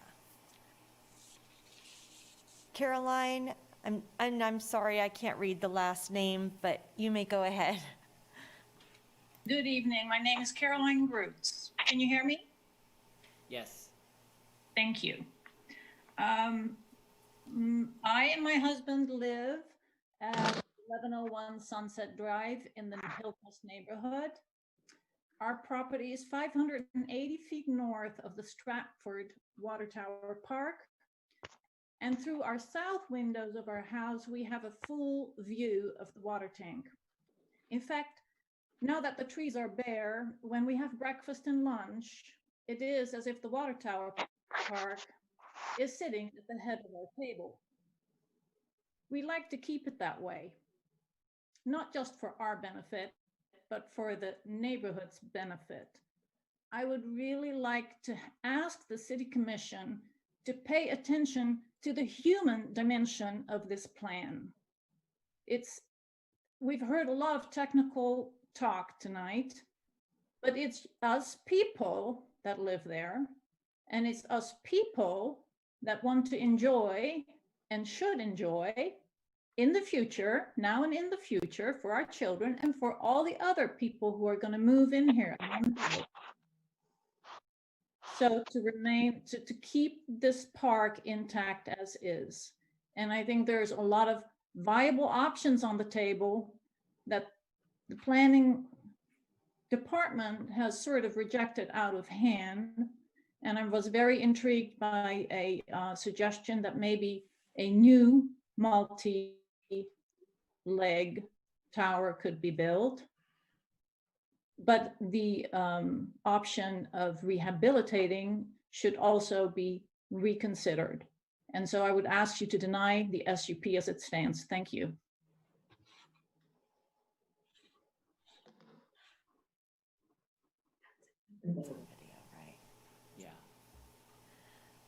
Okay, Mayor, Sherry Riedemann, City Clerk, I believe that is everyone who wanted to speak on this item.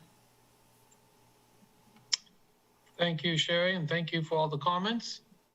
Mayor Finkeldei, we will bring it back up to the commission for additional questions or comments or discussion on how to move this to a decision.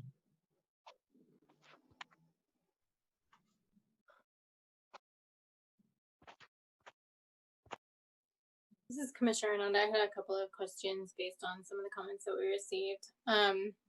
One commenter indicated that it may be possible not to use the pump because of other capacity within other towers within the community, and I wanted to see thoughts on that and feasibility of that, whether or not that is actually feasible. This is Leah Morris, Treatment Division Manager. No, if we removed the existing tower and storage demand that it provides, we would not meet fire demand needs for the city's level of service. Is that your area of expertise? I think Dave Wagner has more expertise, and I'd like to hear the additional engineer from KU. Hey, it's up at the commission now. Please don't interrupt. And This is Commissioner Ananda. And then I wanted to ask about in regard to the larger capacity of this tower, I know that we are a growing community. Is there an assessment as to how long it would be until the greater capacity would be necessary? Are we at that point? What brought us to the decision to have the greater capacity?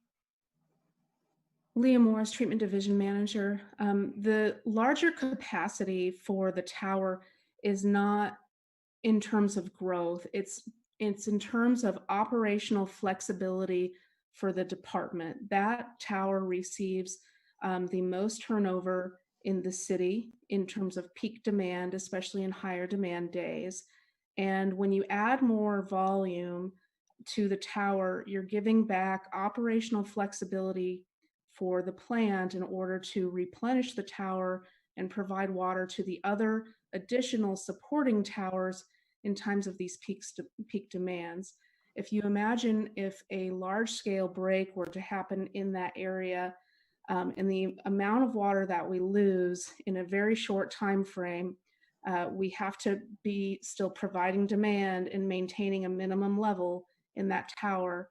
So it gives us better operational capacity, both during those times as well as high flow times in fire demand and peak demand on the hot summer days when we're seeing a lot of turnover in that tower. This is Commissioner Ananda. Thank you very much. This is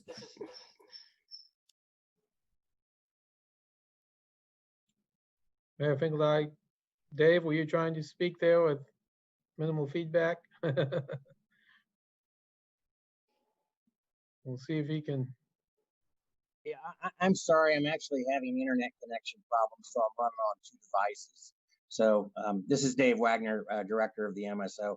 I want to add a couple of things to what Leah mentioned about operational flexibility.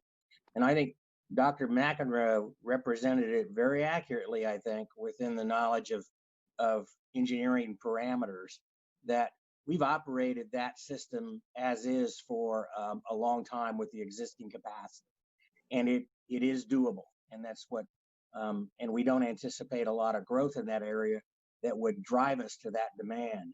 But when we talk to our plant operational staff, that's one of the areas that they sweat a little bit about when we do have those excess commands, or we do worry about conditions that are maybe outside of design, and wanting some additional reliability or resiliency to cover some of those situations.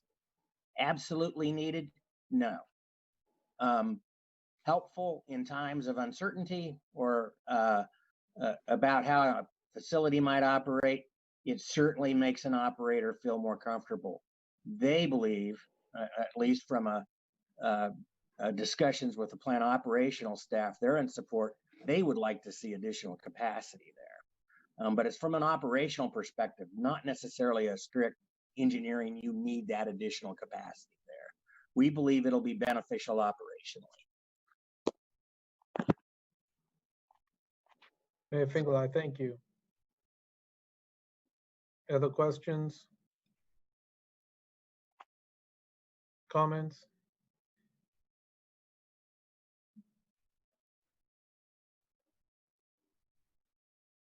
I guess I did have a question from one of the comments. If we decided to rehab the tower, does that, am I correct that that also requires, part of that cost is the temporary pumps and stations we need during that rehab? Is that the same cost as if we built a new tower in the same place? Or how do those two relate? Leah Morris, Treatment Division Manager.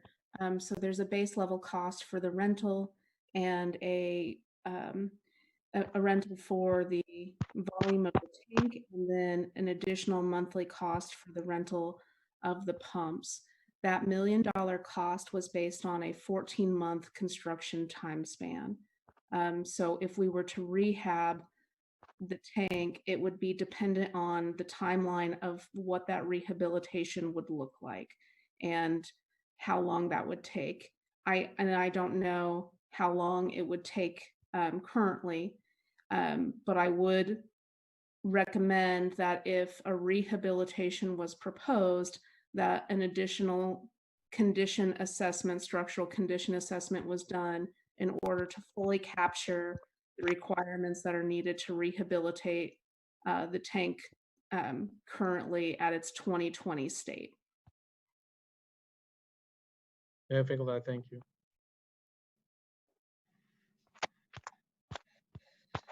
This is Commissioner Bowley. One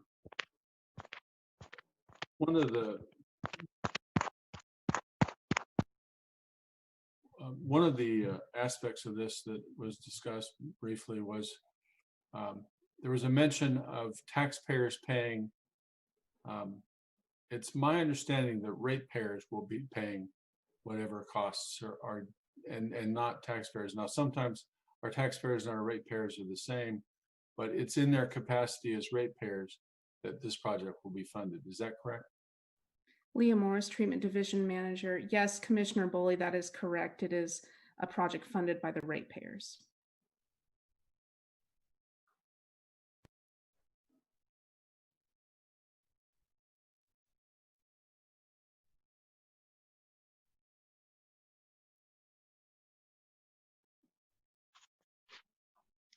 Mayor Finkeldine. We have questions, comments. Anyone want to start? Do we want to try to break it down into issues, or anyone have a starting point here? I'll give it a shot. Thanks, Mayor, Vice Mayor Shipley. I feel like there are some numbers we don't have. For example, if a lot of people agree that the second best option is for it to be closest northwest as it can be, and the engineers say, yeah, we can get it pretty close, 60 feet is best, but you could, use some different construction things that might cost more. Well, I want to know what that is. What is that? What is that amount, or what is that difference in the construction?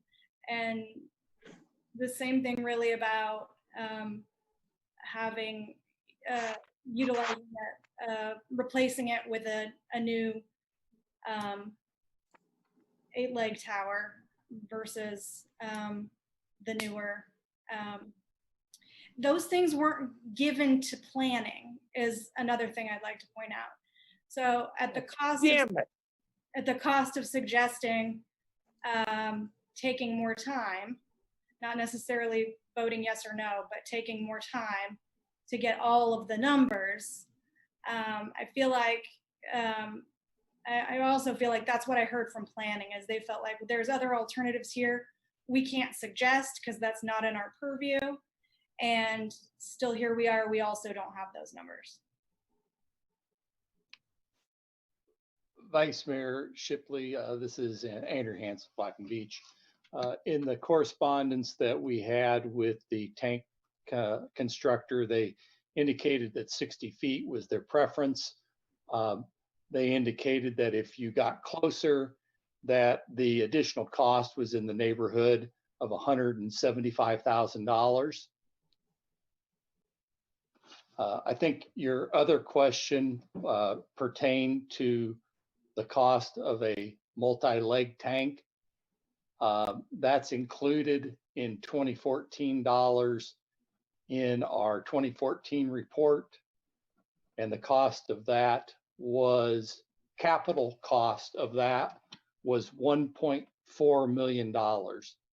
And then we had a tank recoat in 10 years, as we've discussed multiple times tonight. That was $300,000.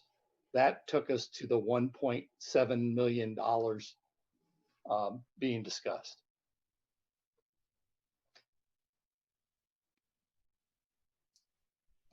This is Mayor Finkeldine.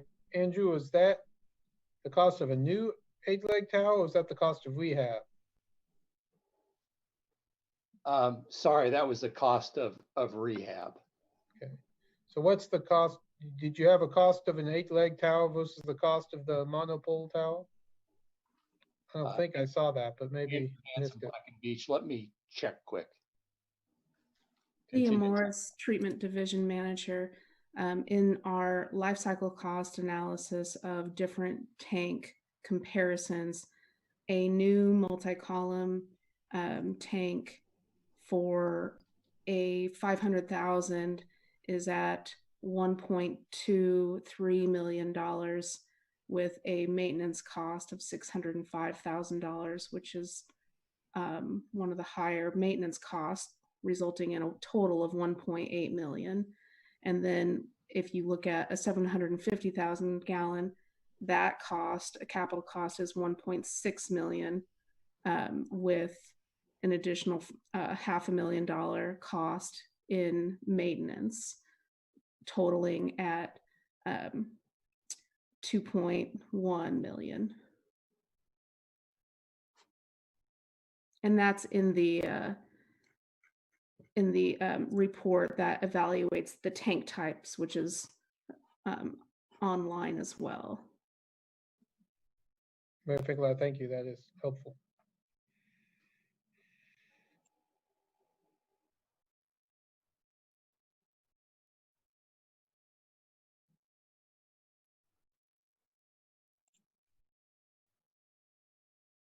Mayor Finkelstein, Commissioner Shipley, does that help get you to some of the answers, questions you had? That's good. Planning still never discussed that as an option. Mayor Finkelstein, you mean the multi-leg? Yeah.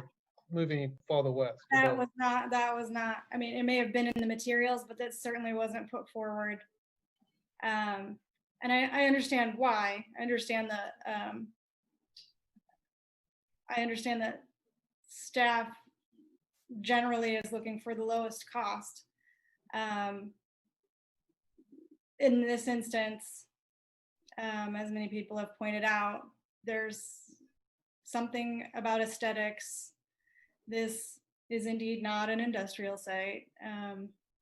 We spend a lot of money on, our schools to make them look nice, to keep them historical. We spend a lot of money on our firehouses to make them nice. We frequently go outside of what is just cheap.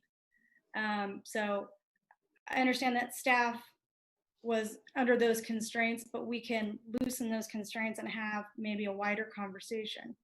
Maybe not an out of control cost conversation, but there may be something in between, or some amount that, although more, has a benefit.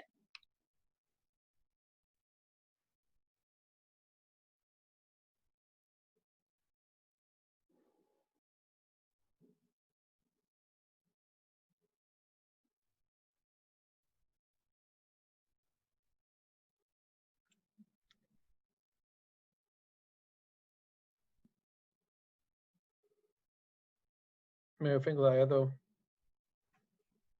thoughts, comments?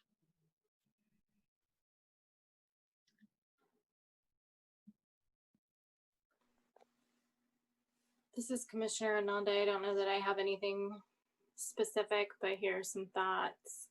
In just thinking about the costs of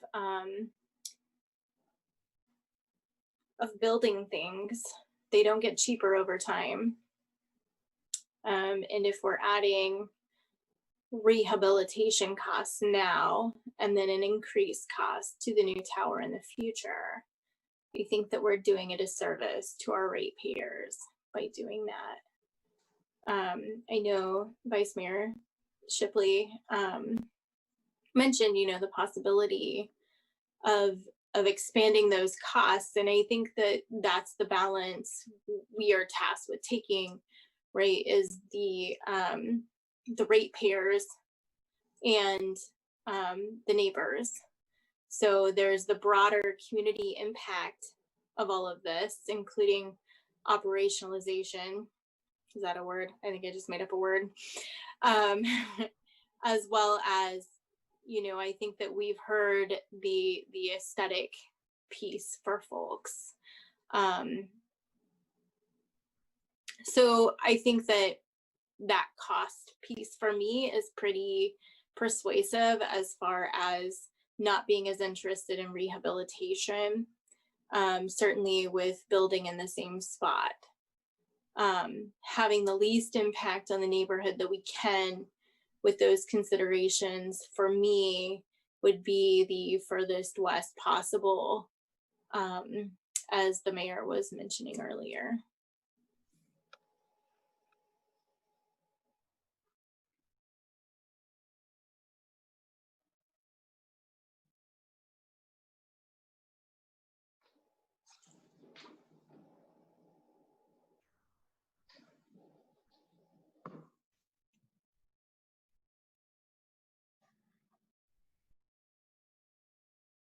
Commissioner Lawson, Commissioner Bully, any?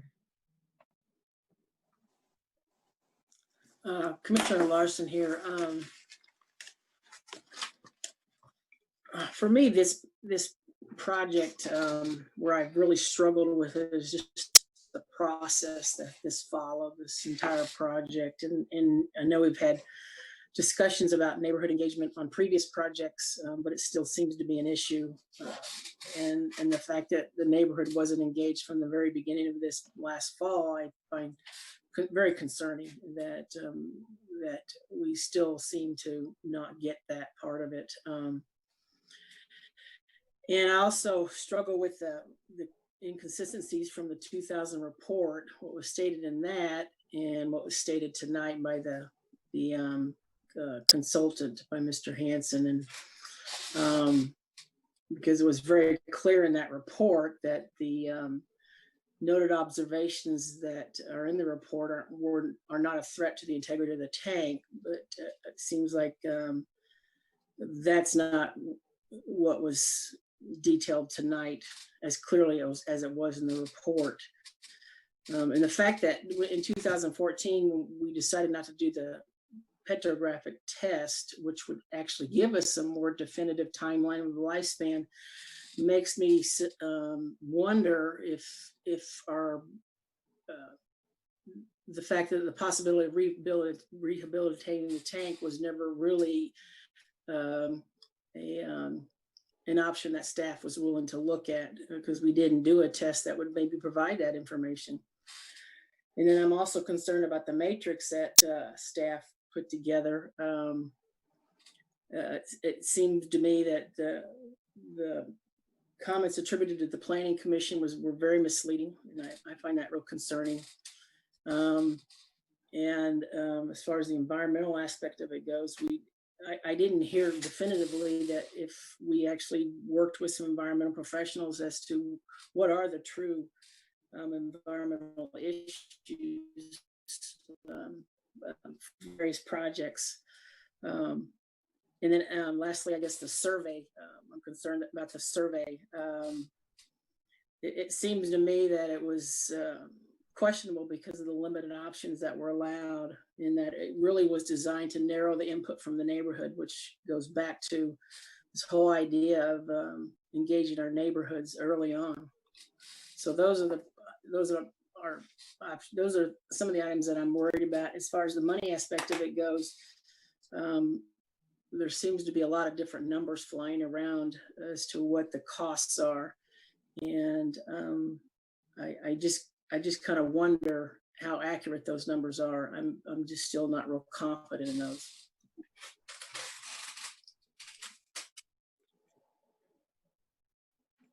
This is Commissioner Boley.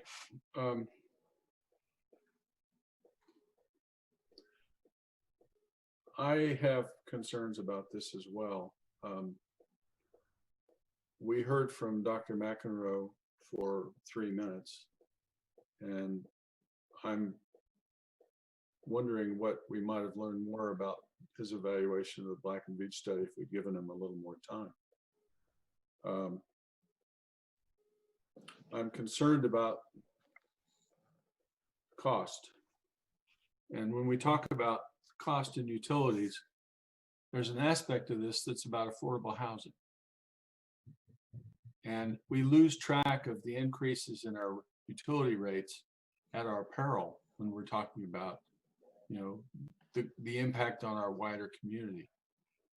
I'm also concerned about the safety of our employees. I mean, I'm concerned about a lot of things, and I don't have an easy answer tonight. So that's where I am.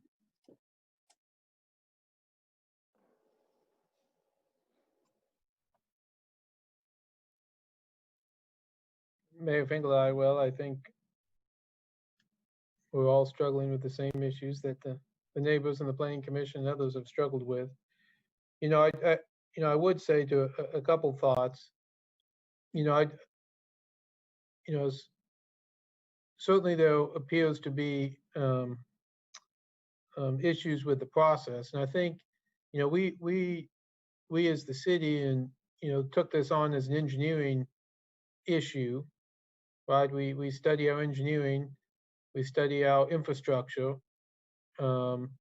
decide that it needs, some sort of work, and then typically in engineering we proceed to design that work, which is a lot different than, I can't remember which speaker said it. It's a lot different than urban design. If we were going to build a brand new building, you analyze the current building, you decide if you're going to tear it down or rehab it. But then the whole process is a completely different process. It's an urban design process. It's a process where you work with the neighbors and go through kind of an urban design process, which is a lot different than building infrastructure. So I do think we, certainly in the future and otherwise, consider that process. Now, in defense of MSO, and I think as Dr. Roysner said, we don't very often have infrastructure visible in our neighborhoods. It's usually underneath the streets. It is the street itself. It's not the visible activity in the middle of an established neighborhood. And so, we run across an engineering issue of lowest cost, and we've been asking MSO and utilities across the board to give us the lowest cost of operation. And I think that's important. And, I think, the challenge we're all feeling here is that the engineering answer, possible engineering answer at least, is different from the design answer and the urban environment answer. And, it gives you a struggle of which pulls you which way. I mean, if the question was between this, underground pipe and that underground pipe, and the engineers told us, well, there's an upfront cost, but a lower cost of maintenance, or do you rehabilitate what you have there and know you're going to spend money later? I think I agree with Commissioner Ananda that, that answer from an engineering point of view is pretty easy, if that's the facts we have before us. But you layer on top of that this established neighborhood park and the design issues, it starts to make it a lot more complicated. And then you have questions maybe about the engineering, the numbers. And so that causes even more confusion. So it does put us in I think, a difficult situation. And I think that's why everyone here is struggling, that there's not an easy and obvious answer.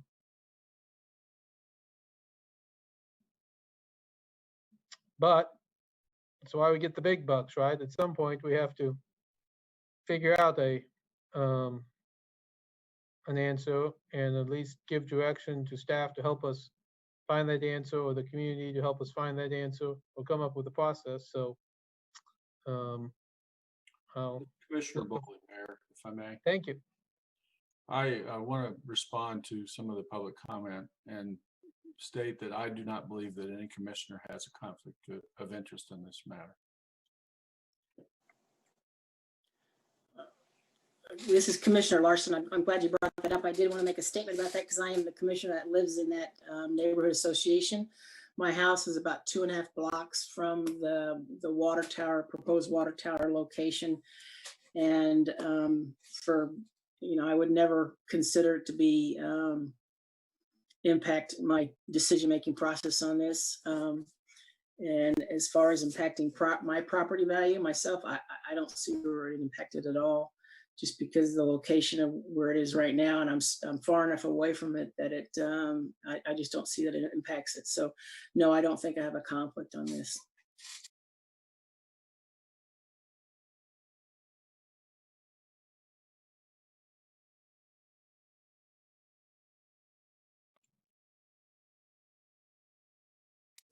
Mayor Finkel, aye. Well, let's discuss how we move forward from here. It's going to take 4 votes in most cases, unless we're going to send it back to the Planning Commission for some reason. It's going to take 4 votes to approve the SUP or move forward. So anyone have a suggestion of where we start in that discussion and making the next steps? This is Commissioner Ananda. I did put forth somewhat of a proposal, maybe unintentionally through my comments, but I think it's a fair starting point, given that there isn't another one, where, you know, we do the composite tower as close to the other tower as possible.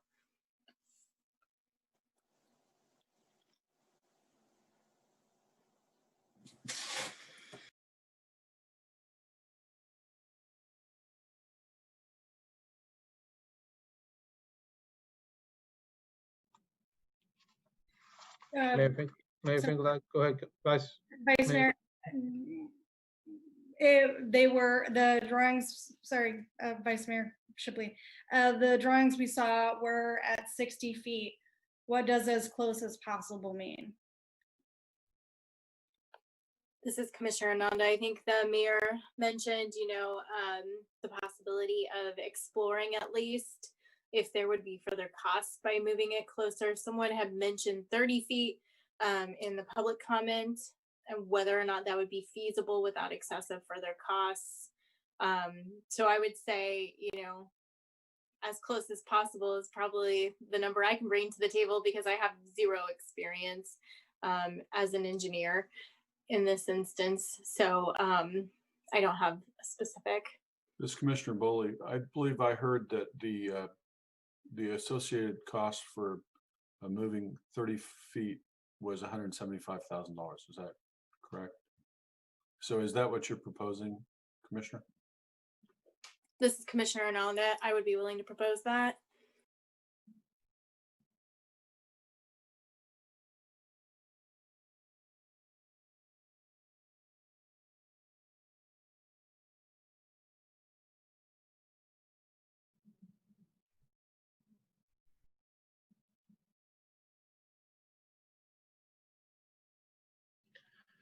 Mayor Finkel, City Manager Owens, you almost look like you're ready to say something, but then I didn't know if you wanted to make a comment or you just. Thank you, Craig Owens, City Manager. I was just going to ask a technical point. If we go with that, is that? I mean, this is a planning act, right? We're taking action on a planning recommendation. How much latitude do we have without restarting the planning process?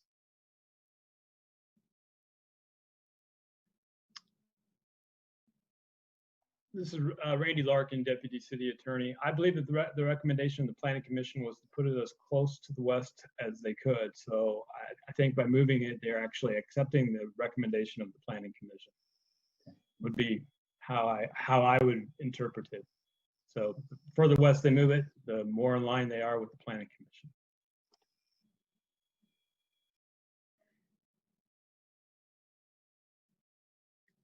Mayor Finkel, you know, I do think there was a lot of things I liked about Steve Scannell's site plan that he provided. I like the idea of the 10-foot path going all the way across. I do like it being closer to the west and maybe slightly to the north as well. Maybe you gain a little bit of distance that way. And so I certainly like some of those features.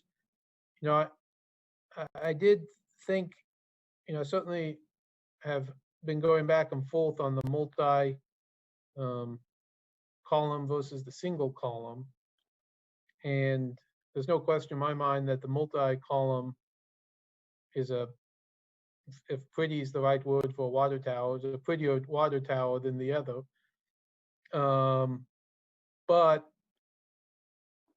not having that fence makes a big difference in the usability of that park.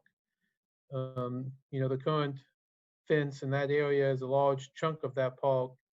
And if we can get rid of that fence, and I know Charles is concerned that we might later put a fence in, so we can make a recommendation, we can put in the site plan, no fence. I do think that frees up a lot of space. And given the cost, the operational cost, and the some of in that advantage, I guess I'm leaning towards the composite tower versus trying to go out, re-engineer a multi-leg tower and have that bid out, and then having to put a fence around that. I think that's concerning given the size of that park. I guess I do have a question about the 500,000 versus the 750,000. If we go with the 500,000, does that shrink the height or the diameter or both?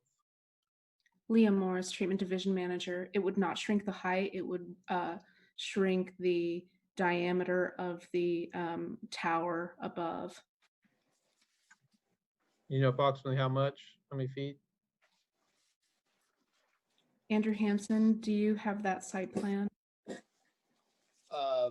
If we went from 750 to a 500,000, it would be the bowl would be approximately 55 to 57 foot diameter. So it would shrink it 13, 14 feet in diameter.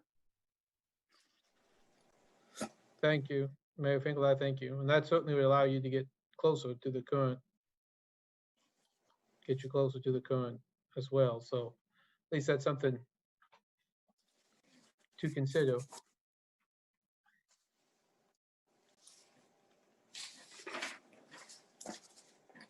I guess that begs the question, if we have, I think, if there's support for building a new tower versus looking closer at the rehab, or asking some direction on that.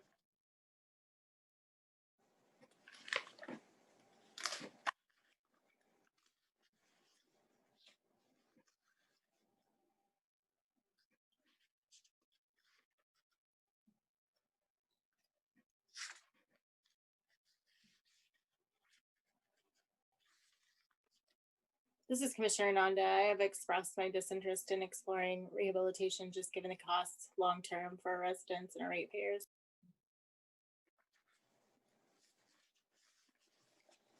Mayor Finkel, Commissioner Shipley, what are your thoughts on rehab versus the tower?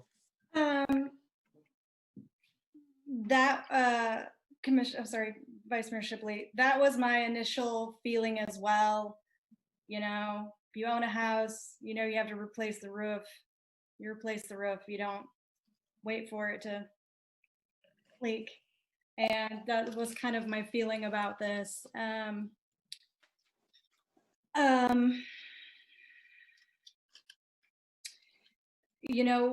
It's a good thing to live in a place where there are so many educated people.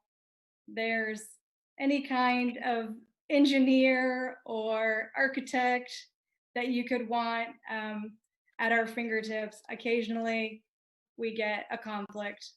So I hear different experts saying different things. And so I'm holding gray area for that. But initially walking in, that I felt the way Commissioner Ananda did, that you're just costing yourself more money down the road. Whatever we decide, I do want to make sure that we bring up the issue of telecommunications before we decide whatever we decide. Planning Commission was quite clear about that, and I do note that there's a considerable amount of speaking about the ability to use telecommunications differently in the monolithic water tower. But I feel like planning was clear, and we did hear also from the public about that. So I want to make sure we don't let that fall by the wayside.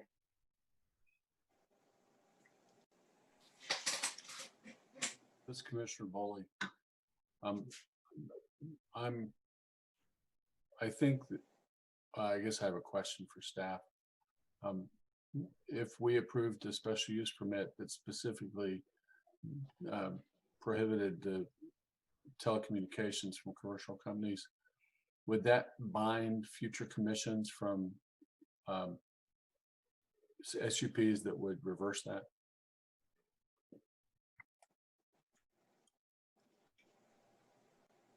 This is Randy Larkin, Deputy City Attorney. It would take another SUP to reverse that, but it could be done in the future. It would not be binding forever. Another commission could come in and there could be another SUP and they could approve it and perhaps allow telecommunications. This Commissioner Bowley, I think it's important for us to be clear that, you know, the decision that we make regarding telecommunications can be reversed by subsequent commissions. And so, you know, we can make a decision against that, but that will be good for the term of the SUP that we have done.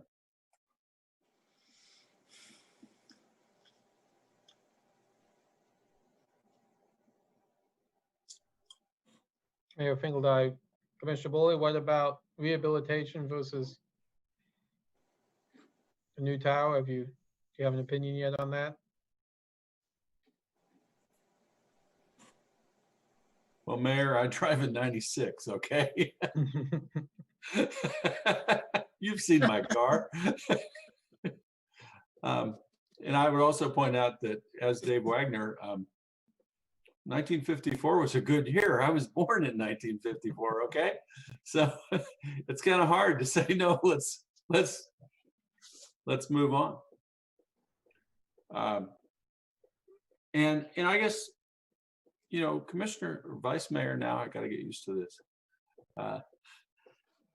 You know, the numbers, I mean, you know, Charles Jones provided very different numbers for the rehabilitation at 1.33 million and 2.695 for construction, as opposed to the 2014 numbers of 1.74 and 1.73. And I'm not sure we ever addressed that.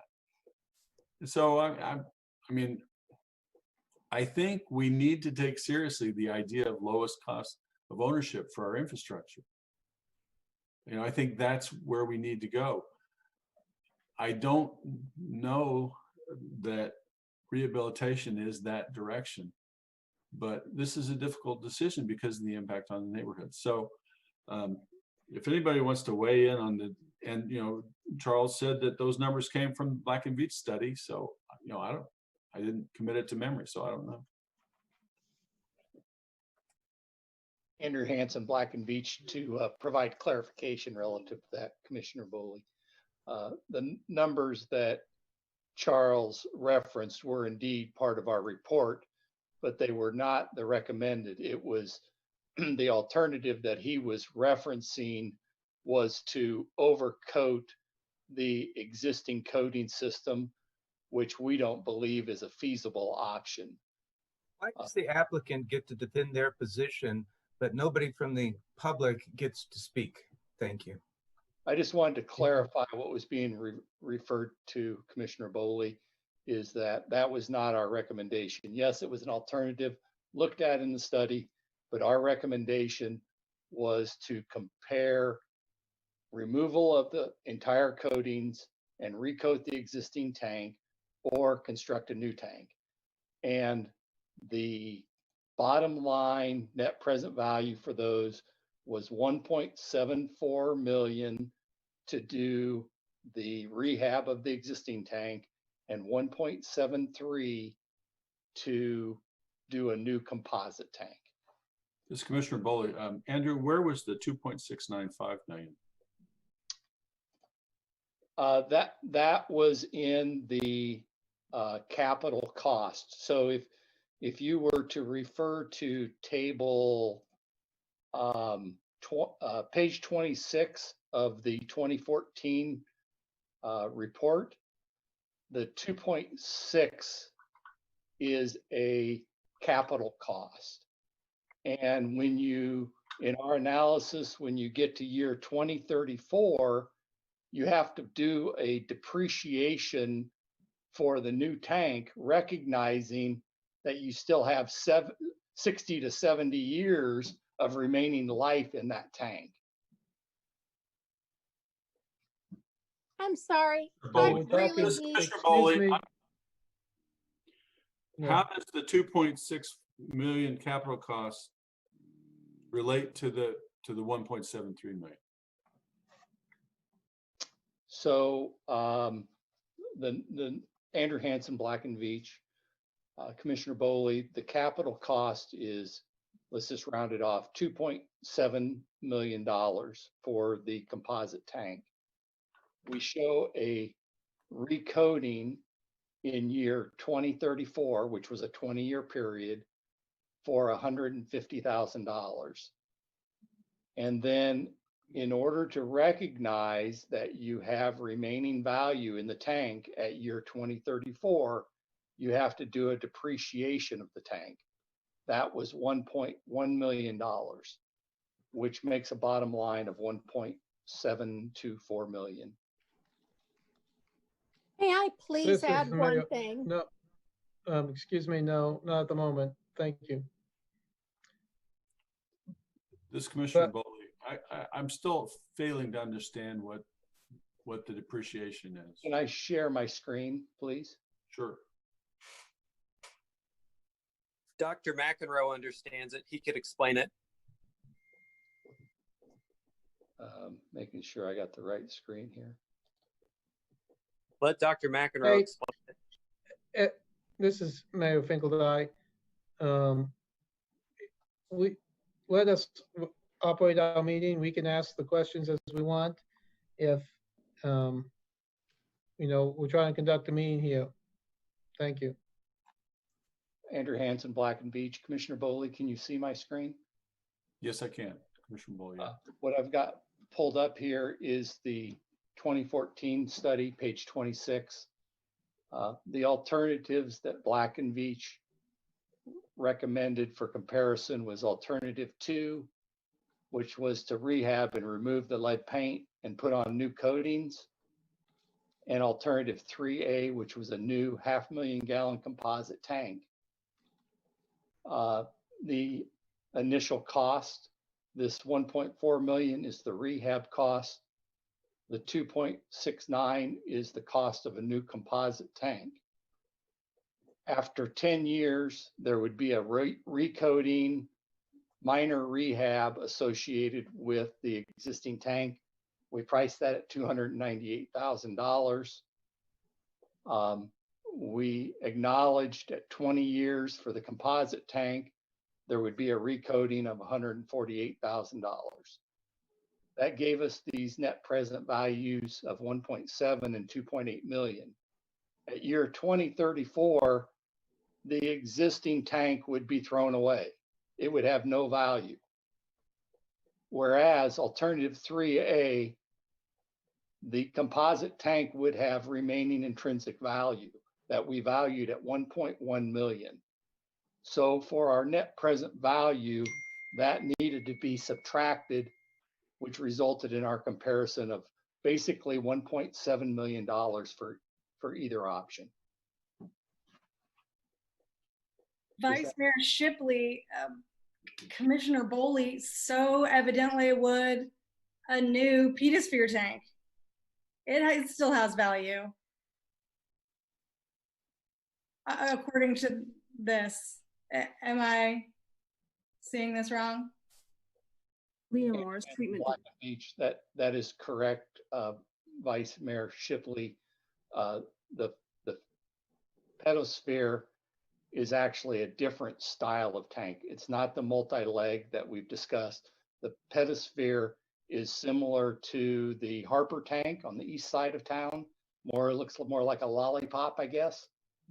So that's another style. This is Commissioner Bowler. Thank you, Andrew. I appreciate that. Mayor Finkeldine, but it certainly shows that the cost in year one is, as Charles pointed out, the 1.03 and the 1.4 million versus the 2.6 million. And so certainly you'd have a lower cost now. And the question is, how do you compare that lower cost now compared to, you know, the longer term ownership value? And I think, you know, there's certainly advantages to spending less money now. And I think that's what was being pointed out. This is Commissioner Bullock. I guess I'd be interested in Dr. McEnroe's consideration of that information. Mayor Finkeldine, Mr. McEnroe, you can go ahead and respond to Commissioner Bullock. Yes. Those net present value costs over the time span examined there are similar, only if you buy the assumption that the renovated tank would have no value and need to be torn down in 20 years, and I don't accept that. If it's maintained properly, it should not need to be torn down in 20 years. So anyway, that's my main point. This is Commissioner Rowley. Thank you, Dr. McEnroe. That's all I got. Right. This is Commissioner Ananda. I had a quick question. So as you're looking at that over time, even given 20 years, let's take it to 40 years, at some point that tank will no longer be rehabilitable, able to be rehabilitated. And the cost of maintaining that and rehabilitating that will continue to increase, as well as the cost of a new tank. When you look at that long-term cost benefit analysis, does that change your answer at all, Dr. McEnroe?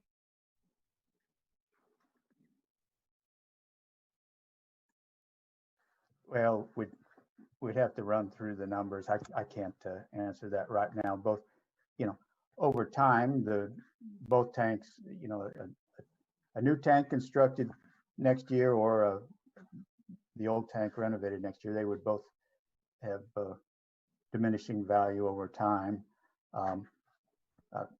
I can't answer how it would come out if you used a longer time frame without crunching the numbers. This Commissioner Bowley. There's another aspect to this I think we should probably consider, and that's what Dave Wagner talked about early on, where we did not have a plan to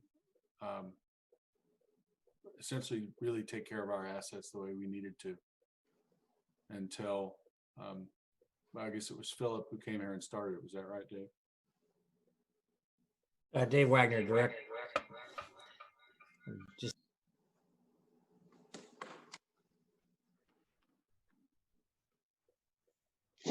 please excuse me. I'm still working my double thumbs. Dave Wagner, Director of the MSO.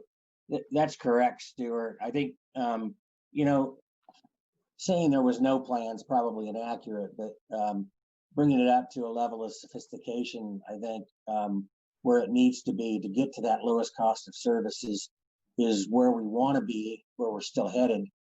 Philip started us down that road on waterline assessments. Certainly, it's earlier. We're getting more sophisticated in that this year with the ascetic model that's going to show us priorities and different arrangements.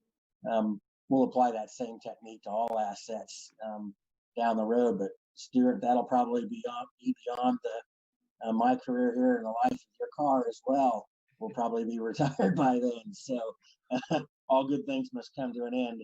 But you know, that's just the reality of it. And there are some assumptions obviously made that in any way you calculate that, whether we extend that to another 20 years, that we can squeeze some life out of that tower, or we make the a conservative assumption that the tower is going to last only 20 more years with renovation.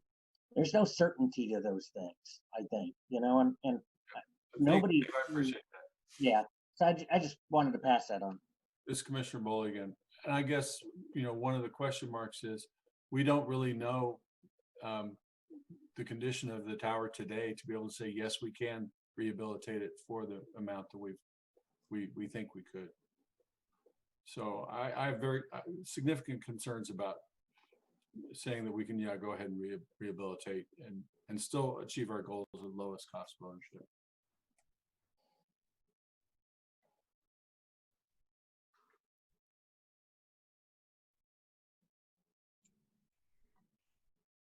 Mayor Finkeldine, Commissioner Lawson, do you have a comment on rehabilitation versus new tower? I don't know if I have really much to say about that other than what I've already said. You know, I realize that what we've been shown for cost differential, again, I'm just not real secure in those numbers that have kind of been thrown about. And so whether or not we could move that tank further west to closer to that tank, that might be something to look at. But the rehabilitation process is to me, it's hard to evaluate from my standpoint, just based on everything I've said so far. And so I guess I'll just leave it at that.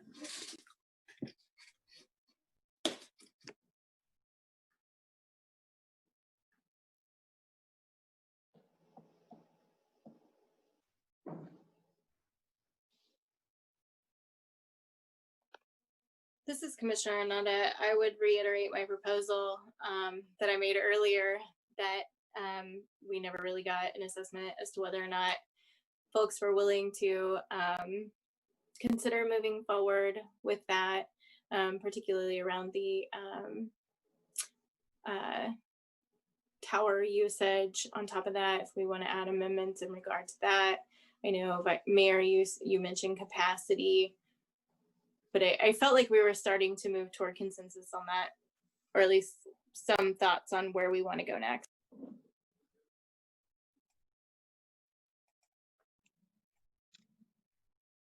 Mayor Finkeldine, so I think part of that conversation, if we're heading in that direction, would be this question of 500,000 versus 750,000. You know, as what I've heard, obviously 500,000 would be cheaper and you could get it closer to the current and could operationally work.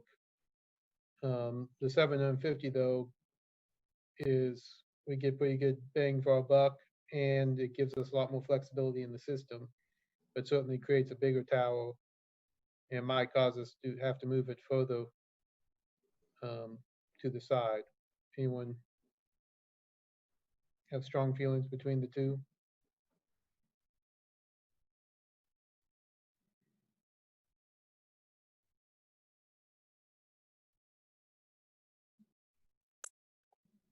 This is Commissioner Arnada. I appreciate the need for operational capacity, and I think that we all would if our house was on fire. And I think that that's an important part of the conversation. I also think that if that's going to be the sticking point, then that is a sticking point on which I am willing to move, but I would prefer the larger capacity after touring, you know, our water treatment plants and seeing the work that they are constantly doing to provide water to our community. I know that having that capacity to store that water is vital in order to ensure that our residents have what they need, particularly during those high use months. Mayor and Commissioner.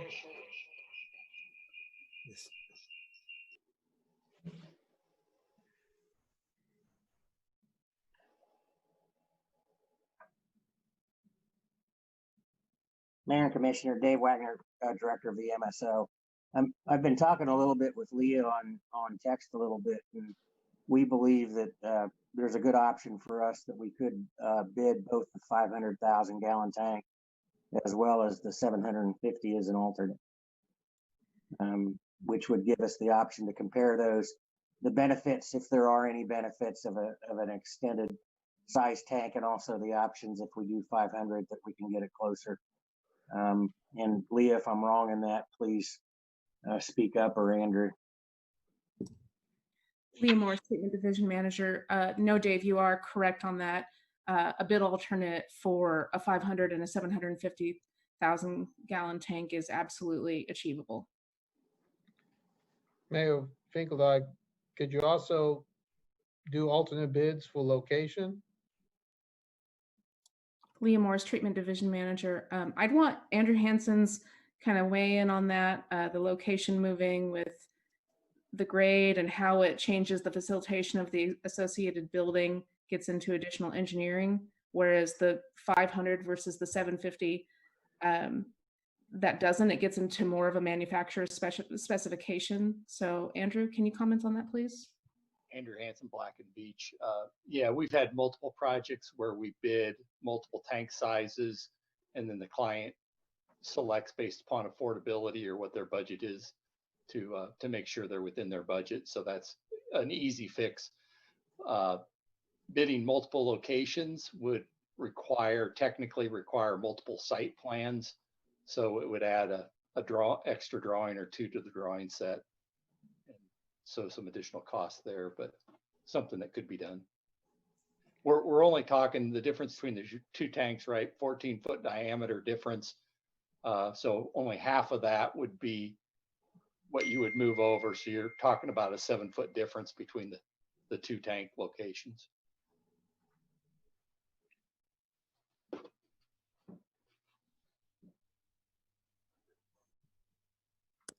Mayor Finkeldine. Commissioner Larson here.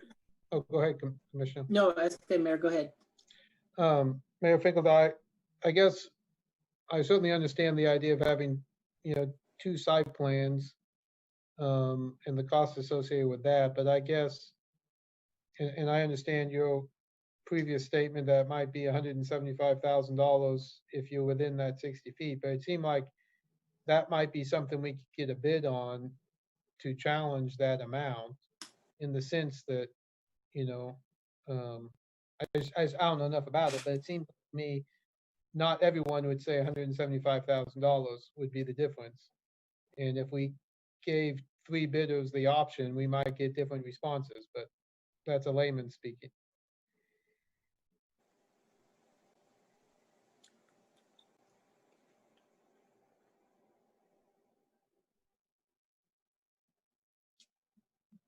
Mayor Finkeldine, Andrew Hansen, Black and Beach. Are you looking for a response to that? Well, maybe tell me how bad of a layman I am, or if.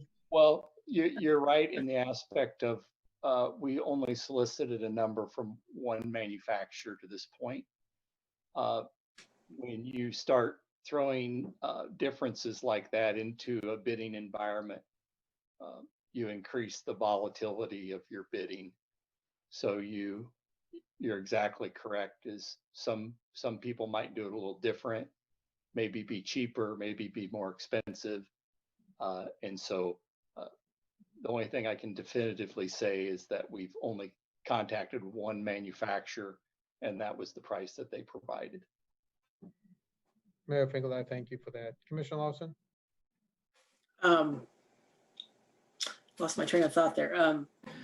Something that Mayor Finkeldine, that you said earlier regarding the information provided by Mr. Scannell.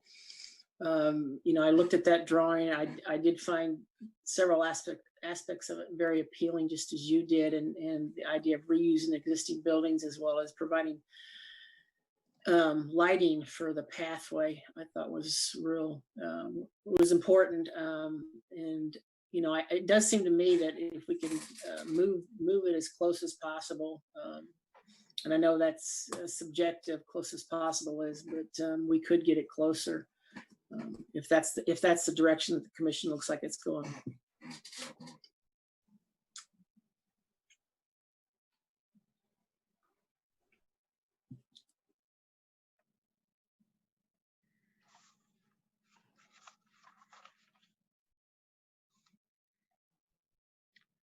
Mayor Finkel, aye.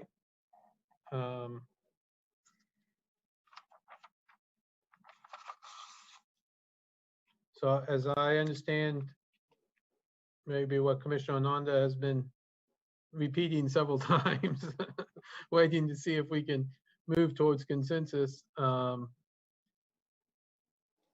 would be a composite tower, as close as we could to the current tower. And I guess what I'm hearing is that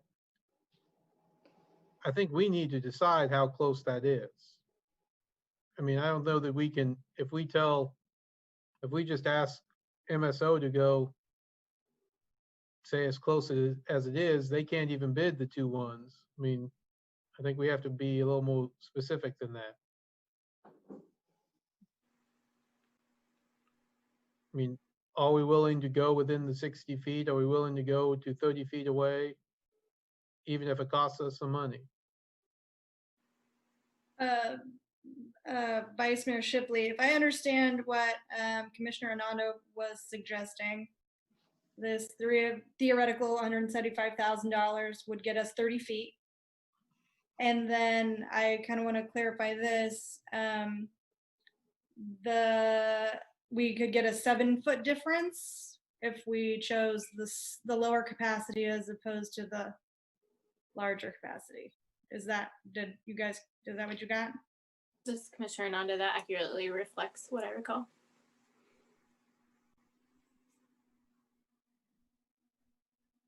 Mayor Finkel, and then no cell antennas. I've heard Vice Mayor Shipley talk about no cell antennas. I wasn't taking a stand on that particularly. I just wanted to make sure that we didn't leave that detail off. I did feel like Planning Commission had a lot of discussion about it and it was quite clear.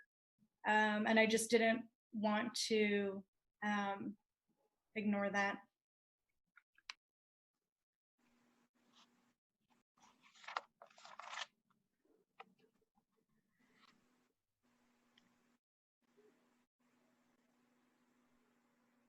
Commissioner Shipley, what I didn't gather from their conversation was if all the telecommunication things are within the base rather than on the outside as it is now, is the sound and the other issues that the neighbors reckon with, is that mitigated or is it just the same?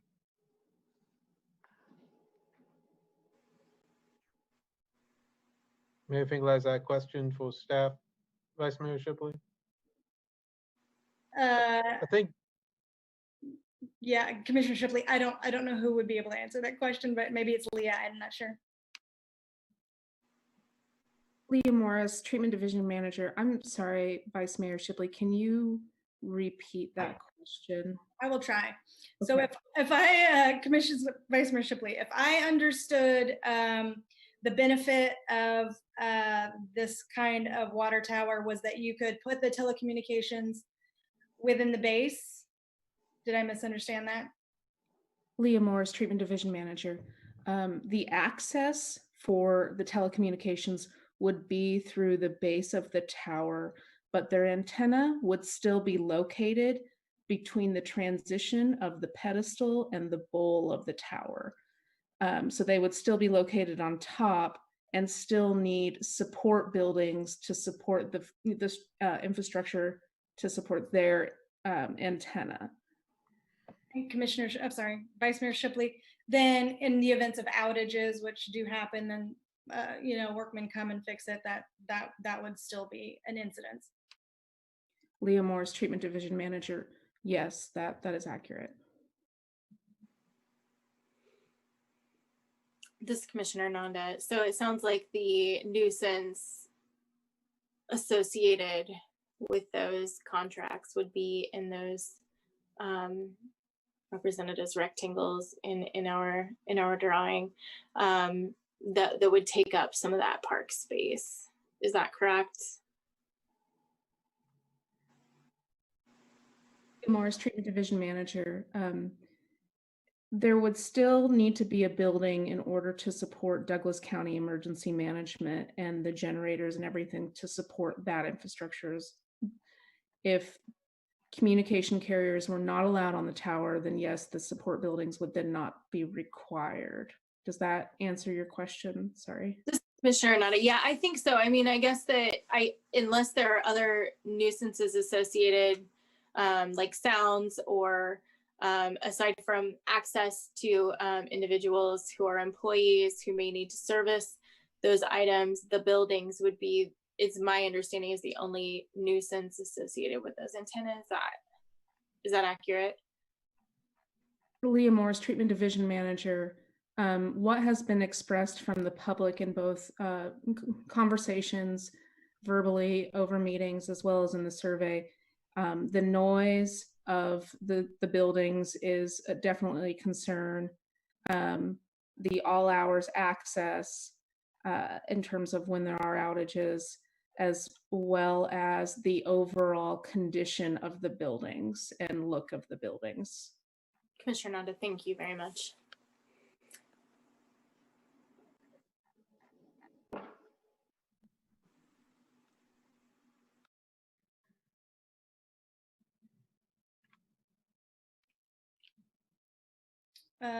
Vice Mayor Shipley. So in addition to the suggestion that Commissioner Ananda has made so far, the additional theoretical $175,000 that would buy us 30 feet, potentially 37 feet if we chose a lower capacity water tower, I would add not allowing telecommunications at this time.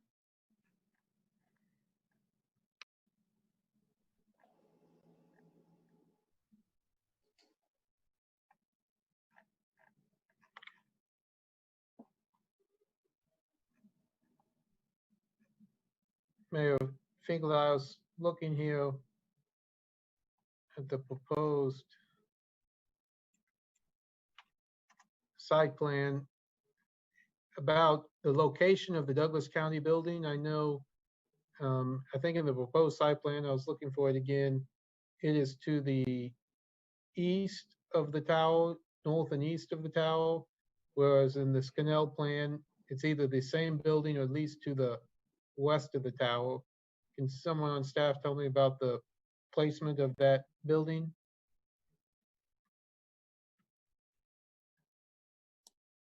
Leah Morris, Treatment Division Manager. We located the building in order to be accessible during the last part of construction, as well as trying to, if I remember correctly, not impact the trees as well as the underground utilities that run through there. Andrew, can you correct me if that is inaccurate? Andrew Hansen, Black and Beach, that is accurate.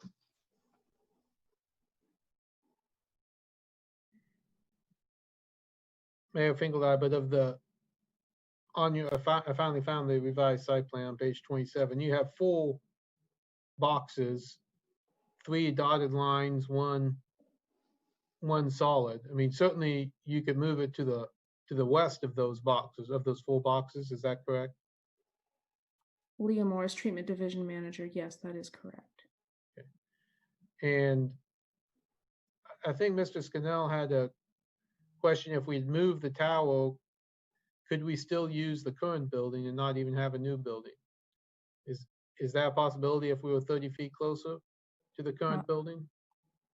Leah Morris, Treatment Division Manager. I don't think that I can accurately comment on that because that building supports Douglas County Emergency Management and their infrastructure, and it would be dependent upon their needs out of the building facility itself.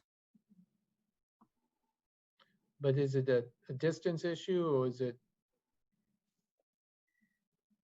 Leah Morris, Treatment Division Manager. My understanding of the Douglas County Emergency Management antenna and everything that takes place on top of that tower, they are looking at two different options. One is relocating the existing equipment onto a new tower, or bidding for new equipment because some of that equipment is outdated. So depending on what option that they were going to be moving forward with would dictate what kind of support features they would need out of both the building and what the building houses.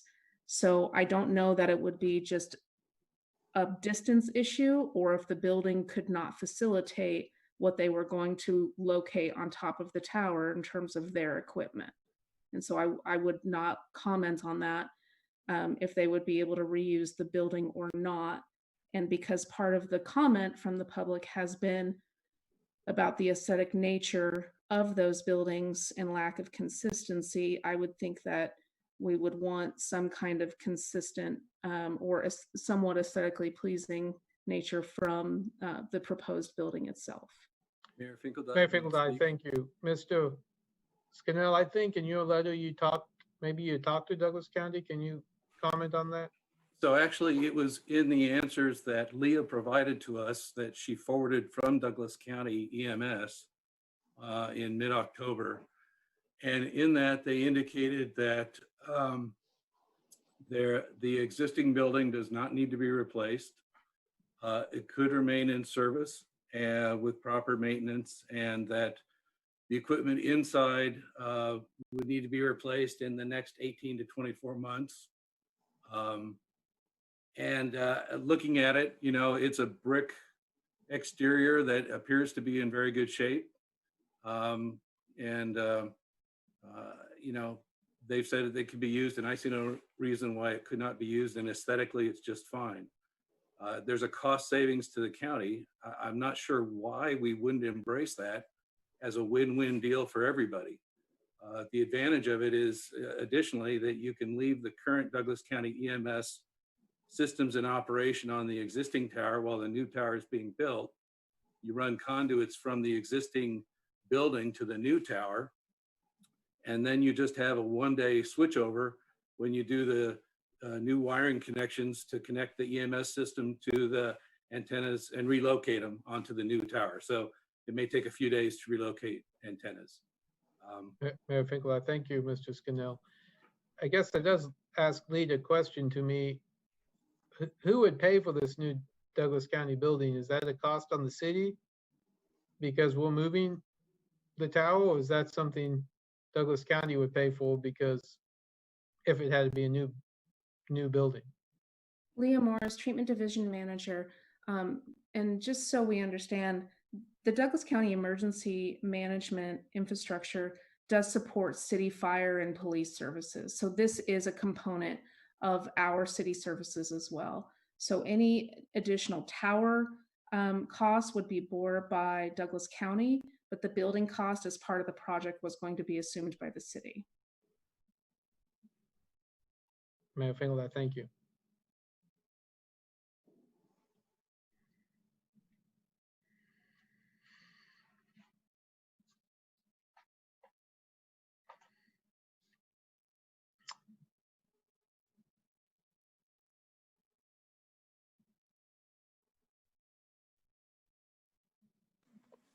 This is Commissioner Okay. Hernandez. So if I could summarize, I'm hearing 30 to 37 feet closer, given the cost of 175,000 potentially, that there would be a proposal of no cell towers associated with the new tower, at least for the foreseeable future, that we would consider the smaller capacity to gain that 7 feet, and that either we would maintain the existing Douglas County building or that we would move to the west side of the tower in one of those proposed locations further west. Is that accurate? Mayor Finkeldine, that's what I have on my list. I would add to that a stipulation that there's no fence around the composite tower, that we do the 10-foot walking path the entire length of the west side, and the light on the west side in this, from the Scannell plan.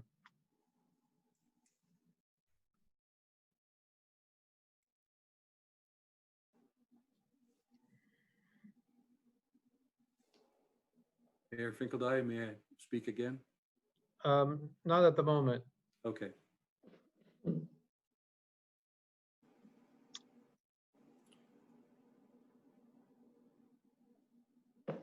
Hello, Mayor Finkeldine, Commissioner Bully, Commissioner Lawson, you have thoughts on the direction we're going? We need full votes if we're going to get there, so.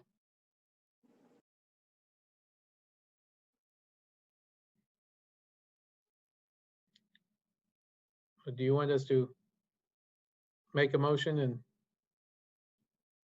see how you vote? Or do you have a comment before we get there? I don't know if I really got a comment. You know, I spoke quite a bit at the beginning. And first of all, I do want to thank Leah for putting up with me through all those questions. I really appreciate that, her patience on that. But, my problem with this, as I've said from the beginning, is the process that it went through. And it just seems to me like we can't seem to improve that process through several of the recent projects that involve neighborhoods. And so that's where I'm at with it. I'm intrigued by Steve Scannell's drawings that he put forth. And as far as the rehabilitation goes, the numbers that were provided, I'm skeptical of them. So in that regard, I'm not for this project at this time, just based on that.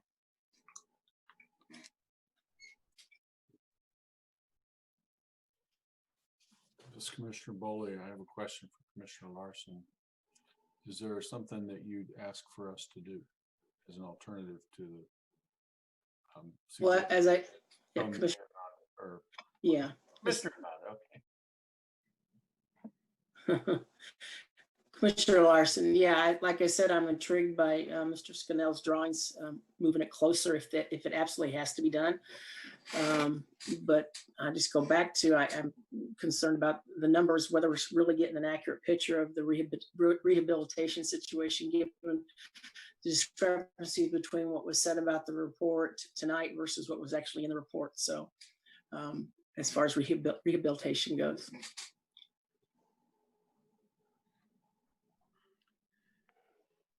Mayor Finkel, I guess this is a question for Sandy or Andy, maybe.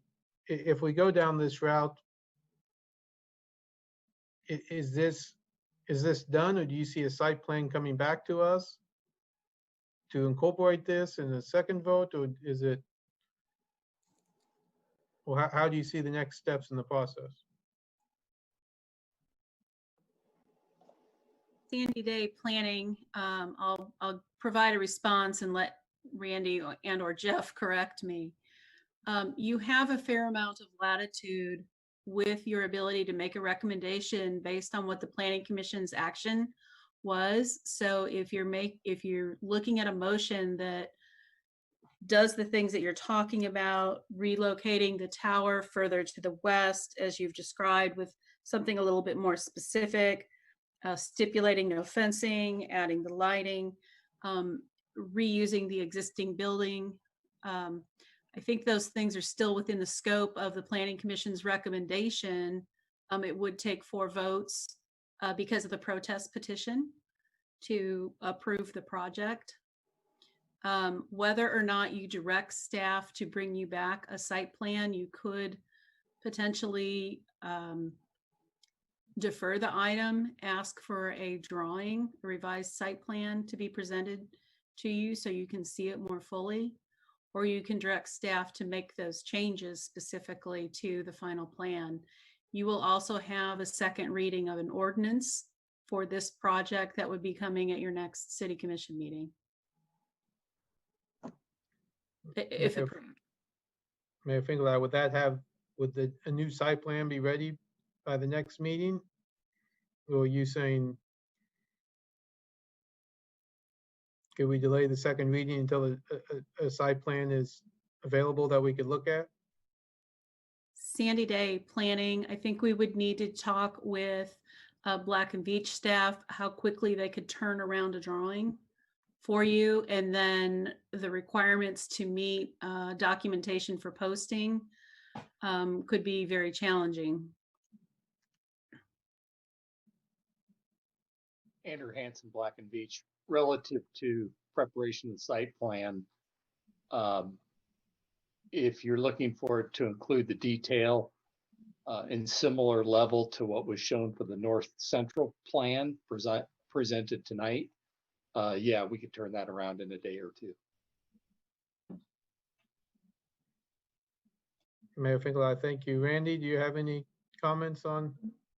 This is Randy Larkin, Deputy City Attorney. There is some precedent for City Commission asking to review a site plan after in a situation like this, and have the final review over the site plan. So that has happened in the past. If the City Commission wanted to do that to ensure that all the conditions of the SUP are met, or that the site plan meets with the approval of the City Commission before going forward, that can be done.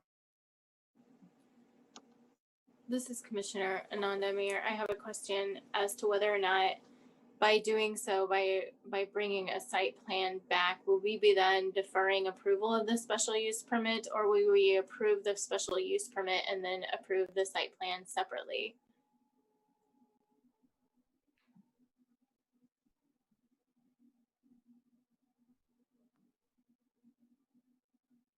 This is Randy Larkin, Deputy City Attorney. Typically, you would have the SUP granted, and then based upon the SUP, then the site plan would then follow. So typically, one follows the other. And obviously, if the site plan is not approved, then the project can't go forward, even though there's a SUP.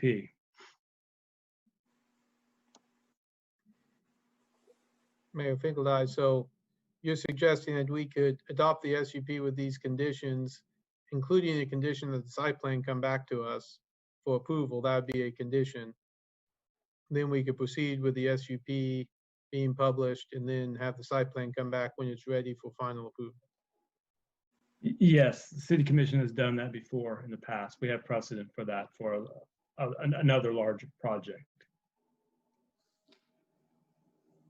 I don't know if it was the Sports Pavilion, Lawrence, one of those. We've done that. This City Commission has reviewed site plans a couple of times, different times, to make sure that they met all the requirements of the SUP and that type of deal.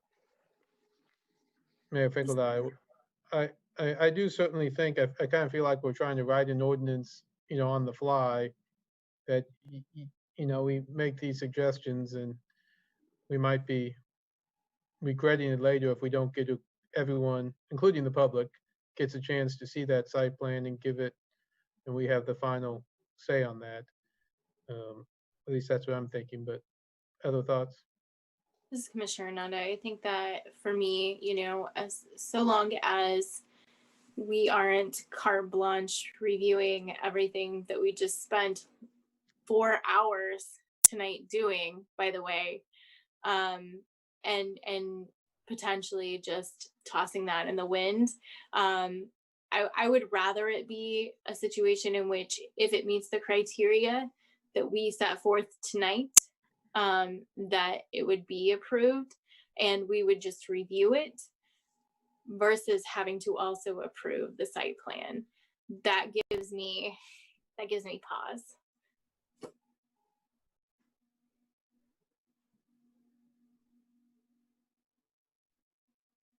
Mayor Finkelstein, I guess Commissioner Nanda, I'm not sure procedurally what you're suggesting that.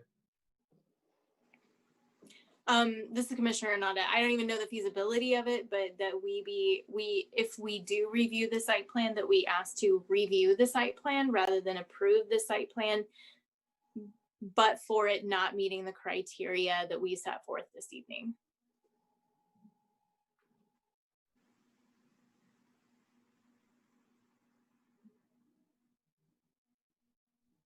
Mayor Finkeldine. I hear what you're saying. I understand what you're saying. You don't want to have this whole conversation again. I really don't.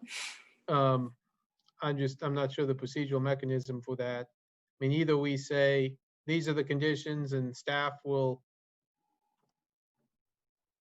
I guess maybe that, Sandy, now that I'm thinking out loud, is that site plan appealable by the neighbors? If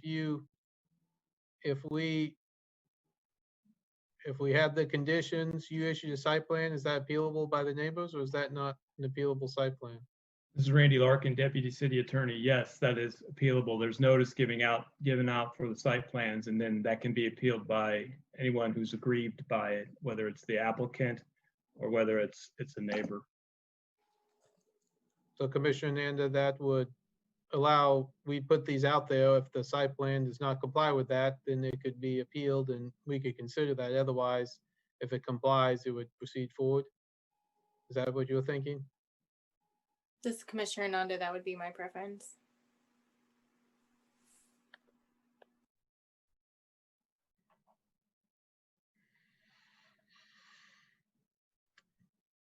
Mayor Finkeldine,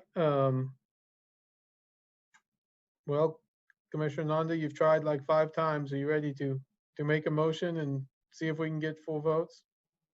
This is Commissioner Nanda. I am willing to try. So I just want to, before I start, I want to make sure that when we're looking at the 140 foot, would the size of that be impacted by the height? I believe it would. Is that correct? Or is that just the composite height? Leah Morris, Treatment Division Manager. The hydraulic grade would be maintained, so therefore the height would not change. This is Commissioner Nanda, thank you. And utilities and service, major use, would any of that change based on the dialogue that we've had this evening? Leah Morris, Treatment Division Manager. I'm sorry, utilities and major use.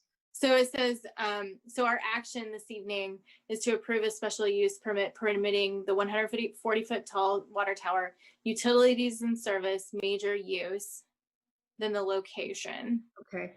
No, it would not change based on any of these recommendations, Commissioner Ananda. Thank you.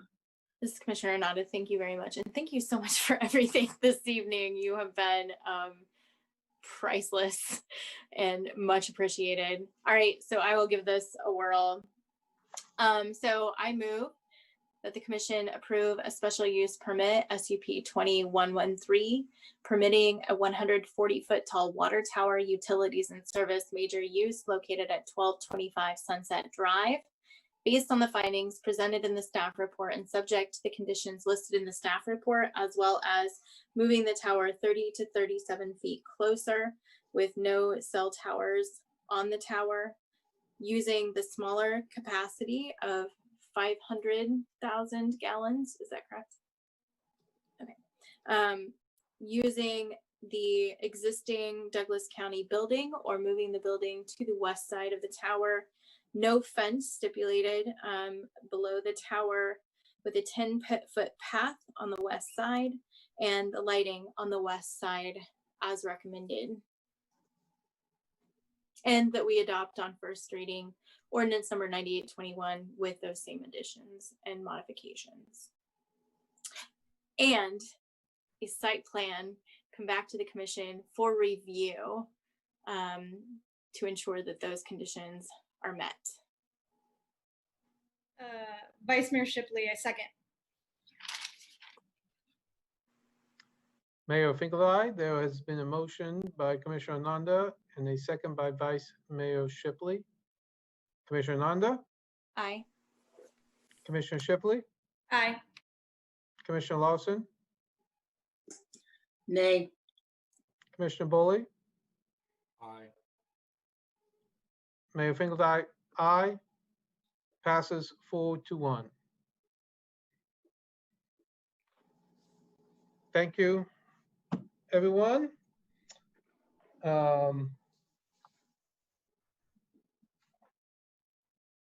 We'll proceed forward from there. Thank you all. We are moving into commission items. Does any commissioner have a future agenda item? This is Commissioner Ananda. I made my request earlier this evening that the commission consider creating a committee or a commission or board to review our current governance structure. I think that this is a conversation for us to have, not necessarily right now, but I wanted to bring it up as a commission item to see if we could bring that as a future agenda item if there was consensus around that. This is Commissioner Bowley. I'm interested in having a good understanding of how such change would be brought about. You know, I don't think this is something that the commission can do on its own. So I think as part of that, I would ask as like a friendly amendment that we include significant discussion of process right up front as part of this discussion. Mayor Finkeldine, yeah, I think we would want a presentation by legal on what would be required. And I guess, you know, maybe we would even want a, you know, someone like a John Nalbandian or someone from staff. I mean, I'm sure Craig could do it as well. Give kind of an overview of different options, just to kind of get a feel for it. And then I don't know if that'd be useful to folks to talk about the different types as we consider, and then with the idea of appointing a committee to study it more closely. And maybe if we're going to have a committee, we don't need that second point. We just need the legal analysis, but I throw that out there. Vice Mayor Shipley. I also, in speaking about this with you over the past year, had kind of envisioned, of course, things are strange now because of COVID, quite a bit of like public engagement, open house discussion, so some Zooms. Of course, it's good to have a committee, but I think we want a lot of investment from the public for something like this. In as much as many people don't understand how we operate now, that's a great opportunity to have them invested in that change if we decide to change.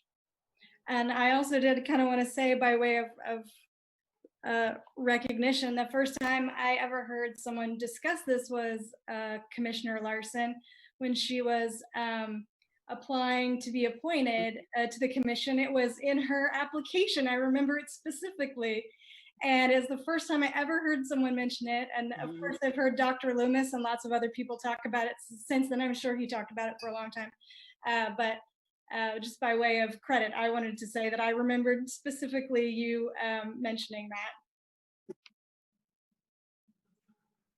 Yeah, Commissioner Larson, thank you for that, Vice Mayor. Yeah, I did. I remember I actually stated that answer at one point during the question sessions. I remember that. But one thing I would like to make sure we add to that, or maybe this is all implied as part of it, is that we do the best we can find out from professionals what are the potential pitfalls, what are the pros and cons of this happening.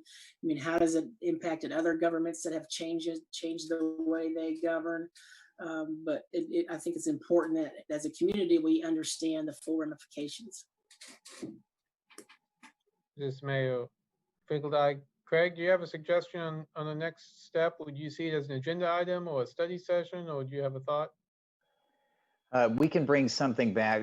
City Manager Craig Owens, we can bring something back with some kind of range of ideas that I think may give you enough to provide direction on that. I'm hearing task force or some kind of committee, legal analysis, and potentially then what is the process that you might go through to take this forward and look at other options.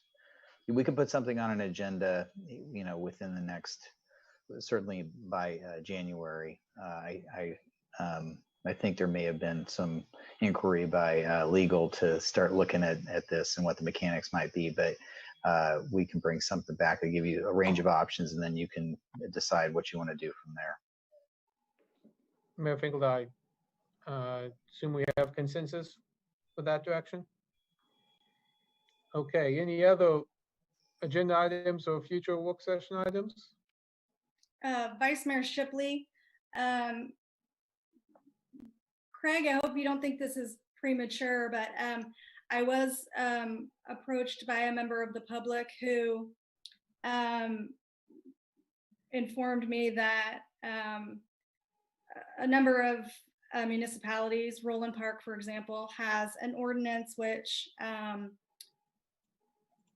bans conversion therapy. And I got some information on it. Craig got some information on it, and I believe it's legal's looking at it, but I kind of wanted to see if there were other commissioners that had interest in this.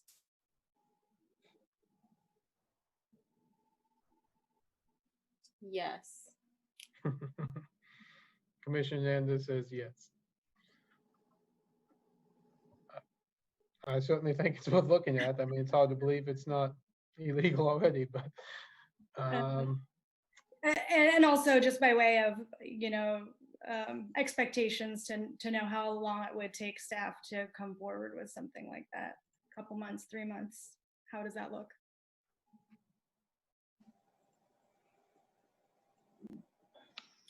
Commissioner Larson, obviously you would want something like that, the conversion therapy, but I guess I would also want to know legally, can we do that? I mean, can we require somebody to come in and not do that? Is that something that we can actually do legally?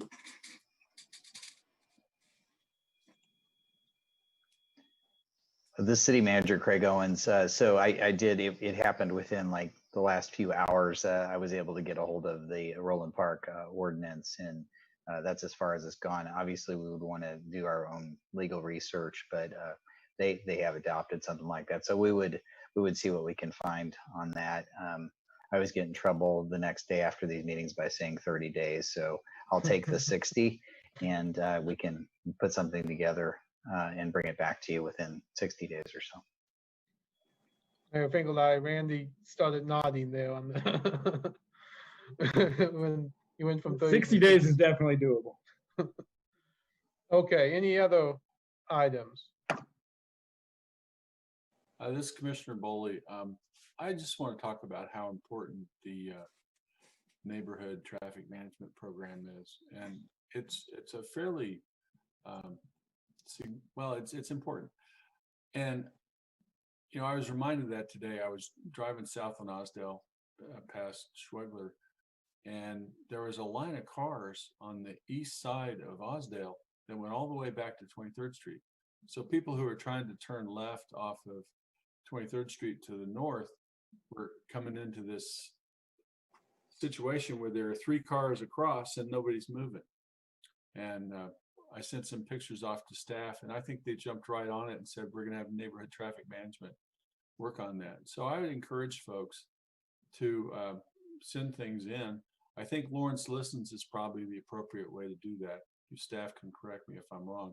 But the C-click fix should, accommodate these kinds of concerns. So sending pictures is good, reaching out, and let's make sure, that we really get the benefit of this neighborhood traffic management program. Mayor Finkeldine, thank you. My only other item, I'd say we had a couple public comments about the winter shelter, and I know on our agenda today we had the approval of the request to the ESG, for some additional funding, $250,000. I know Brandon is working hard on that, and I've had these conversations as well. I mean, I know we're working hard and fast, but the sooner we can get that up and running, the better. So I know that's where everyone's heading, but so that the folks in the public know that we are doing what we can to move that as quickly as possible and trying to be safe at the same time. So it's certainly a tough situation, but we're working hard on it. And I appreciate the efforts of Brandon and Derek and Danielle. They're all working very hard on this tough issue. So. Any other commission items? Seeing none, city manager's report. I really won't do too much, just highlight the U.S. engineering one that was just kind of a lot reconfiguration. We just want to make sure you're aware of that. I think it was a good solution to site issues and site conditions there that was mutually beneficial. But other than that, happy to answer any questions. Mayor Finkelstein, any questions for Craig?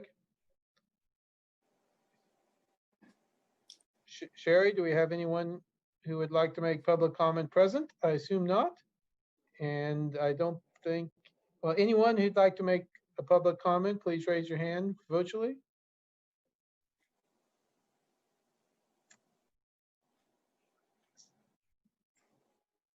Sherry Reederman, City Clerk. There isn't anyone, Mayor, and also not in the room. Thank you, Sherry. Okay, then calendar. Any comments or any additions to the calendar?